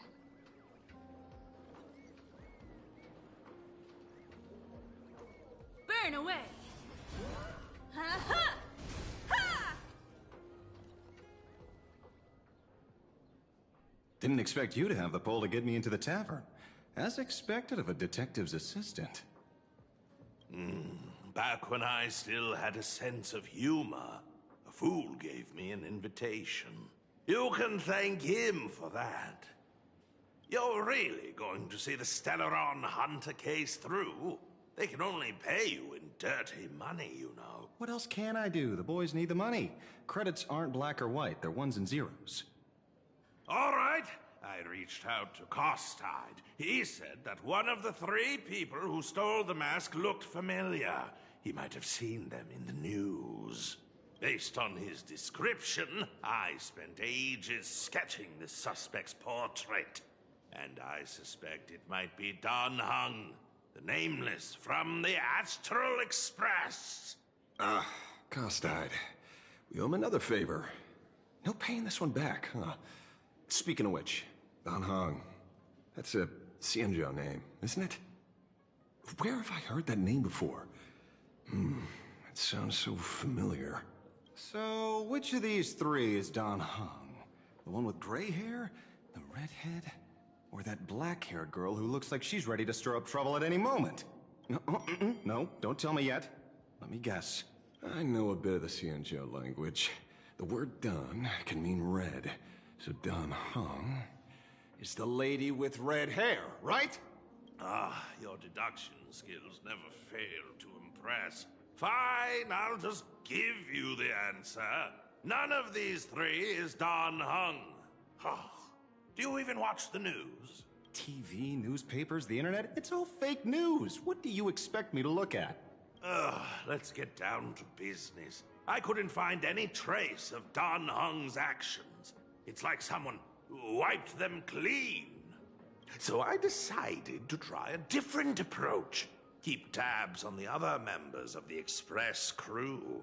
Maybe following their trail will lead to clues about the mask. Nice work, Mr. Wren. They're heading deeper into the tavern. Follow me. I see, gray hair. The tavern not inviting you sooner was their loss. Come on in.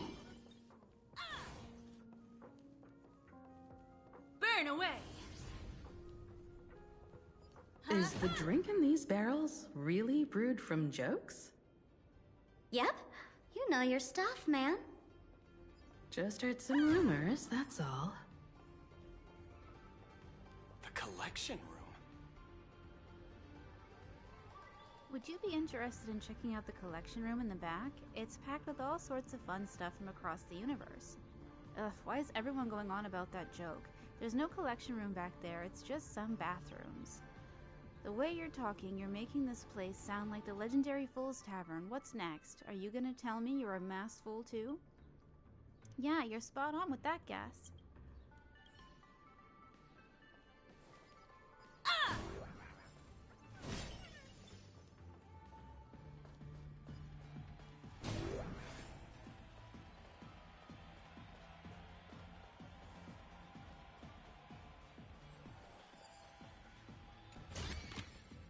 This is also the reward of trailblazing.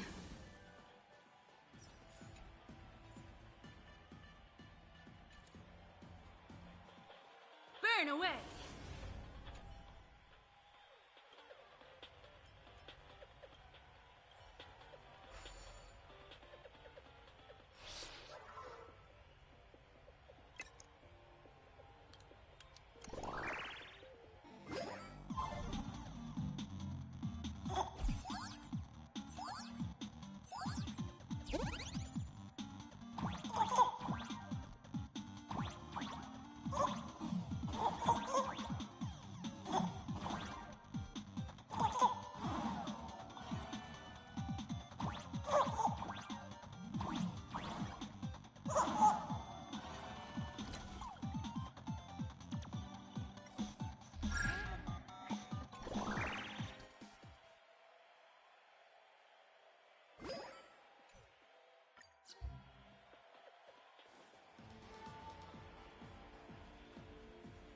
Where's this?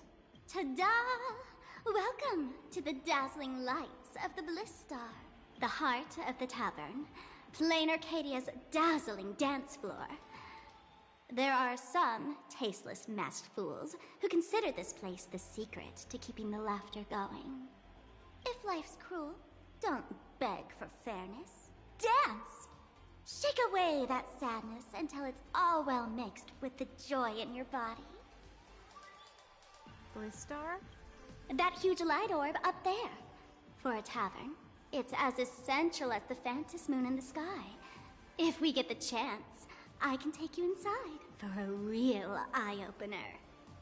Speaking of which, 2 months ago, some idiot, after downing hundreds of drinks, had the bright idea to knock it down with a super overlord spinning top. So, we had to reinforce the Bliss Star with a steel frame around it, and seal it inside the world in canvas. Doesn't the drinksmith care about this nonsense? Can't Aha take care of this place? You know how the masked fools are. Spiking drinks with hot sauce and tossing firecrackers down the toilet. Being a drinksmith is a tough gig. No one volunteers. Since Braji vanished, the fools have been drawing lots to take turns as temporary drinksmiths. This fool you're talking about, it wouldn't happen to be Sparksy, would it? If it were, I'd already be tied to that light orb as the scapegoat. Anyway, the next stop is the Golden Confessional. The eyewitness says Sparksy was there. The Golden Confessional? What kind of place is that? A place where you can let go of all your worries. Well, words won't do it justice. Let's go see it for yourself.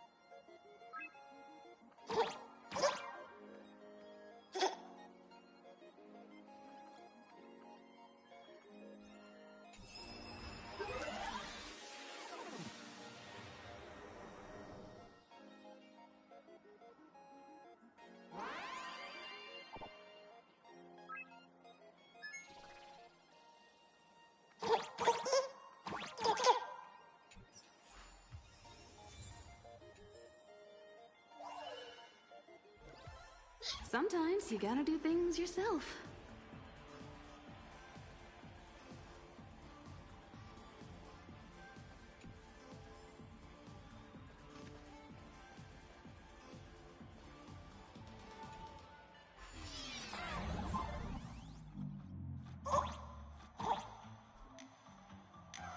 Let me show you how to open a path. Play according to the sheet music, and the path will naturally open up.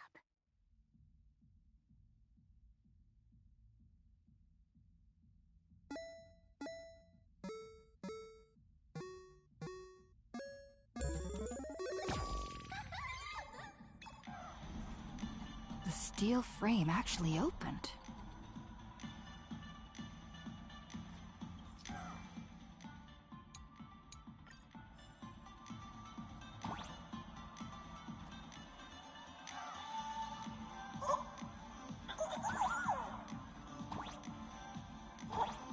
The Wispay here actually changed color with the lights. Just another night at the tavern. Fun, right?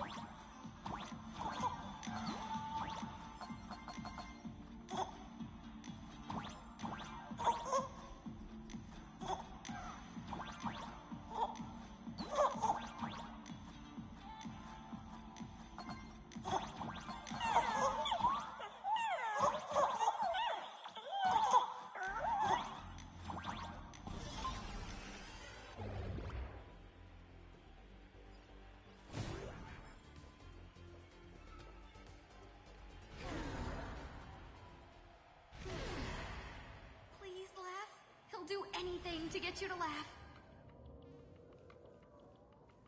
So many sinks? Why bring us here?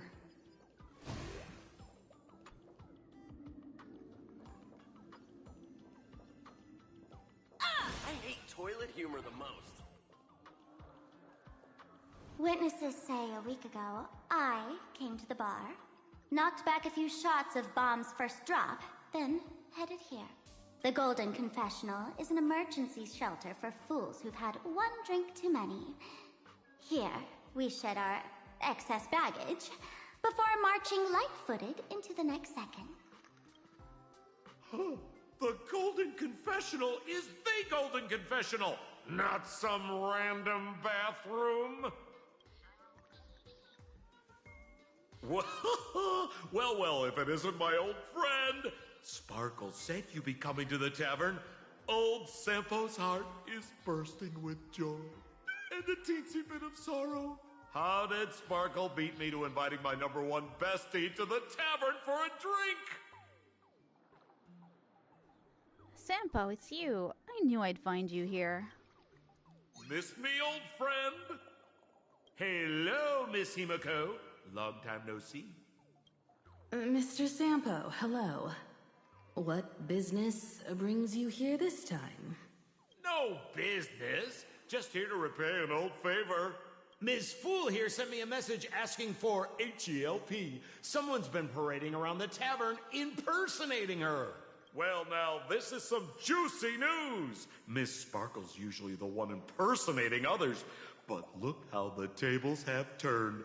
The trickster's getting a taste of her own medicine. Shush, Sampo. I brought you here to repay a favor, not to gossip about me. Oh, I've suffered the embarrassment of losing my mask myself. Thanks to Miss Sparkle's mercy. I didn't end up stranded, so here I am today, ready to help you out. No questions asked. All right, then. Let's get to work. Get to work? What are we doing? Naturally, we'll fish around in these thrones where humans dump their worries and find the worries that Miss Sparksy left behind. You want us to unclog your toilet? Here? Dig up worries? Don't make this kind of joke. I'm not joking. Don't be too shocked, you two. Let me share a little secret about how we masked fools stay mentally healthy. Drink a mood lifter like Bomb's First Drop, and all the harmful memoria in your body, you know, the pain, the worries, gets purged in one go. That's how fools pull pranks and have a blast without a shred of guilt. So, all that memoria has settled under this bathroom, and you want to sift through it to find Sparksy's worries and catch her thoughts before she acts? If luck's on our side, maybe we'll even dig up the secret to beating her. Huh? What's wrong, ma'am? You don't look so hot. I've got no objection to the task, but doing this barehanded, I refuse. Oh, don't worry. When has old Sempo ever come unprepared? Trust me, I won't let you get off that easy. Emotional impact drill. Oh, sorry. Wrong gadget. Oh, this one. Hey, have you heard of a dowsing rod? Well, forget it. I'll spare you the theory. Oh, I tuned the drill bit to resonate with Sparkle's temperament. It'll drill out memoria fountains with similar emotions. But fair warning, use it carefully. It's been a week since Sparksy was here. Keep your guard up in case something else comes bursting out. With so many toilets, where do we start? Well, if you ask me, leave it to luck. We don't have time for luck. My radar says that pompous imposter would pick the highest spot to vent. Exactly. The Golden Throne. Give it a try. Girl, pick a spot to drill and start mining that gold. Sampo, does this thing even work? Of course it works. Don't you trust your old pal, Sampo? Give me a glass.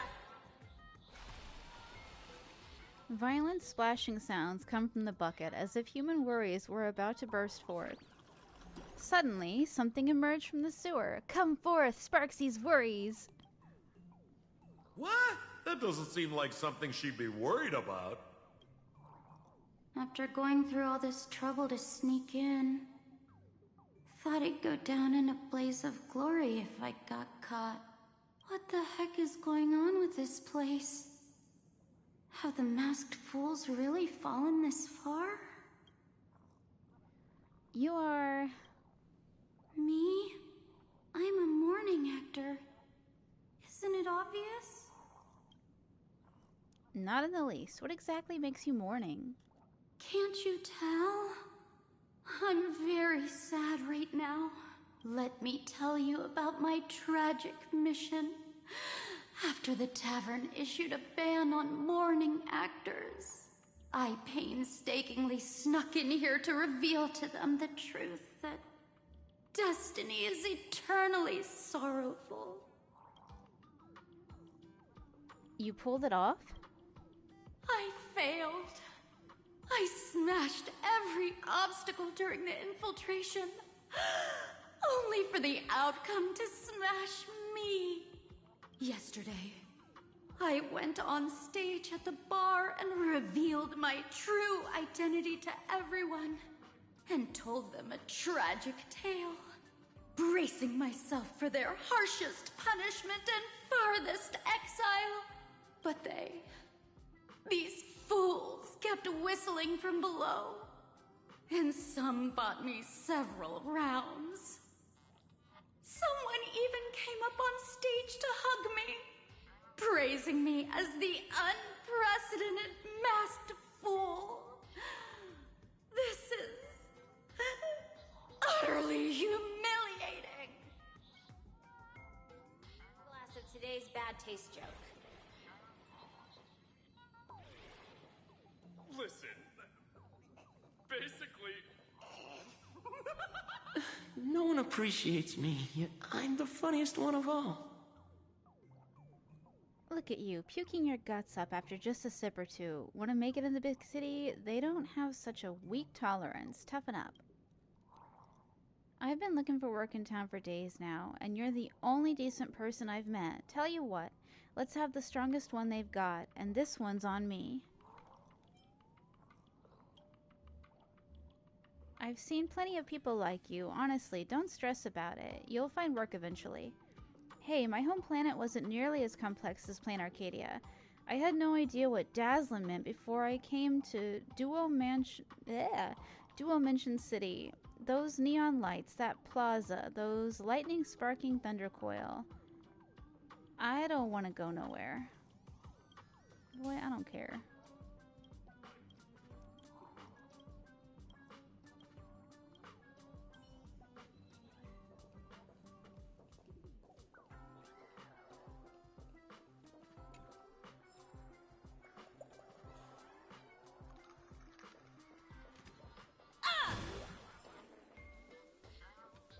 Are we gonna have a bladder Are they really sitting on toilets? Oh my god. La la. Violent splashing sounds come from the bucket, as if human worries are about to burst forth. Suddenly, something emerges from the sewer. Is this what's bothering Sparksy? What in the world is this?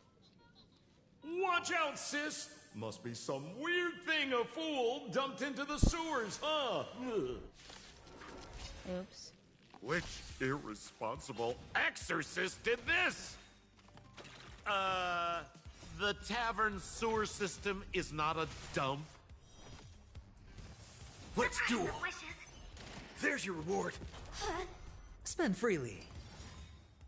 Bust. Or maybe I'll take it all. All in. That hurt. The beauty is eternal. La la land. One step closer to the stars.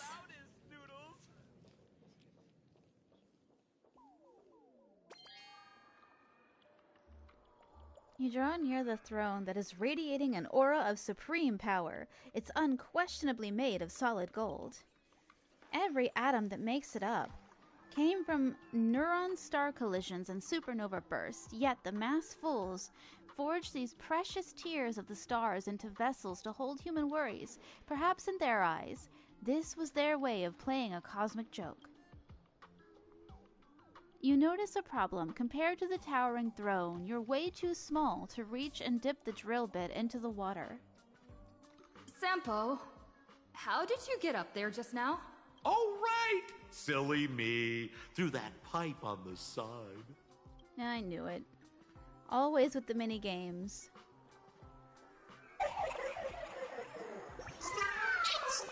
Nameless Wispy, Star of Knowledge.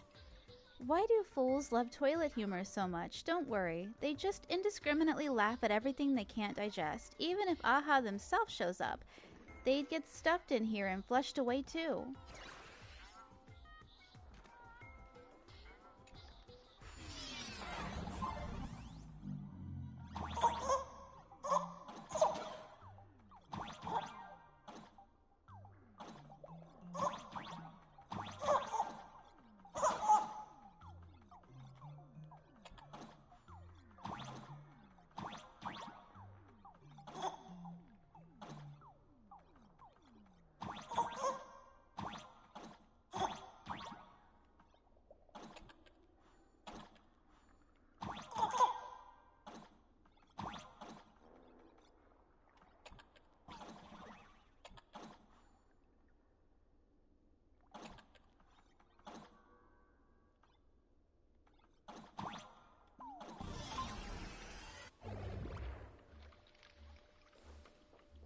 Hey, hey, gray hair. Where are you?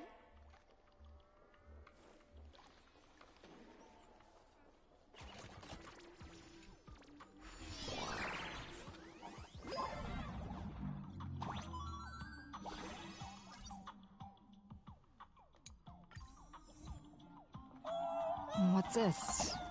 A plunger.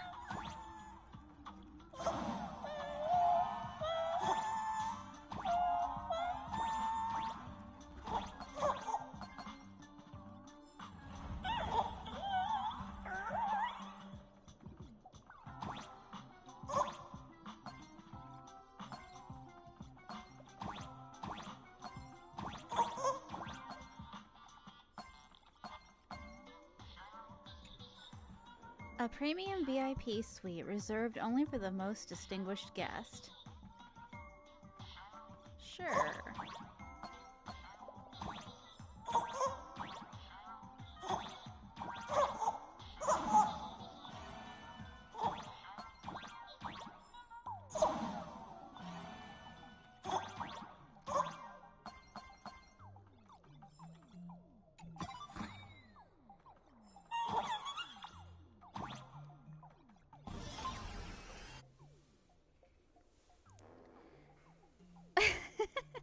The Golden Throne emanates a dazzling aura of authority. You're genuinely afraid you might slip and fall right into it.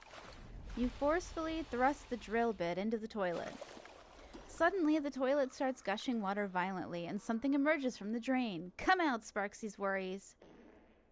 See? What did I tell you? The imposter's worries have appeared.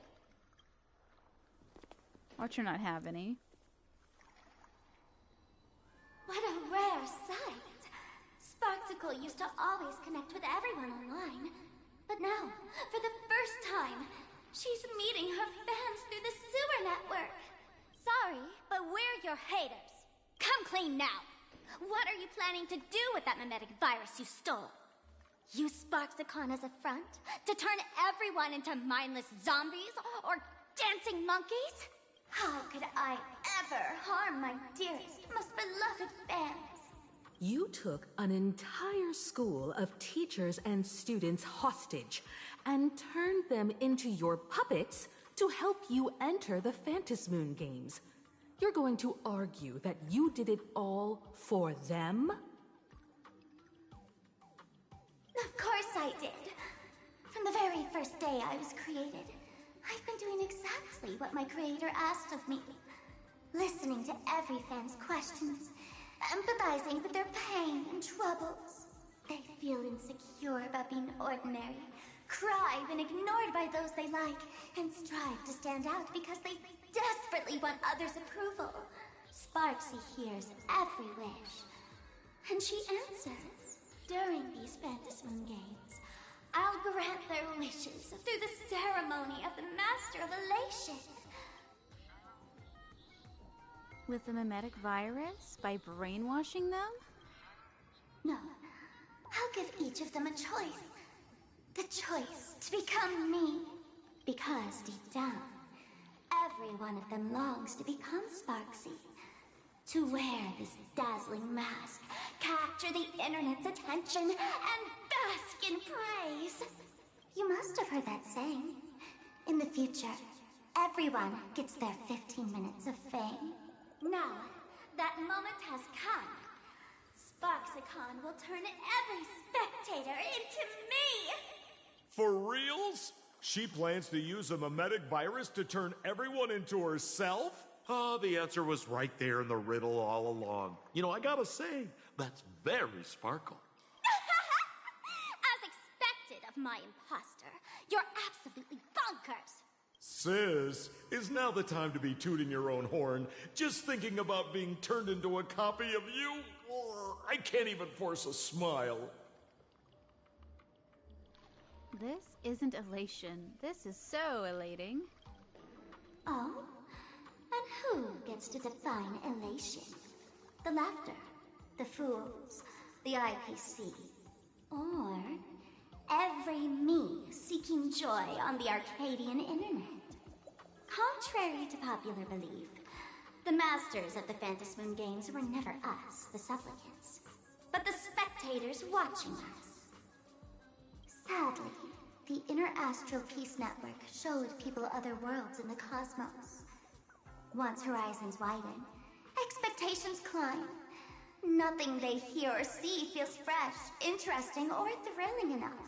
And everyone fears that they're outdated, uninteresting, or unexciting in others' eyes. So the world's like a derailed train, racing toward thrills and madness. Nameless of the Astral Express. Am I wrong? Would a bundle of worries even recognize us? Are you really just a bundle of worries? Bingo! You got it. I'm a part of her. Wherever there's a screen, wherever my audience is, my eyes and ears will be there too. I want to see how far you in this outdated model can go. The harder you struggle, the more spectacular it'll be when I live stream the Astral Express cruise derailment at Sparksicon. I'm looking forward to your resistance, Nameless. Oh, heads up, everyone! She's getting serious. Oh man, the other day I ran into this fan. They insisted on showing me some gallows humor, jokes they found online, saying they were absolutely hilarious. But all he did was show me a video of someone being killed by the Antimatter Legion, then burst out laughing. Come, let's all enjoy this gallows humor together!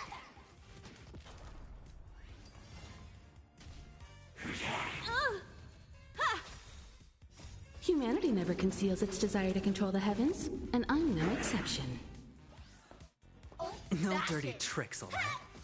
Wretched and fleeting, I will protect all beauty. Spend freely. The beauty is eternal.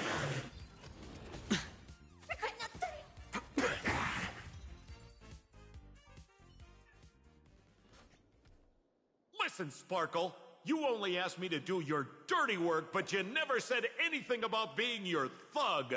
You owe me compensation for emotional damage. Everyone's going to become me soon. Sample, crawl out of your money pit for a moment, will you? To think, plain Arcadia's elation would end up like this. Back when I still lived in this place, the internet was just for sharing information. Live streaming and virtual idols? We'd never even heard of them. Coming back now feels like stepping into a foreign land. Like returning home, only to find home isn't where it used to be. Either way, this is definitely not elation. It's just madness wrapped in a cheerful shell. She's convinced that we'll be powerless to stop her plan, even if we know what it is. But I'm not ready to roll over just yet. I know. Even I don't want to turn into that phony's look-alike. Though, we're not that different. Since the fools stash dangerous things like memetic viruses in the tavern, I assume they must have also prepared some countermeasures? Ma'am, you give us fools too much credit. This is the tavern, not the well-ordered Herta space station. But I do know a place. With some luck, we might find a memetic virus cleanup expert. All right. Now that you folks have a lead and no shortage of fighting spirit, old Sempo's calling it a day. You aren't coming with us? The Astral Express always has a way of handling crises, doesn't it? With big shots here, a sidekick like me doesn't need to steal the spotlight. Oh, if you run into trouble, you can always ring old Sempo then. I'll even give you folks a special discount, sort of. Well then, farewell, everyone. So, where are we heading next? Let's check out Fatal Joke. Fatal Joke? What kind of place is that? Maybe some kind of hospital.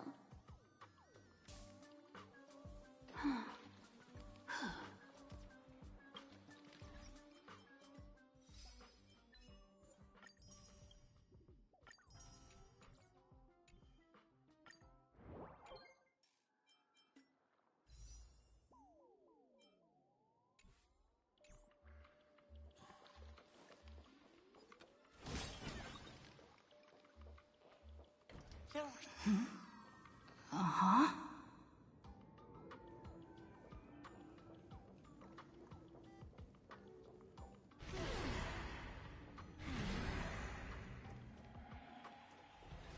This place feels more like a maze than a tavern.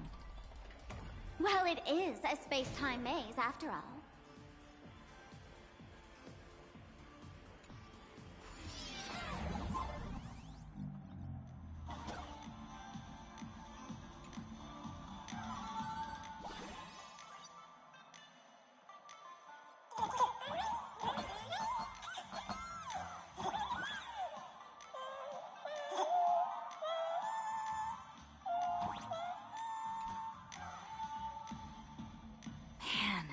I really wish we had one of these light orbs on the Express.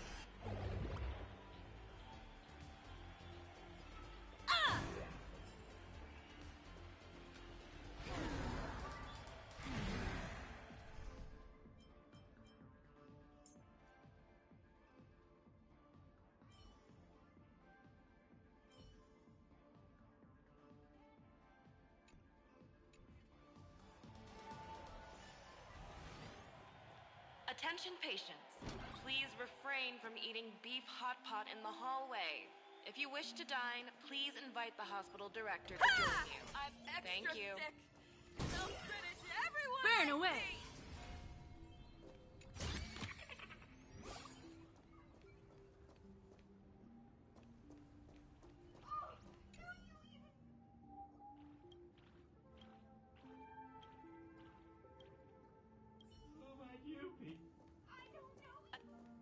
Why is there a hospital hidden inside the tavern? Well, because those who can become fools are all a bit sick in the head. Not your regular headaches and fevers, but matters of the heart. Every time someone goes bonkers and stirs up trouble in the tavern, like scattering nosewalker parasite ticks in every corner, or spiking the beer barrels with truth serum that makes people spew insults. For each time the whole place goes topsy-turvy, there's always some fool who, in the spirit of elation, volunteers to treat them. Yep, they get sent right here to Fatal Joke. Strange. Why isn't there even a fake doctor around today?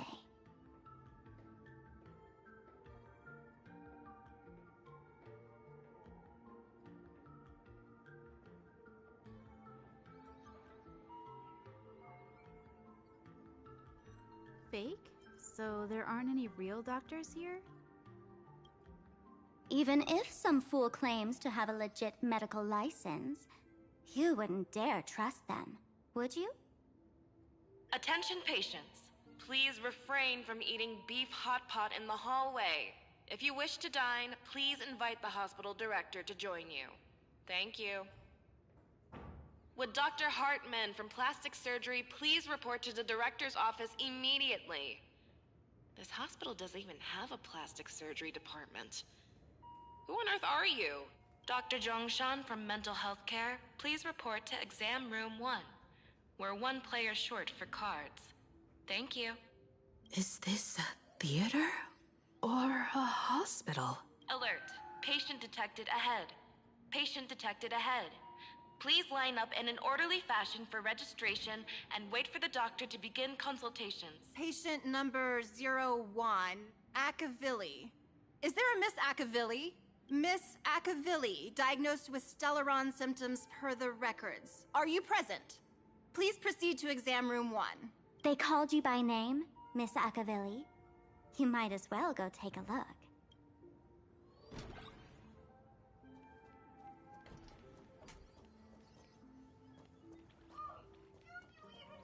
It's so funny if you were not funny. Attention, Professor Skaven from the Department of Psychiatry. Please proceed to consultation room 7 immediately. We're 1 player short. You're finally back, Akavilli. I've reviewed your clinical records. Your Stellaron symptoms are stable. Continued observation will suffice. Who are you? I'm your presiding physician. Good news for you. You don't need to rush into treatment just yet. Though, I can't say the same for Miss Sparkle over there. Patient number 02, Miss Sparkle, please come in. Hello there, Miss Sparkle. You're one of the few who didn't mistake me for that imposter, Doctor. But, just a reminder, yours truly isn't sick. I'm perfectly healthy.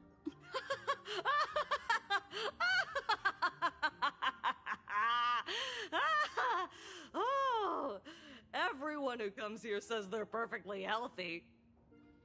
I've seen so many patients, and you're among the most severe. I could already make an initial diagnosis at first glance. Your ailment is loss of self. If someone can transform into 10,000 characters, would she still remember her original self? Good question. But if someone could become 10,000 characters, does the original even matter anymore? By the way, Doc, are you familiar with any treatment protocols for mimetic viruses? Mimetic viruses. I've heard about it. The city sent over a few cases. The patients had one thing in common. They were all heavy internet users. The medical records are in the room. You can take a look if you want. Is this Duo Mention City? How is that possible? We're begging you.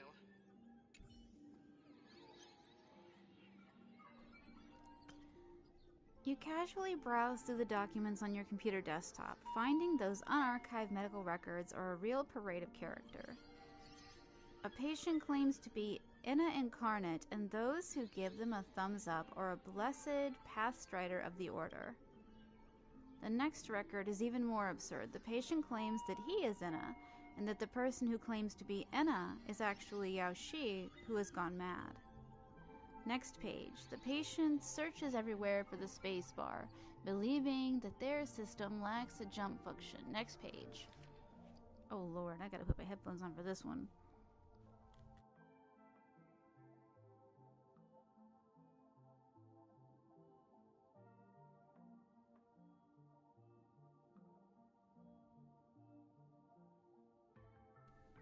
Alright, headphones on, glasses on.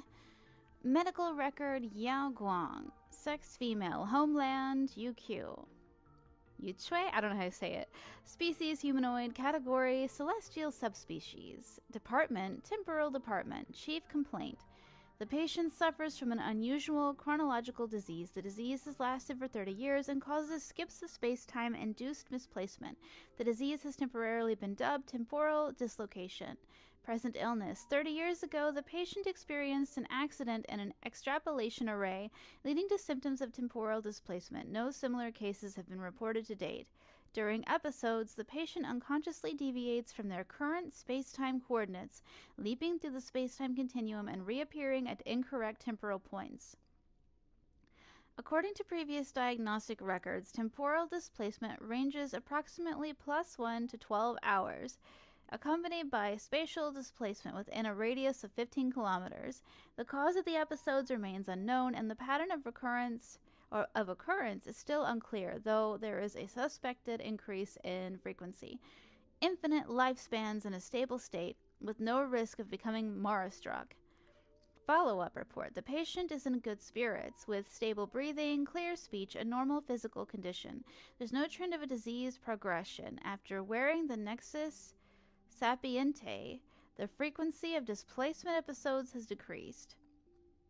The patient's self-awareness remains uninterrupted during temporal leaps, and brain function remains highly active post-displacement, suggesting a possible maintained connection with the space-time structure of the Deca light reflection barrier. Following displacement episodes, the patient exhibits a temporary decrease in blood pressure and blood sugar. Cardiopulmonary function and bone density remain unaffected by space-time displacement. Prescription: carry sugar pills and ensure regular intakes of sugar. Attached is a long-term leave permit. Declaration rejected by the patient. Schedule a visit to the clinic upon feeling unwell. No way. Are these General Yao Guang's medical records? You instinctively look away. Some things are better left unknown. But I just read the whole thing! Word has it that some fools come here pretending to do serious and normal work as a form of recreation. It seems once any elation becomes part of the daily life, it's no different than real work. I guess that's what it's... I didn't see it. It's so funny if you were Don't not care. funny. This place can't hold me. Ooh, the sky looks really pretty.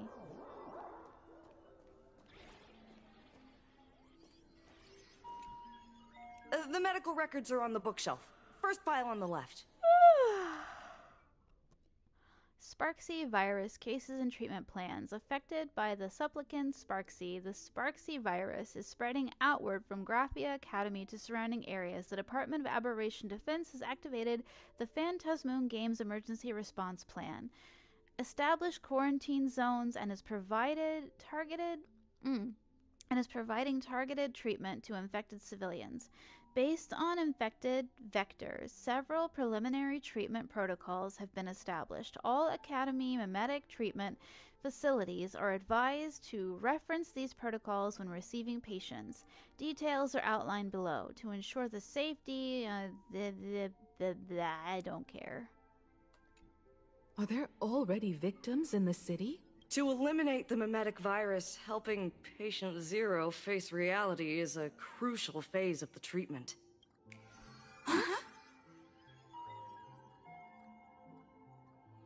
What's happening? You've never been to Fatal Joke before? That's not surprising. I don't spend much time at the tavern. And to reiterate, I'm perfectly healthy.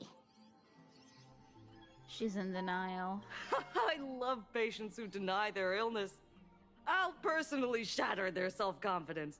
Miss Sparkle, I'm going to write up a detailed diagnosis report for you. In the meantime, why don't you chat with your fellow patients who share your affliction? Gray hair, let's go. I don't want to waste any more time with this quack. Miss Sparkle, please wait in this room until the consultation is complete. Hey there. Are you also troubled by the same illness as me? What illness do you have? I once suffered from a disease called Fool. What kind of disease is Fool? A masked fool named Sparkle grew out of me, slowly becoming one with me. She used me to bear all the pain caused by her performances, left me battered and bruised, while she slipped away from everything. But I was lucky enough to find this tumor called Sparkle. And I expelled this malignant growth from my body. You're just a tool I discarded.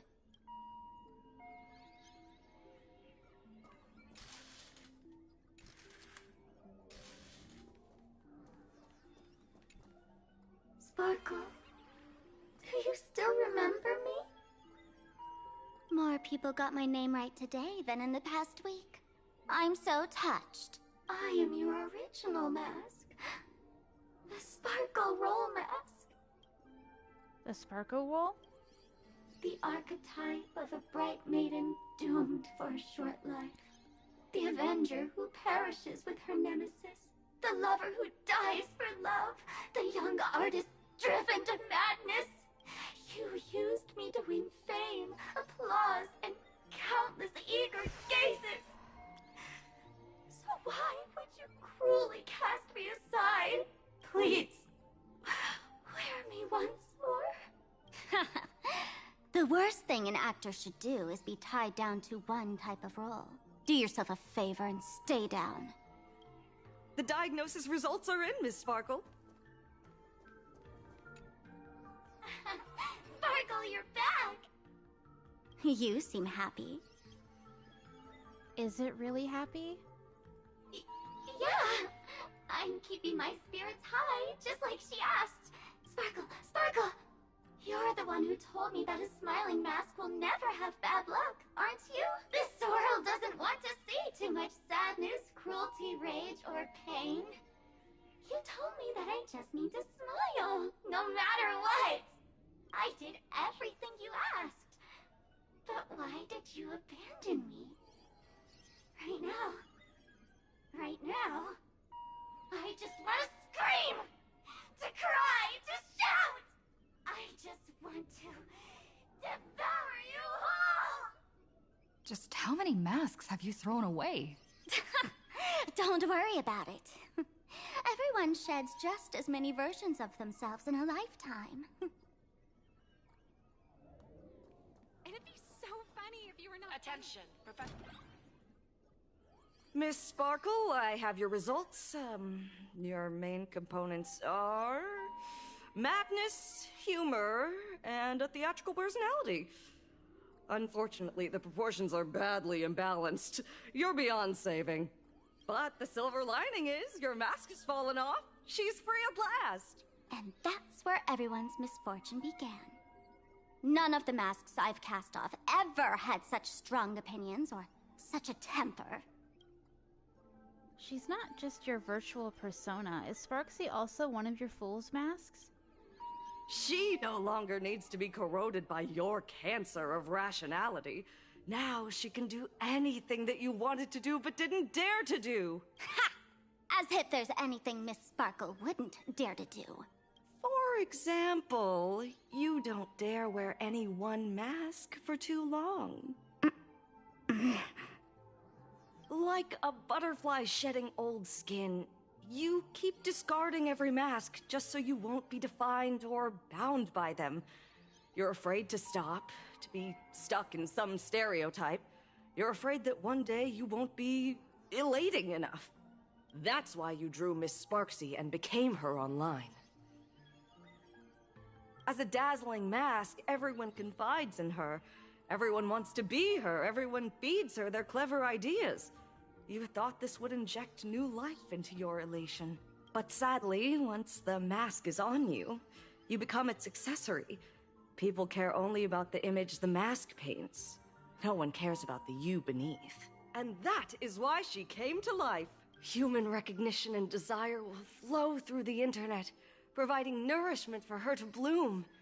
She'll become a bewitching flower, conforming to everyone's wishes, letting them wear her, become her, and blossom across all of plain Arcadia. What a beautiful sight. Doctor, do you have a way to stop her? Stop? You mean treat? Yes? Cremate Sparkle. That's the best treatment I can prescribe. And here I thought you had something clever. After all, there's only one radical cure for all suffering. Make oneself disappear, right? Miss Sparkle, don't think I'm joking around with you. I only misbehave outside the tavern. But here, I am a doctor, without quotation marks. My treatment is real and effective. Generally, when a fool vanishes, their mask loses its power and becomes a dead thing. You're two sides of the same coin, after all. But as for Sparksy, I can't say for sure. During SparksyCon, she'll be worn by millions of ordinary people in plain Arcadia, feeding her with sustenance and strength. Your window of opportunity is therefore fleeting. Go on, lie down on that bed and say goodbye to your friends. Press that button and the nurse will come wheel you away. There's a door in the tavern that absolutely positively leads to a still-burning star in Siduni Rama. The nurse will send you there, and that'll be the end of it. And if I say no? Then I'll have to be impolite.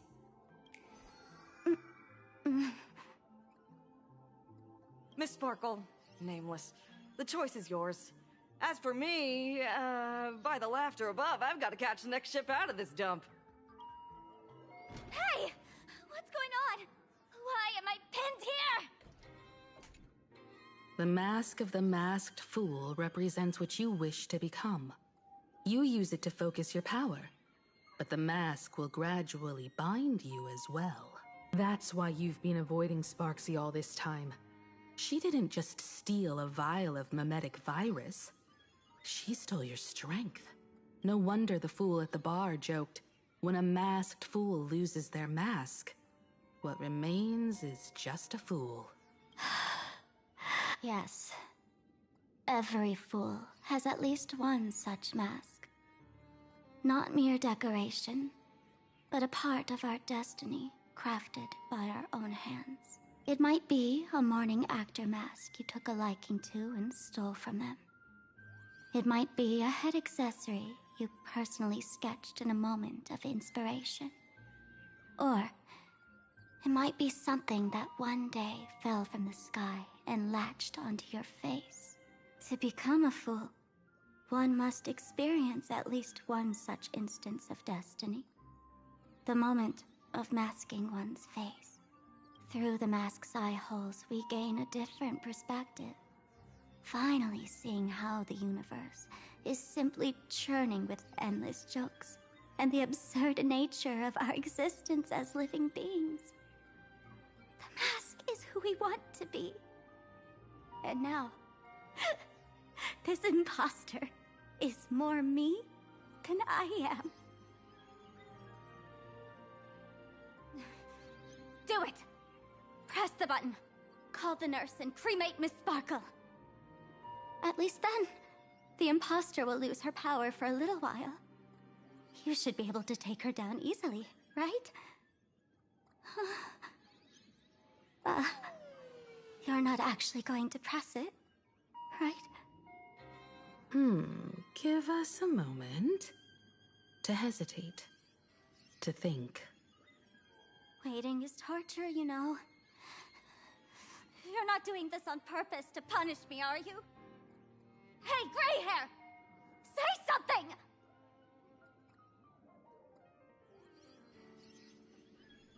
Don't press the button. Press the button. Frantically mashing buttons.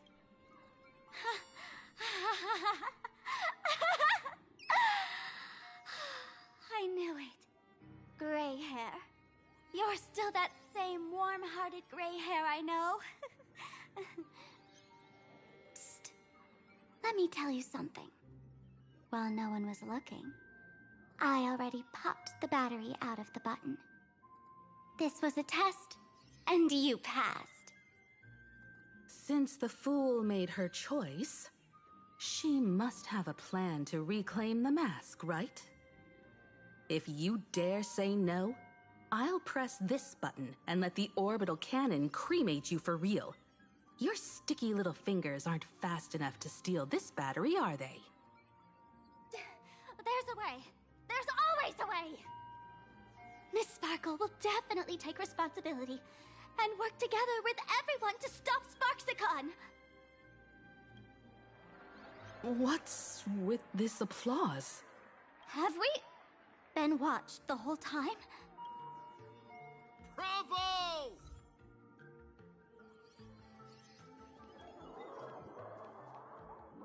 That's hilarious!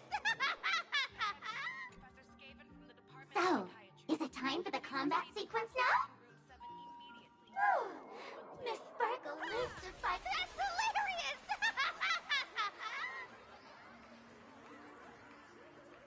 So the audience watched our every move in that treatment? Is this a hospital or a theater? That's life for you. While there's life, there's judgment. In every unseen corner, countless judging eyes are watching, diagnosing, and writing their own prescriptions. I must admit, Fatal Joke is a fascinating place. Real shame I didn't come check it out earlier. Ignore the spectators. They're just here for laughs. They won't help and couldn't if they tried. You said you had a way to stop Sparksy. Let's hear it. What's the plan? I've got a few anti-sparkle weapons in my collection. What's that? Why would you go against yourself?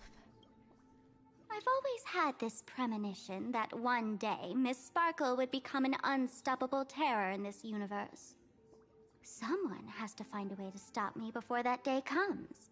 On a trip, I met a girl who shared my tastes. She had quite the knack to be a fool.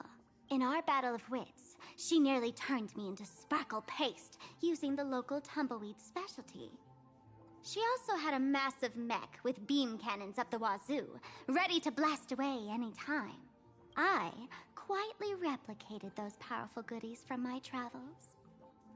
With these anti-sparkle weapons, that imposter won't know what hit her. I gotta say, I'm quite the visionary. You two, let's head to the storage area next. I've already contacted Giovanni. He's doing an inventory check of the lost items there.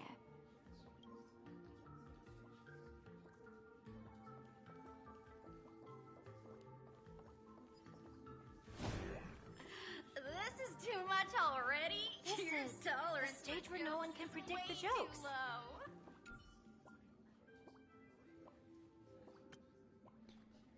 Celestiana, is it really you? I heard the Astral Express made its way to Plain Arcadia, and I was planning to find you on March 7th to hang out.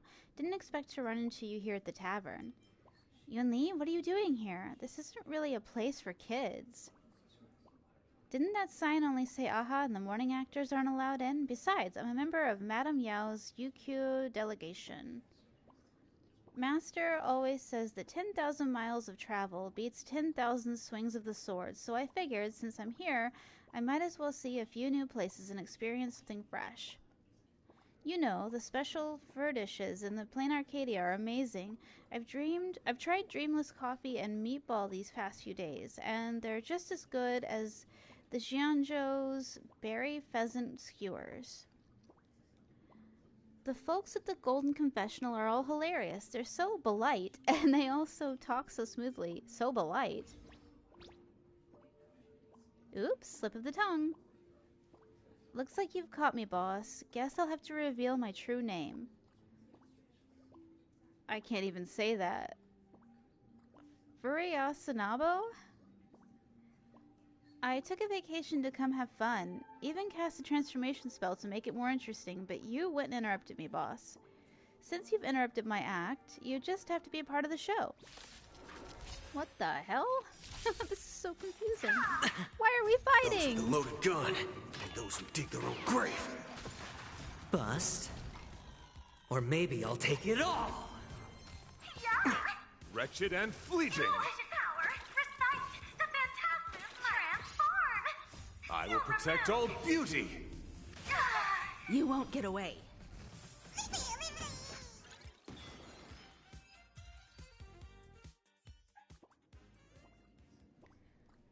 Boss, how heartless. Even my dad never hit me. Wait, that's not right. I was drawn on an assembly line, so I don't even have a dad. I must find somewhere to ponder those nonsensical questions. Bye. If you want me back at the magazine, wait until my vacation's over.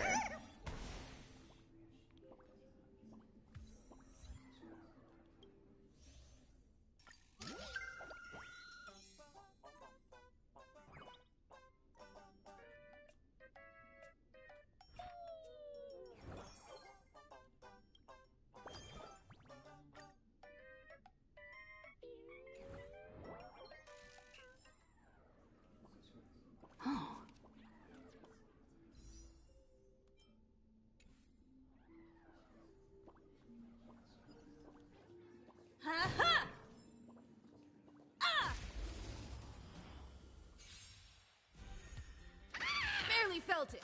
Sign the contract! The beauty is eternal! Beep beep, low battery. I will protect all beauty! The price of wishes. Bring it on! It's on me.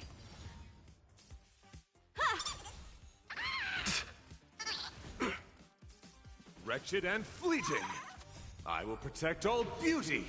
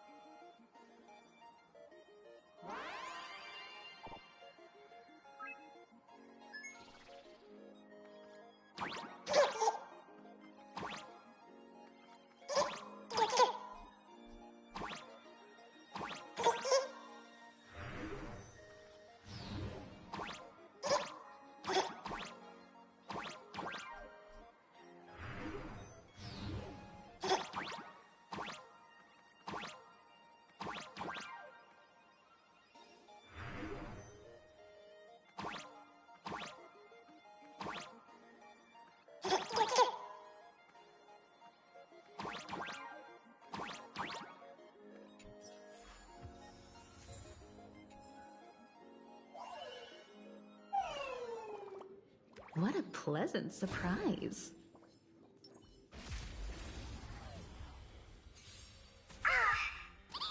No dirty tricks, alright? Haven't eaten yet. Those with a loaded gun, and those who dig their own grave. Wretched and fleeting!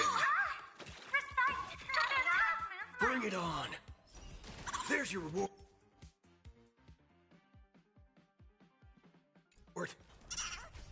It's on me.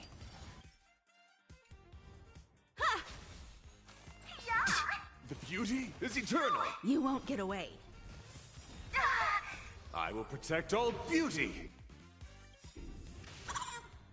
Humanity never conceals its desire to control the heavens, and I'm no exception.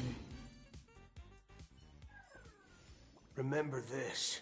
When it's time to shoot, quit yapping.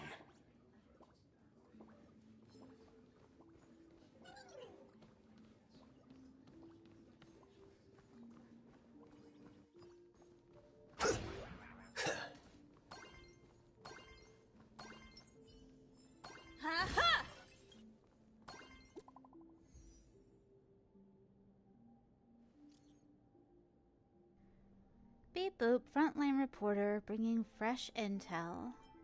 Anything unusual? Have you seen a student with pink hair? Have you seen a male teacher wearing glasses?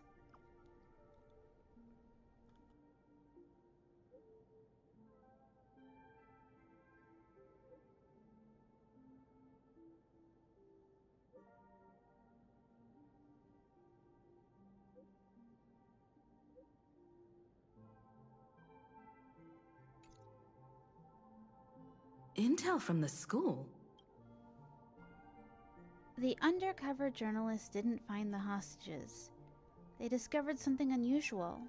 The Furbo journalists couldn't find March or Mr. Yang, but they did spot Sparksy taking down the wave mural in the school courtyard.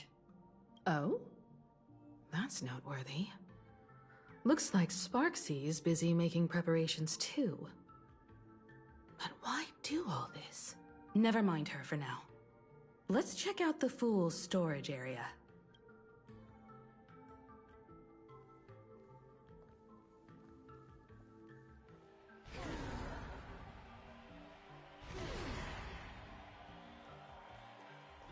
This tavern is huge. It's alright. I just wish there were more fun spots around here.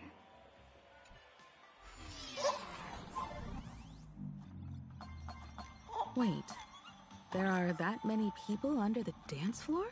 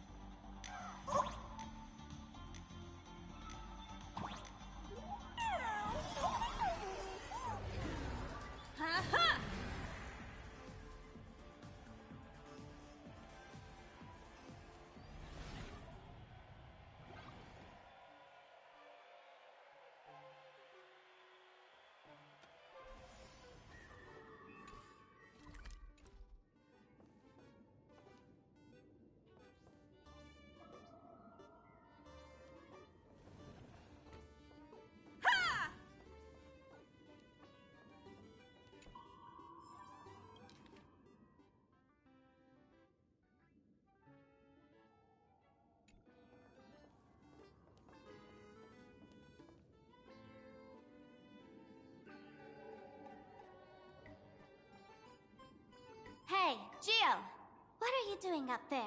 Working my tail off for you, tallying the losses. Wait, who'd you bring with you? Oh, it's Miss Trailblazer. I knew you'd step into the tavern and become one of us someday. Those with the makings of masked fools are naturally drawn to one another.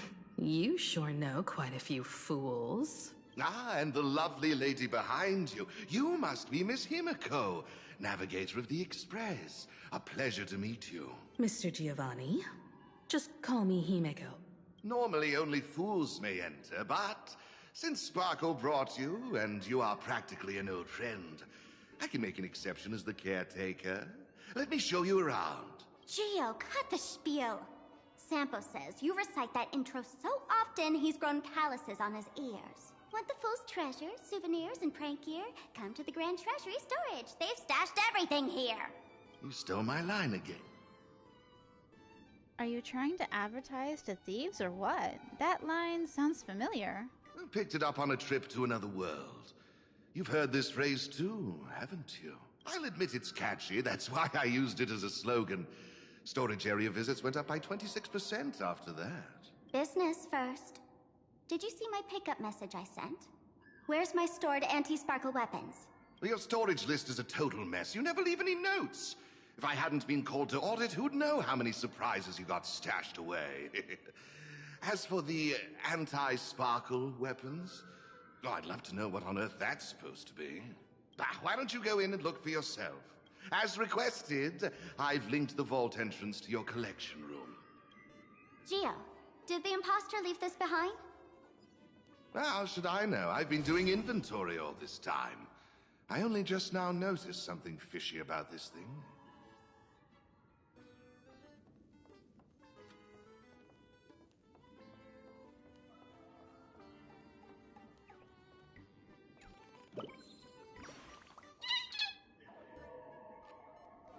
I was just thinking that accidentally flying to a weird place like this might lead to some kind of fairy tale encounter, you know?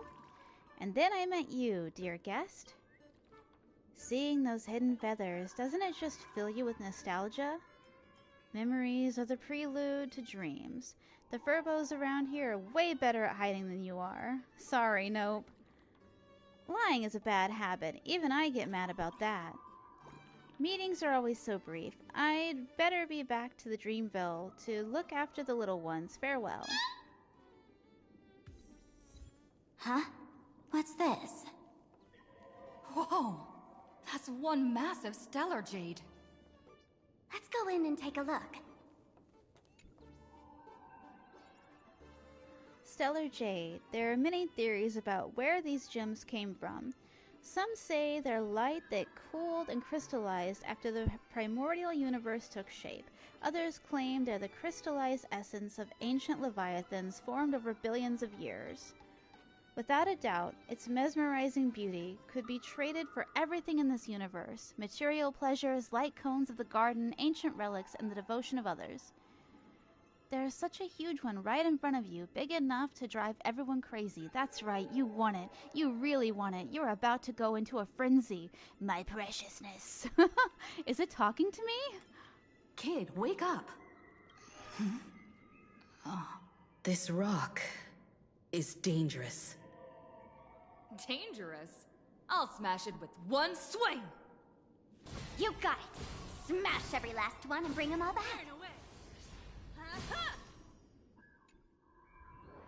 Enjoy the surprise, kid. Stellar Jade is the perfect bait for catching the nameless. How generous of you. First time I've seen a thief steal something and leave something even more valuable in the vault. Isn't this exactly the type of phantom thief flair we masked fools adore? Remove a carefully curated piece and leave a gift in place to soothe the owner. A jumbo-sized Stellar Jade is surely worth a jar of mimetic virus and a few anti-sparkle weapons, wouldn't you say? And you stole my other prized pieces too? That worthless junk? Consider it a complimentary vault cleaning. Before Sparks-a-Con begins, I'd like a little warm-up entertainment. Old model and the nameless. You should be able to break Don't disappoint me now! We're done for! Game over! My anti-sparkle weapon has turned into a failed science project!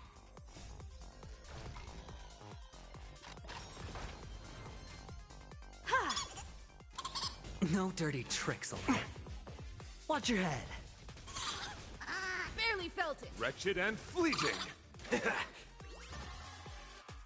Those with a loaded gun, and those who dig their own grave.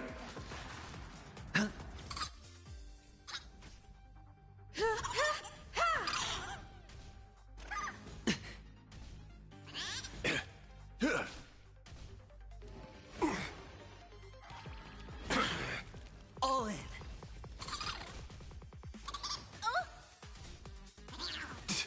Bring it on. The beauty is eternal. I will protect all beauty. Forever. Gio, the security here is an absolute mess.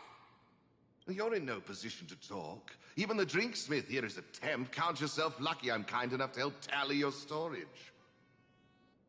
She didn't just steal my power and my collection. She completely destroyed Miss Sparkle's reputation. This is the worst day ever. A correction. Miss Sparkle's worst day so far. Want to make fun of me? Go ahead. Don't get me wrong.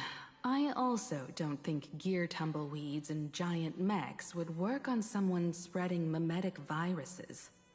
I thought of a way just now that might suppress the mimetic contagion at Graphia Academy. As expected of Himiko, you have a backup plan? You can fight fire with fire, but a mimetic virus can be scoured away with water. What do you mean?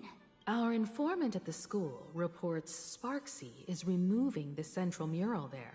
The imaginated mural, World Breaker Waves, is said to be a work left behind by Graphia herself. Legend says the wave comes from the Dove Brook river water she used to wash off her painting mistakes. The artists say it is blessed. That's why they kept it in the school. I couldn't understand why Sparksy went to such lengths to tear it down. Now I do. Painting mistakes are redundant information that stain a painting. A mimetic virus is redundant information that stains the mind. If someone knew how to harness this Dovebrook wave to wash over the school, they could cleanse the infection she spread. That's why Sparksy wanted to hide the mural. So the solution lies within the school. Maybe we can ask Don Hung to use Cloud Hymn. Exactly. As a Graphia Academy alumna, I know a bit of traditional painting. Right now, our most directly effective plan is to break into the school, regain control of the mural, and use it to suppress Sparksy's movements. Let's go. I'll make this imposter pay 100-fold. Well, looks like our paths must part in haste. I wish you all fair winds on your journey ahead. Oh, if any of you feel uncertain about what's next, here's a small suggestion. Take a detour inside the Blistar Light Orb. We don't have time to waste. And what is that place? For us masked fools, that light orb holds the same significance as the Phantos Moon hanging above.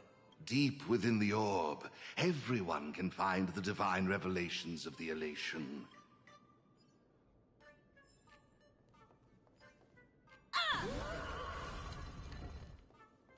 This doesn't look like where we came in.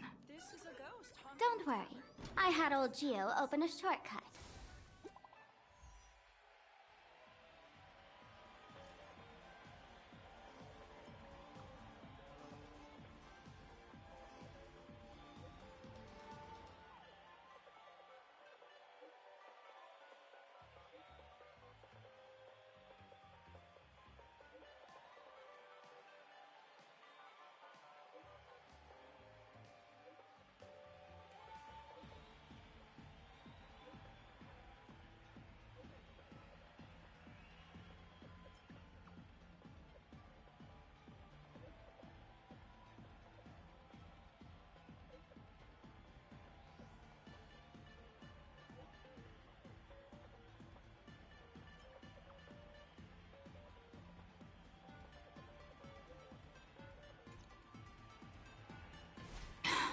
Darn it. They found something else at the school?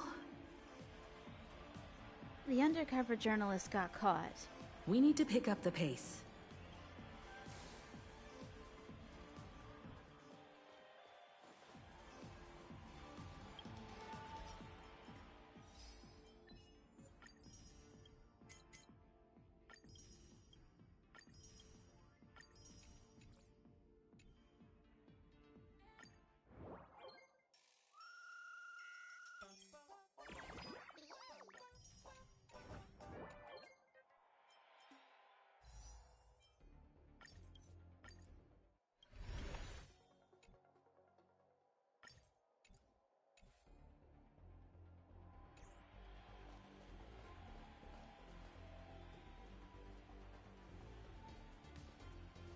Giovanni said we could find the divine revelations of the elation inside the light orb. Don't tell me this orb is another tavern room. Bingo! Your intuition's spot on. It isn't just a light-polluting orb. Think of it as a shrine for fools. Wasn't Aha banned from entering a shrine to worship Aha? The youngsters only revoked the Laughter's right to enter the tavern. They don't reject things associated with them. Inside this light orb is a miracle tied to Aha. It responds to any fool who approaches.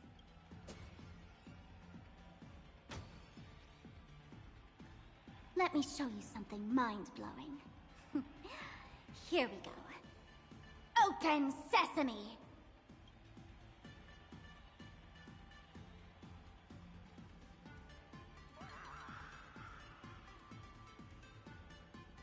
I said, open sesame!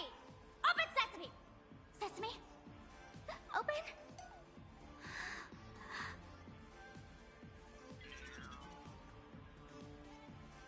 Hooray! So in their eyes, I don't even count as a masked fool anymore?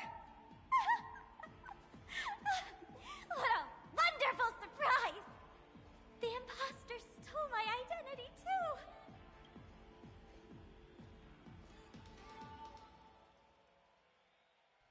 Sorry for your loss. A fool who has lost her mask.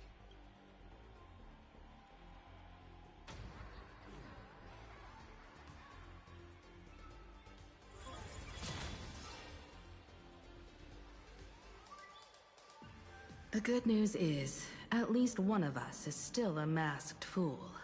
Hey! That's way too harsh.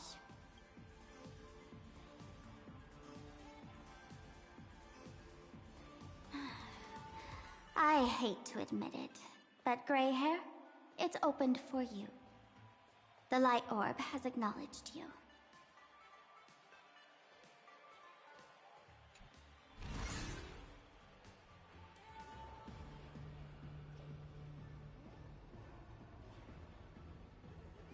So, this is the miracle you meant? Yes. Among the masked fools, a myth is told. When the Master of Elation climbed the highest boughs of the Tree of Existence, they glimpsed the cold, abhorrent void. The stars turned like machinery, and all meaning yielded to nihility. They gazed further, until they witnessed a newborn fall and cry as if wronged beyond measure. Then they burst out laughing. That crystalline laughter tore through the cold, dead universe, echoing through the realms to this day. Many think the laughter that tore apart the cosmos is just a metaphor. But sadly, it's real.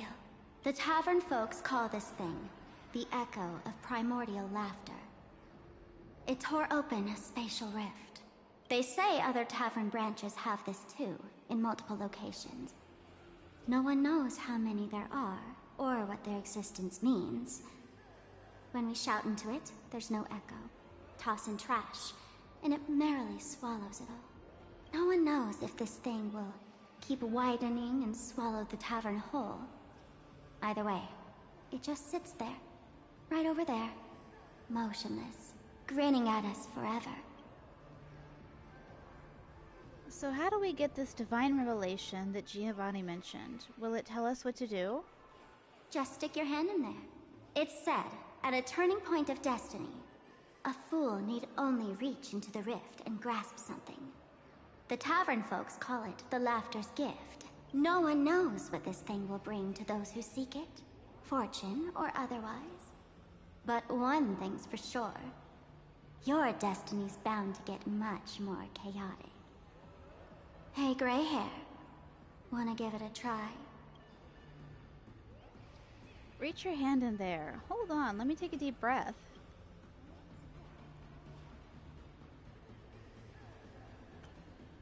With trembling unease, you reach into the gaping fissure. Just pretend it's like the mouth of that Amphorian Varix Leo.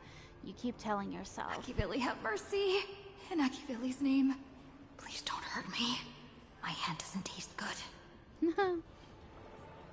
Your hand seems to plunge into a soft, swirling fluid, and a bizarre, monkey screech echoes in your ear, reminding you of an ominous story about wishmaking. Then you sense that you've touched something. Got it. Let me feel around. Angular and blocky, it hurts to hold, with a slight stinging sensation, like stepping on a small toy part hidden in the carpet. Is this? Huh? What's this? So we stole a banana from a Lego monkey. You know for sure you've seen this thing before, right there in Penacony.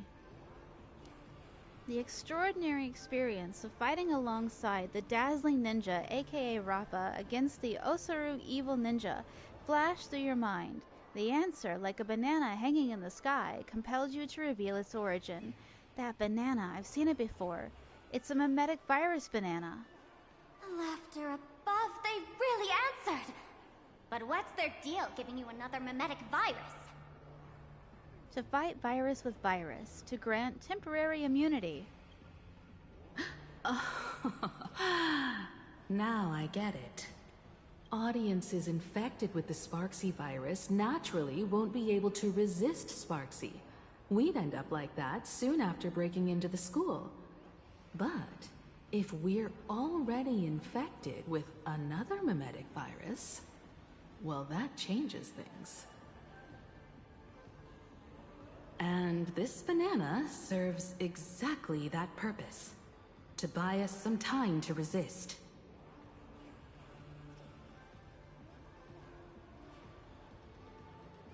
The elation really has a twisted sense of humor, huh?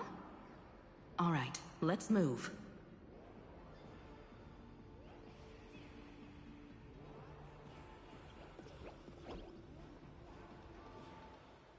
Who are you two?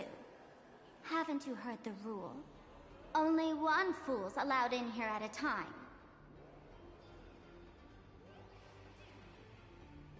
Who am I? Well, just a passing detective and his assistant. Have I been asleep too long? Or has humanity sunk so low they don't even care if they turn into monkeys? Meanwhile, the ignorant criminals believed they had discovered a treasure that could change their destiny, completely unaware that what they held in their hands could shatter the sanity of the entire world! Hey, Mr. N, cut the narration when it's time to fight. Well, I gotta do something right.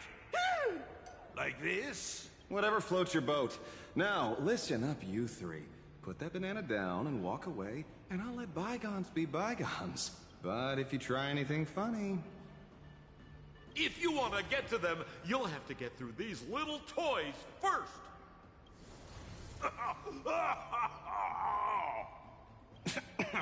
Are these folks really the Nameless? In all my years, I've never seen the Nameless dealing with mimetic viruses. The real deal. Just some Nameless passing through. Mr. N, I've got to go after them. You won't be able to keep up with me. Just head home and wait for the news. I swear, I won't let the tragedy that happened to you repeat itself in this world.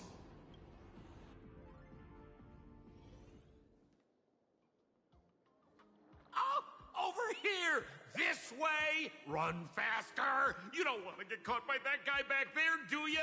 Yo, sis! Just how many troublemakers did you people manage to tick off when you landed? So, who was that just now? Didn't you leave already? When push comes to shove, Sampo's the one we can count on. Good old Sampo came through with top-notch service, saving your lives in the nick of time. Thank you, Mr. Sampo. Now that we're all set, it's time to head to Graphia Academy for the rescue mission. Mr. Sampo, do you know which door in the tavern can get us back to the city the quickest? You don't even need to ask. When it comes to knowing all the secret passages and shortcuts in this tavern, you won't find anyone who can match old Sampo. Then lead the way.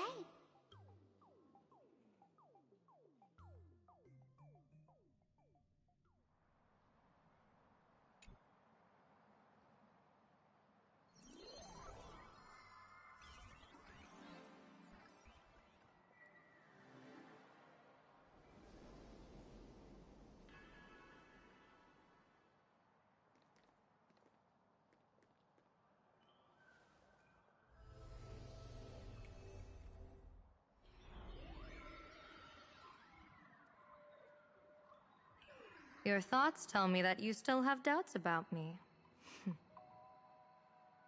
Did you ask to meet here so I could clear up some of your doubts? Greetings, Lady Yao Guang. Being able to hear others' thoughts anytime. This tuning ability sure comes in handy. Compared to the seer strategist's ability to come and go as she pleases, this is nothing but a parlor trick. I've heard that Xianzhou folks are big on etiquette, yet here I am, and you're still playing hide and seek, General. Isn't that a bit discourteous? Sorry. I have this old problem of suddenly disappearing. It's really something beyond my control. As for the reason, I'm afraid I can't disclose it. Please forgive my rudeness. Or, if you're truly that curious, why not use your tuning and find out? You know I won't do that. Besides, I couldn't even if I wanted to right now. Couldn't?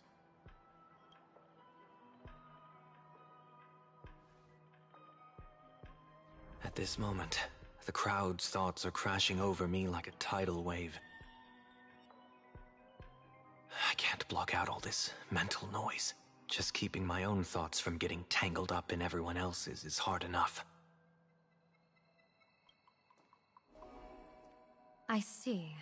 So that's why. When you were speaking with Miss Himiko earlier, I accidentally intruded on your private conversation. My tuning is spiraling out of control. This mask is distorting my abilities. I see it differently. The loss of control is temporary. That mask is amplifying your power. How is this possible? This tuning power is bestowed by the Harmony. How could the Elation meddle with their authority?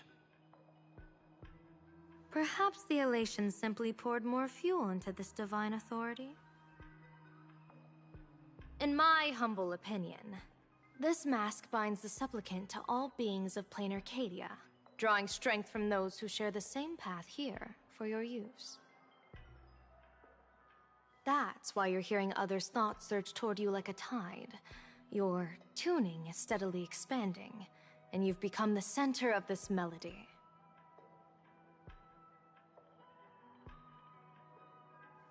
You sure gave me quite the gift, General. But why would such a precious gift be placed on my face? I need an honest answer. You want to know the reason? Didn't I explain it already? Your reasons about me make sense, but what I really want is your answer about yourself. General of the Yuchue, who sees into the future. Why not wear the mask yourself? and personally step into the fray with its power.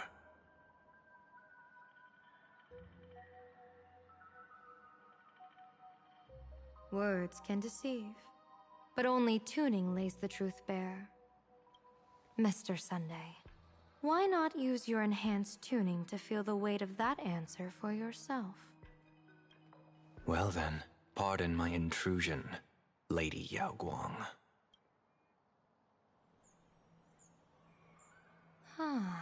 So this bird on my shoulder is the manifestation of the tuning's resonance?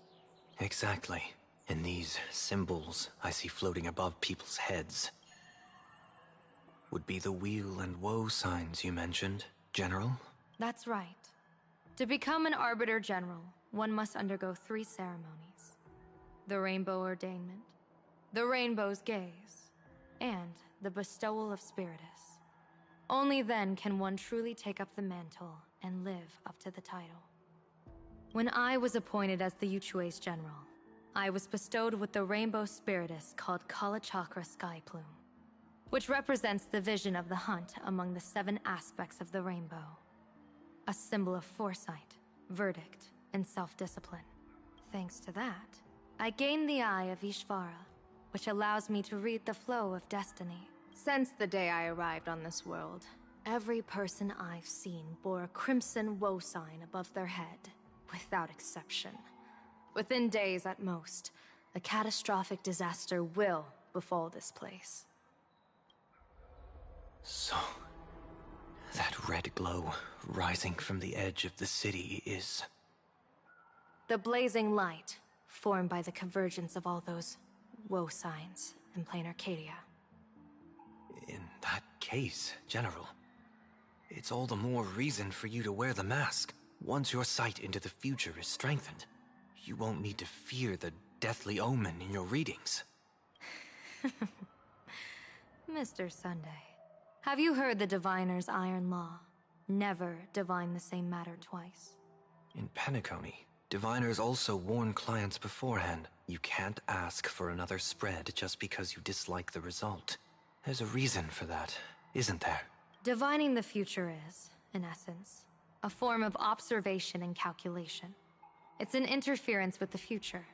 Each reading drives the murky future towards a definite outcome. A collapsed quantum state, even if that outcome isn't to one's liking.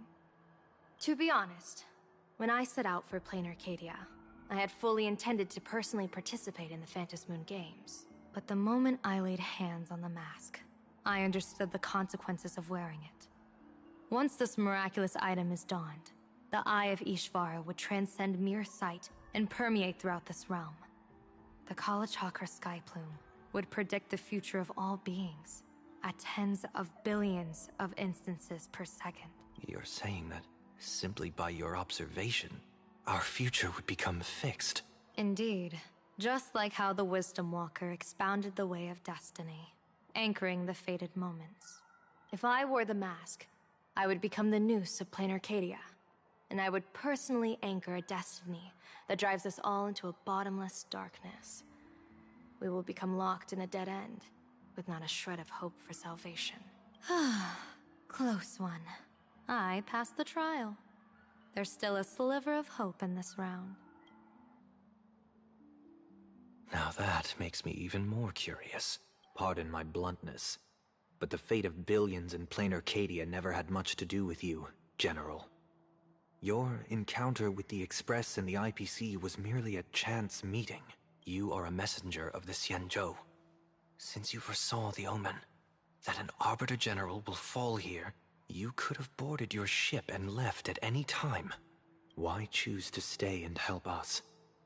To help this world break free of this death trap? Because I am guided by great compassion. Every life is precious beyond measure. Such diplomatic pleasantries won't fool the former master of Penacony like yourself, would they? Then, how about this reason?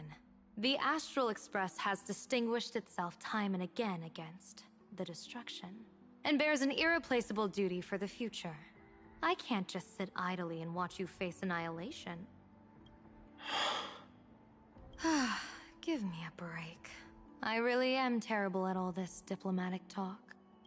Mr. Sunday, what makes you think that everything I've done is just to save Plain Arcadia? What? Weal is where woe lurks. Woe is where weal leans. The good fortune of some often births the ill fate of others, and a dead end for someone may hide an opportunity for another. This treacherous land where life and death turn again and again, where fortune flips to misfortune, is, in my eyes, the perfect board for a game of wits. A game with whom?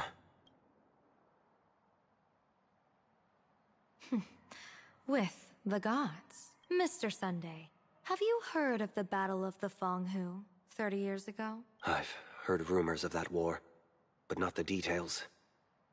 General, are you suggesting Plain Arcadia is now facing dangers just as perilous as the Xianzhou Fanghu was back then? You got that right. 30 years ago, the Abundance Axis broke our lines and invaded the Fanghu homeland. The abominations awakened a living demonic star, intending to sink the Xianzhou Fanghu. With no other options, the Alliance staked everything on my Junior Soar's plan. To operate the astronomical observation device, the Cloud Pier telescope, to signal the rainbow for aid, using their Lux arrow to strike down the demon star. Whoever operated the Cloud Pier telescope would not return. It was to be a one-way trip. So, you're Junior Sora. You guessed wrong. The one who offered his life was my master, who taught me divination.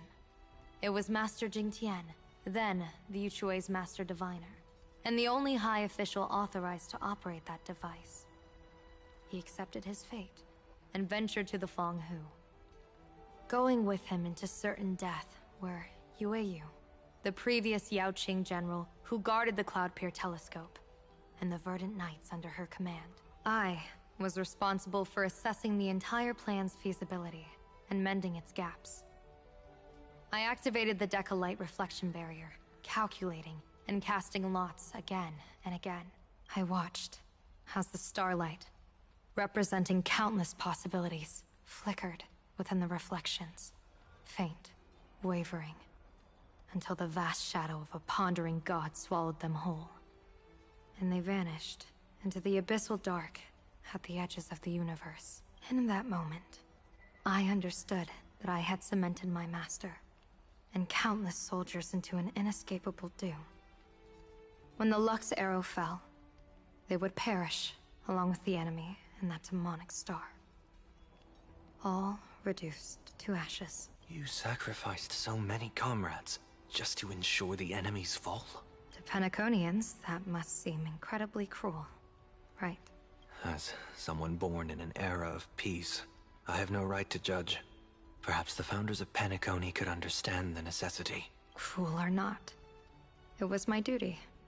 And so I had to witness and remember their sacrifice. When I saw the Lux arrow descend, I realized the Xianzhou Alliance had actually directed an Eon's actions. This realization illuminated the mission of my remaining years. In this cold, merciless cosmos, when you're trapped in despair, an Eon's intervention is often the only hope. We are not ants, helpless beneath the celestial spheres as we simply watch the stars turn. Instead, their trails were forged by us, who offered up a portion of our insignificant destiny. Even beings as mighty as the Eons can be pulled by our will. Is this what you want to do in Plain Arcadia? Indeed. I will seize those starlights of possibility I once buried with my own hands. Just like the Battle of the Fanghu 30 years ago. An Arbiter General will fall, and an Eon will descend.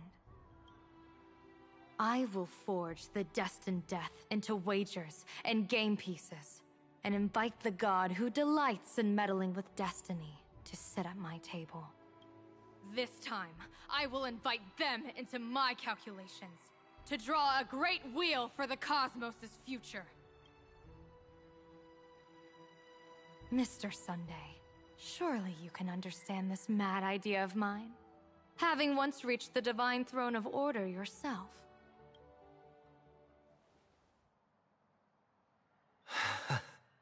Our common ground goes far beyond mad ideas. But I was reviving a god who already lay dead and buried in the infinite dark.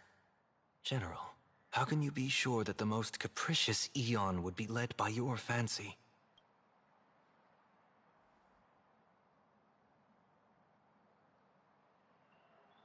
Have you heard this myth about the elation? They say Ahab once climbed to the highest bough of the Tree of Existence. Gazing out, they saw stars turning coldly like machines, and the meaning of everything yielded to nihility. Only the cry of a newborn made them burst into laughter. Mr. Sunday, answer me. Why did Aha laugh?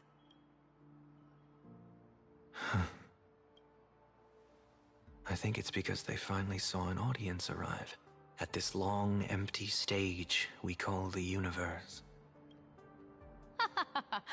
Oh, well said. You're way funnier than you look. As divination teaches, heaven creates 49 paths. Humans find the one unseen.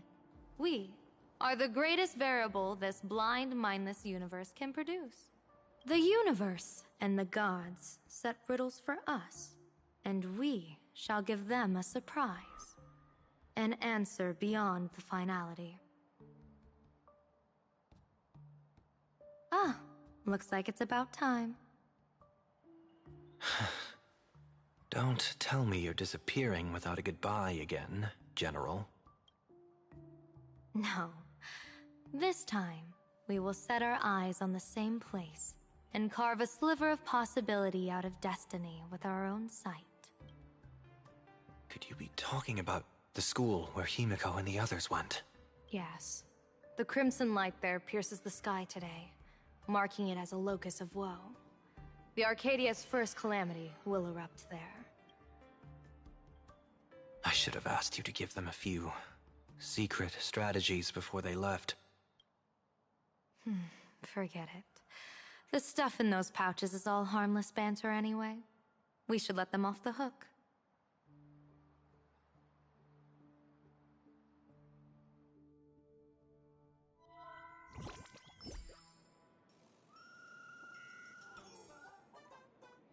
Hello, everyone! Welcome back to Full Wish TV's special news segment, Arcadian Morning Report! I'm your host, Poofy! Hi, everyone! I'm your host, Snowy! It's been 3 hours since our first supplicant, Miss Sparksy, announced her entry into the Phantom Moon Games. The performance she announced to all her fans, SparksyCon, is also about to begin. How curious! Plain Arcadia's day-night cycle was completely scrambled in ancient times. Graphia Academy's location just happens to be bathed in light. So, in broad daylight, what kind of fireworks show does Miss Sparksy have in store for us? Who knows? Maybe she'll blow the school sky high in a blaze of fireworks. After all, at the Phantom Moon Games 15 years ago, Graphia Academy also. Hey, Senior, you can't joke about that! Dear viewers, our apologies. Let's move on to news about other supplicants. According to the Department of Aberration Defense's staff, during a routine inspection of the Phantom Moon courtyard, 2 additional mask shapes manifested on the altar. In other words, 2 more supplicants have appeared!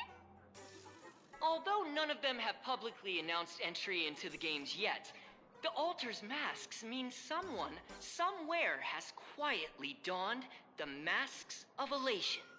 As for the 2 masks, Department of Aberration Defense staff describe one as a raccoon and the other as some kind of bird. A raccoon mask, huh? Hard not to think of the Astro Express that just arrived in plain Arcadia. Will the Nameless from the Astro Express join the Phantom Moon Games? hear they've even invited them to SparksyCon as special guests! Will it be a miraculous show formed out of the collaboration between supplicants, or a head-to-head showcase between two famed contenders? Countless streamers are already live, broadcasting the scene at the venue. Let's cut to the feed now. Ah! Look, it's the Nameless from the Astral Express! One girl, 1,000 faces. 1,000 faces, one girl. Welcome to the SparksyCon live broadcast. Dear lovely fans, please be patient. SparksyCon is about to begin. This horror stream is about to end. Time for you all to log off. That woman has Miss Sparksy's face. What a pathetic imitation. What? My face is the original! Miss Sparksy's face alone is the greatest masterpiece in the world! Everyone should listen to her sweet voice and gaze upon her adorable face! We shall become Miss Sparksy! We offer everything to Miss Sparksy. SparksyCon! SparksyCon! SparksyCon! My eyes! I've seen something cursed. The mimetic virus spread among people is way worse than we imagined. There are walking Sparksy shrooms growing on the ground. I bet we'll all end up with Sparksy, or rather Sparkle faces before we can get very far. Take out the mimetic banana. Are we really using that? If we don't take down that imposter before the virus hits, we'll all be monkeys in the jungle. Become a fake of a fake or a carefree monkey? Your call.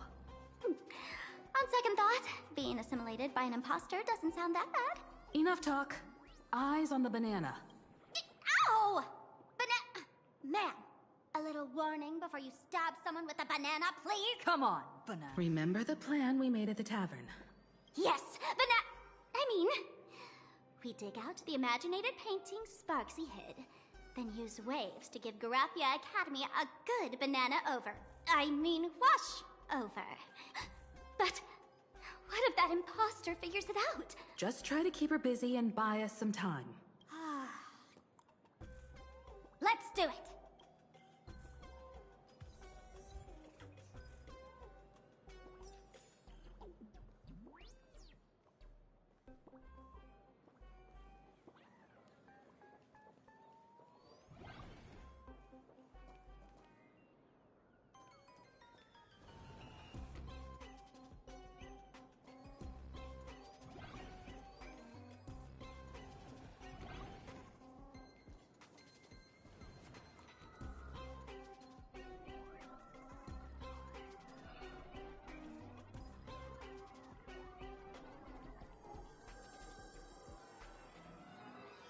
Yoo-hoo! Welcome, dear guests!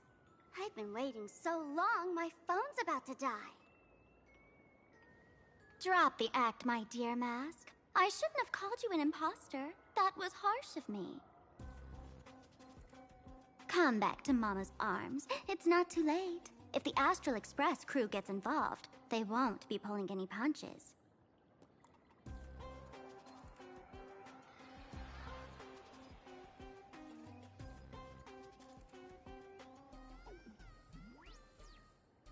Of course I get it. Surrendering now would ruin the stage you so carefully set. Total buzzkill, right?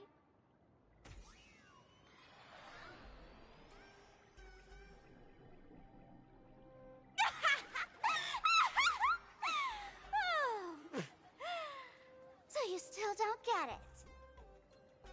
The worst thing an actor should do is be tied down to one type of role.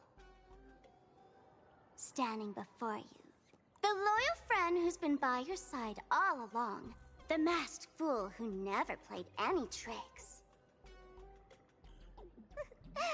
She is actually the old mask I have shed.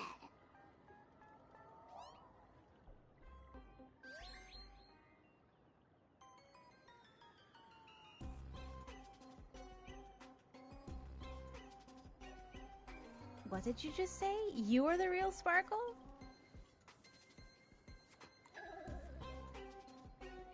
Have Haven't I been telling you all this time?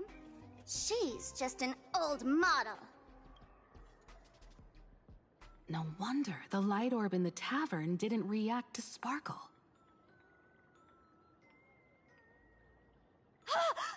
For real? That explanation is kinda awesome.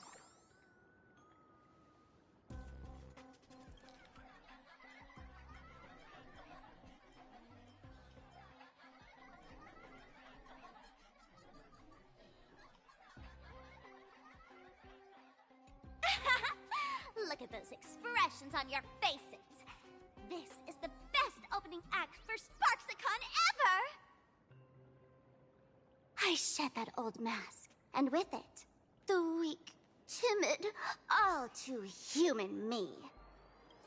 This new me will break free from all shackles, gather my fans' wish power, and stride onto the stage of the Fantasmoon Games! In return for the wish power offered by everyone in the Arcadia, every supplicant must show them what elation truly means. We will demonstrate the elation we desire! By turning everyone into you? How is this even remotely elating? There's no coercion involved anywhere in this. It's a simple yes or no. Like scrolling to the bottom of the terms of service. Want attention, talent, quick cash, universal praise? Download the Sparksy virus. Ta-da! Click confirm, and you're set. Isn't that exactly what they crave? Elation in 3 minutes flat? Nameless, you're doomed to lose. You can't stop what people desire. We can't stop their desire. But in this stream, we'll show this Arcadia world another possibility.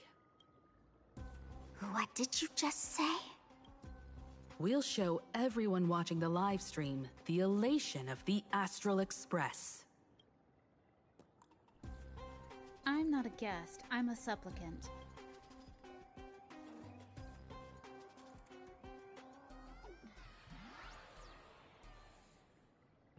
You got another mask? Before Sparksicon begins, the hero of the Express will defeat the villain who tried to spread the virus. And soon, the world will watch it happen live. In their hearts, they'll long for the Trailblaze too. You were never the only option for the audience, Sparksy.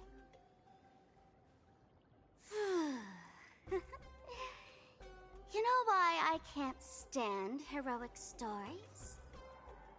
You lot always wave the flag of justice, then stomp all over the fun with brute force. The elation has nothing to do with justice, and you haven't won yet. Man, gray hair, don't tell me you forgot the plan. I'll stall her. Always gotta steal the spotlight, huh? How long can you hold her off? We don't have much time left, do we? I'm trying to give us better odds of winning here. There's one thing I've always wondered. Who's the real Sparkle, and who's just a mask? Shouldn't the last one standing decide that? Then let's settle it, right now! I'll make you the opening firework of Sparksicon!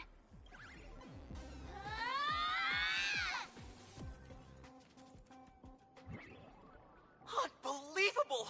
A girl who looks exactly like Miss Sparksy just rushed in and started throwing punches! Could she be a high-grade lookalike rival? Looks like when it comes to top-tier V-Streamer wars, the fanciest fights are fought the old-fashioned way. Hey, friends! Over here! Look this way! Is that March's voice? Over here! Mr. Yang and I are in the art classroom! While Sparkle keeps her busy, let's regroup with March first.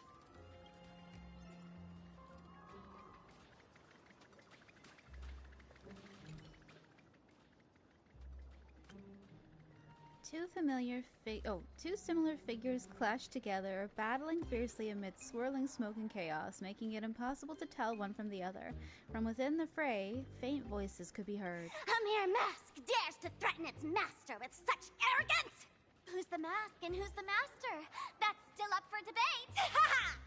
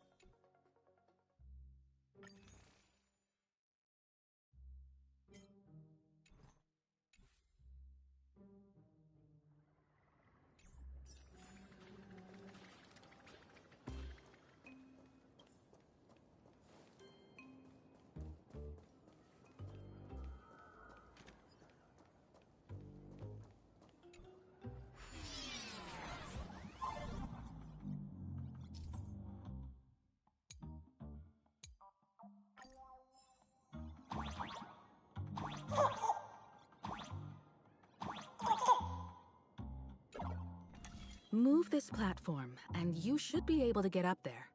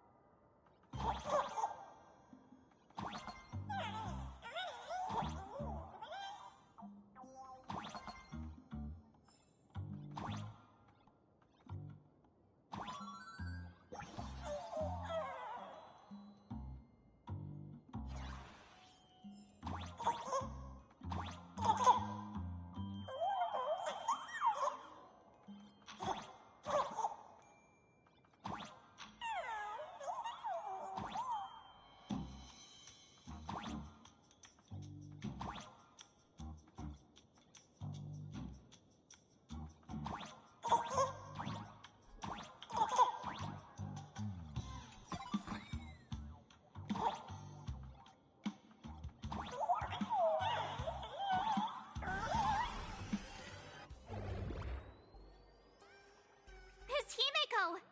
Oh, you're finally here! March, I brought backup. March, thank goodness you're okay, Bana. March, I'm just so happy you're safe, Bana. After she escaped the school, I figured she'd bring you back. So while Sparksy was away, I found a classroom to hide in. The students around here have been acting weirder and weirder.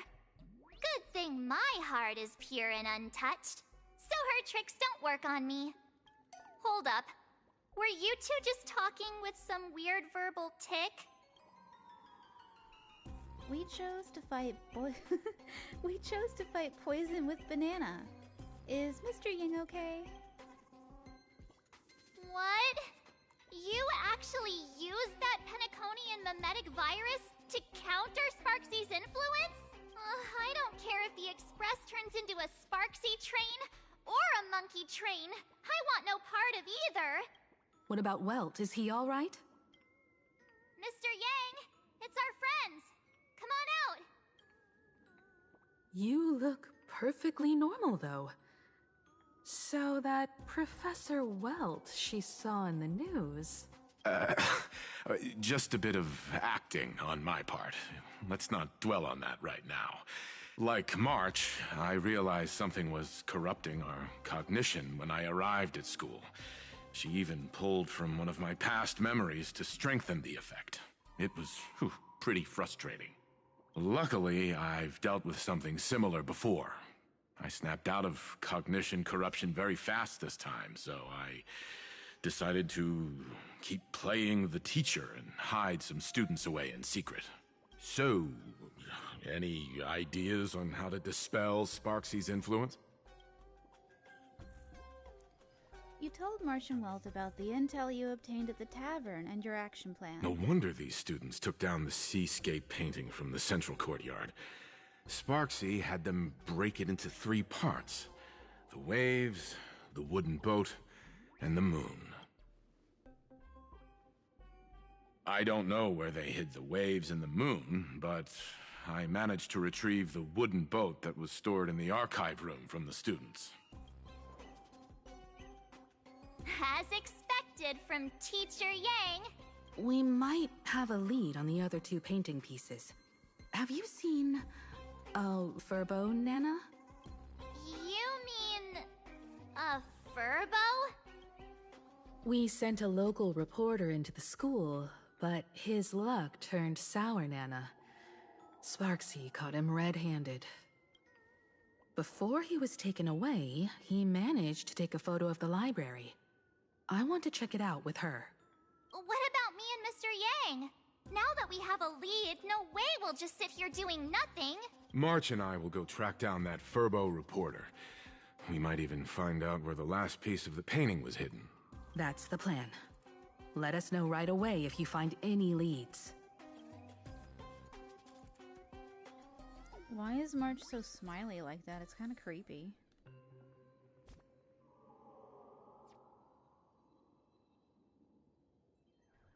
Okay, I'm gonna take a break and go eat. I might come back, I might not. It's been a long day. I think I've streamed for like 7 hours? I haven't really looked, but thank you for coming in. If anybody stopped by, I appreciate it. I might be back, Nana.